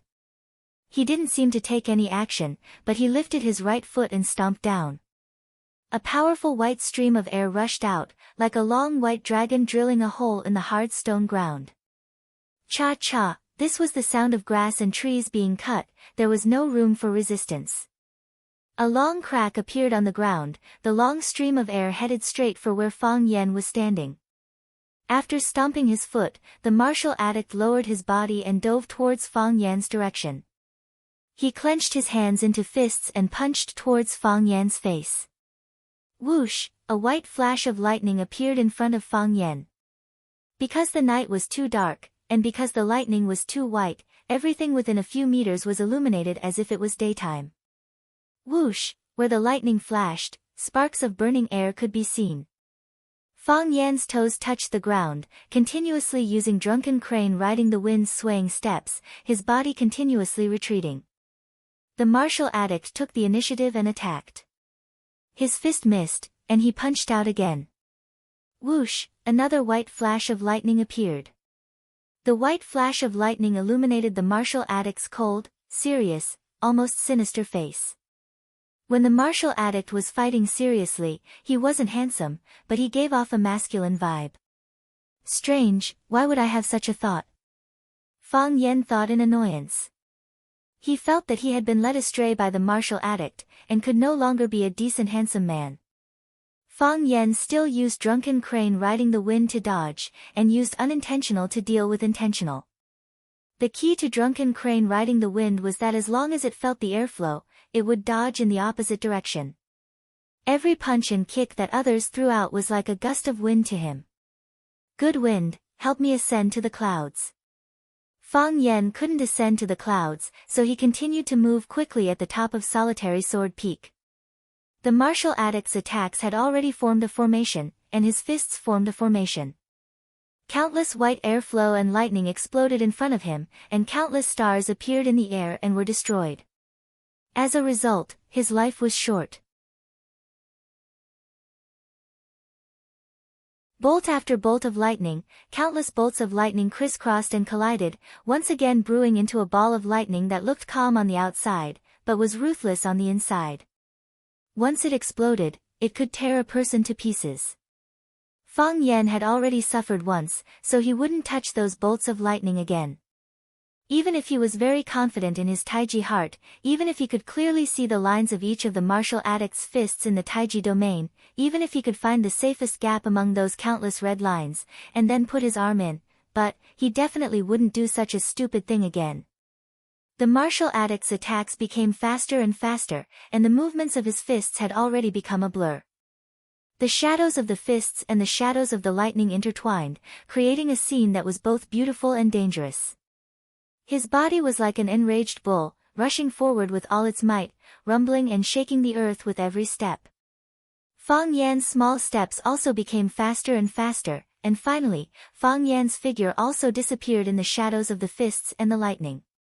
In close contact, in a face-to-face battle, Fang Yan truly felt the terror of the martial addict. His fists could crack the air, and every step of his feet could similarly crack the earth's crust. In other words, Fang Yan not only had to receive his fists, but also had to be on guard against the endless small movements of his feet. Whether he was hit on the upper body or sneak attacked on the lower body, he would immediately use the cracking technique to crack. Based on Fang Yan's understanding of him, he would definitely be able to do such a thing. Retreat was not Fang Yan's style, but escape. He really wanted to turn around and run down the mountain.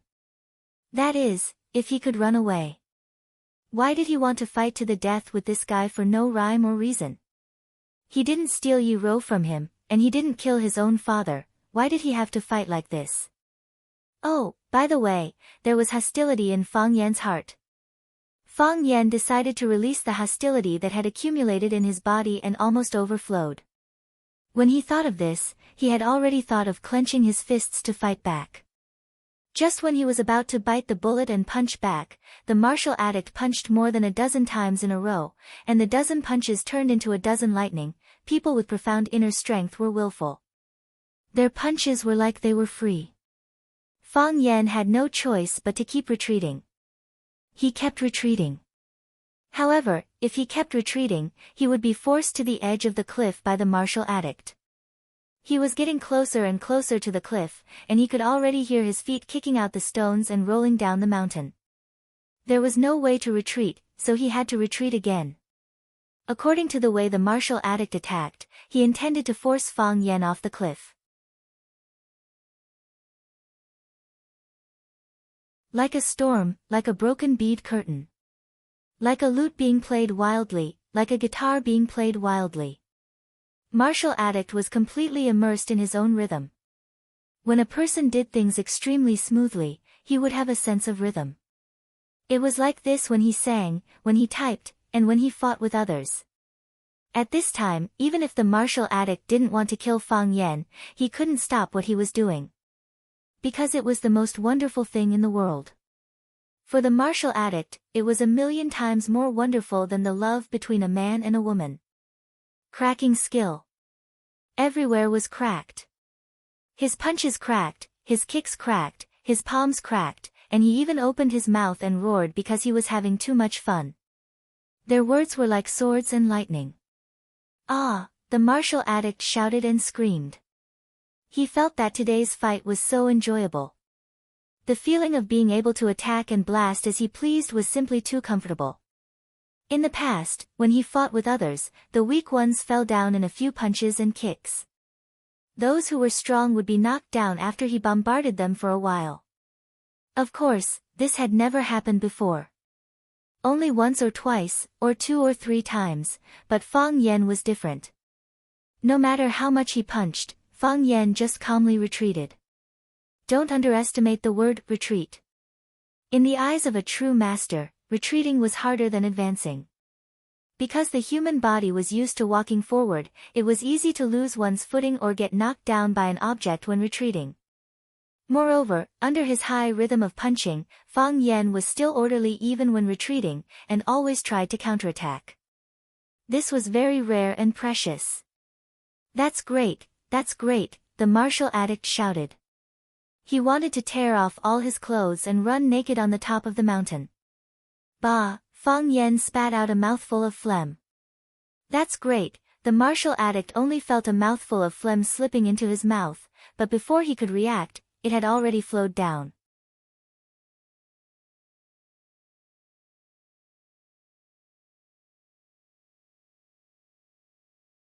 Chapter 568. There was no need for image, and no need for quality. For a war, the most important and only factor was winning or losing. Yes, Fang Yan had always been a handsome, aloof, and sunny young man. He never ate leftovers, never wore dirty clothes, and never threw garbage anywhere or spat on the street. As for spitting into someone's mouth, Fang Yan had never even thought about it, it made him feel disgusted. But, this was a battle. When Hou Zhendong, the martial maniac, connected his cracking magic kung fu into a formation and set a rhythm. His punches were the most domineering and rhythmic. Even with Fang Yan's strength, he would be at a disadvantage if he continued to fight. Moreover, the cracking magic kung fu had another characteristic, which was that old punches could be connected with new punches, and old forces could be connected with new forces. If it was an ordinary person's kung fu, with one punch, the energy would be released. If it didn't hurt anyone or anything, the energy would naturally disappear in the air. But the cracking magic kung fu was different. Their airflow could form lightning, and each single lightning could form a net. They relied on each other and supported each other. It became an independent little world. When an external force or object entered or touched it, it would immediately explode in anger, giving the other party the strongest blow, just like a chaste virgin. Hou Zhendong was able to become one of Hua Xia's 7 martial maniacs, and not Hou Xiaolong or anyone else, so naturally he had something special. He was able to win more than he lost in hundreds of battles, and he was able to fight against Azure Dragon Mo Qingdi at his peak, in Fang Yan's opinion. Besides his shameless stalking that made the old drunkard unable to bear it, the most important reason was that there was something about this person that attracted Mo Qingdi. What could a middle-aged fatso have that attracted Mo Qingdi? If it wasn't his body or face, then it could only be his kung fu. And because he had seen the power of the cracking magic kung fu, Fang Yan kept retreating. Fang Yan knew their advantages, and he also knew that he wasn't suitable to fight them head-on. He didn't steal a girl, and he didn't kill his father. Why would he fight to the death? So, Fang Yan needed a chance. It was a chance for him to make a move, a chance for him to counterattack in a desperate situation. He didn't know much about the martial addict and didn't know that he had a bad habit of shouting and screaming when fighting. Didn't he know that it was easy to absorb the fog from the hilltop or the dust from the kicks? Even if he wasn't afraid of this, didn't anyone spit on his face when he fought before? Pay attention to hygiene and start with some small habits. Fang Yan felt that the martial arts fanatic was a man who did not pay much attention to hygiene. The martial addict didn't pay much attention to it at first. He just felt that he had swallowed something, like a bug or something else. When he connected the word pay that Fang Yan had spat at him, he suddenly felt like he had swallowed a fly. No, he would rather eat 100 flies than eat Fang Yan's saliva. The martial arts fanatic was dumbfounded. His brain short-circuited for a moment. His expression was twisted in pain, and his face was filled with anger. This is too disgusting. How could this guy do such a thing? As he thought of this, a gap immediately appeared in the path of his fist, and an obvious gap appeared in the electric net of lightning. In the blink of an eye, it was seen by Fang Yan. At this time, Fang Yan had already retreated to the edge of the cliff.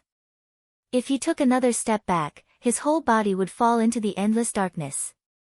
Fang Yan finally made his move. His white and slender right hand stretched out, and then stabbed towards the electric net of the cracking magic skill. The skin of his arm was white and tender, and his fingers were slender and flexible.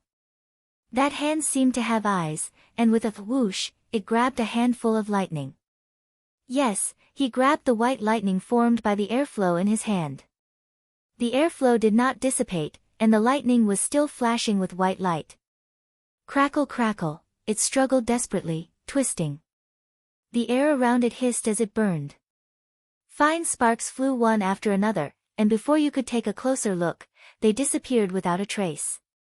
Fang Yan grabbed the bolt of lightning in his hand and used it as a guide to spin it 3 times in a counterclockwise manner on the lightning planet.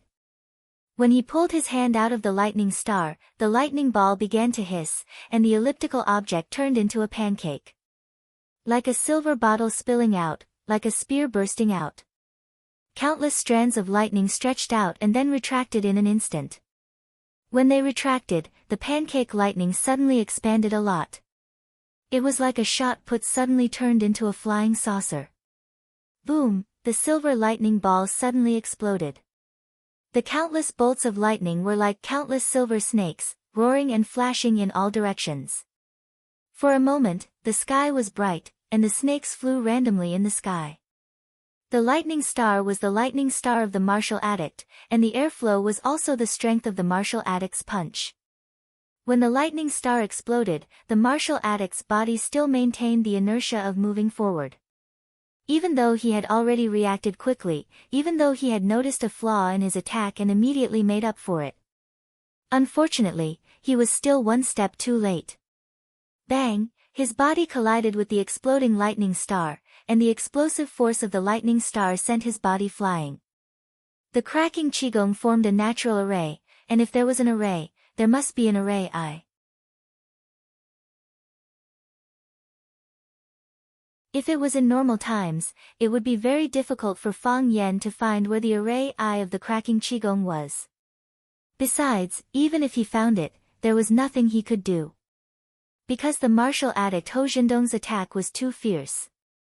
If you knew that there was a spirit herb on the cliff, as long as you climbed up, you could pick it, but on the way up, you might encounter a landslide, be covered in ice and snow, and accidentally fall, and be smashed to pieces, would you still be willing to pick that spirit herb? His mood was naturally contradictory. However, when the martial addict Hou Zhendong swallowed the saliva that Fang Yan had spat out, and when the martial addict's attack showed a flaw because of disgust, the array was firmly captured by Fang Yan's Tai Chi heart.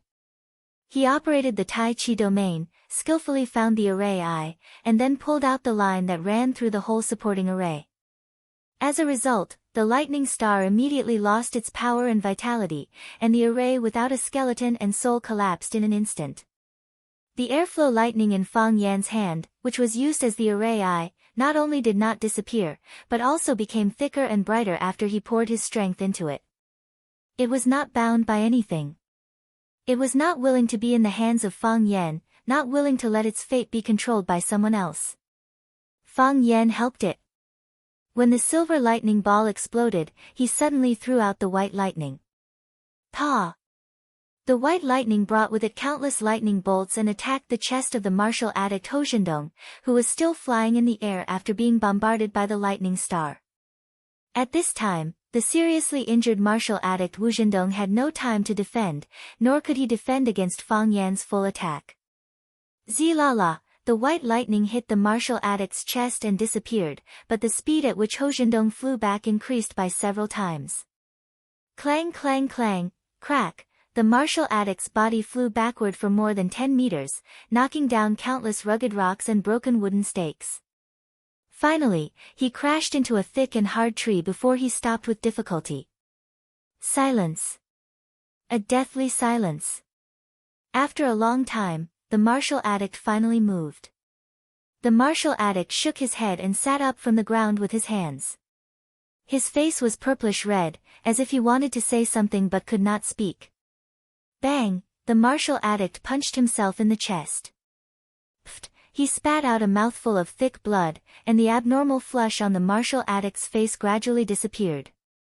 The martial addict took a deep breath, and then climbed up from the ground with one hand on the tree. He walked toward Fang Yan step by step, and then stopped a few meters away from Fang Yan. Pretty boy, the martial addict cursed. But when he thought about it, this was a man who could knock him down, so it was too disrespectful to call him a pretty boy.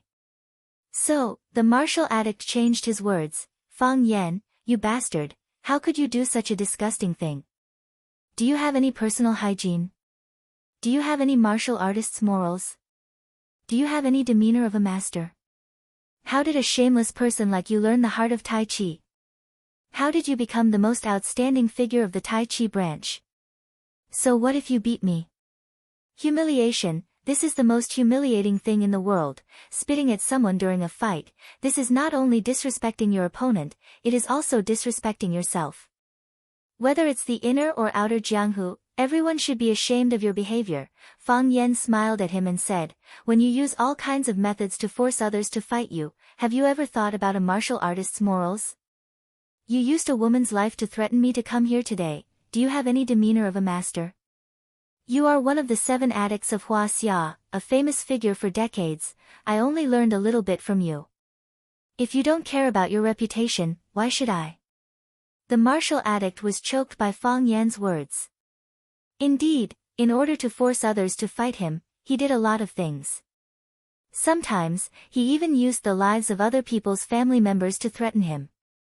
Although he didn't do anything to those people's family members, his bad reputation still spread. Senior, thank you for letting me win, Fang Yan cupped his hands and said with a smile. The martial addict's face turned green and white. He hesitated for a while, but finally couldn't help but ask, are you sick? Fang Yan wanted to spit at his face again. You're the one who's sick. You're tuning in to the Blissful Bookshelf YouTube channel. We're so grateful for your support, and don't forget to subscribe to join us on this incredible journey through captivating stories.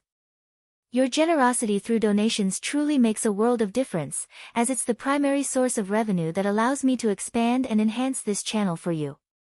Thank you from the bottom of my heart for being a part of this adventure.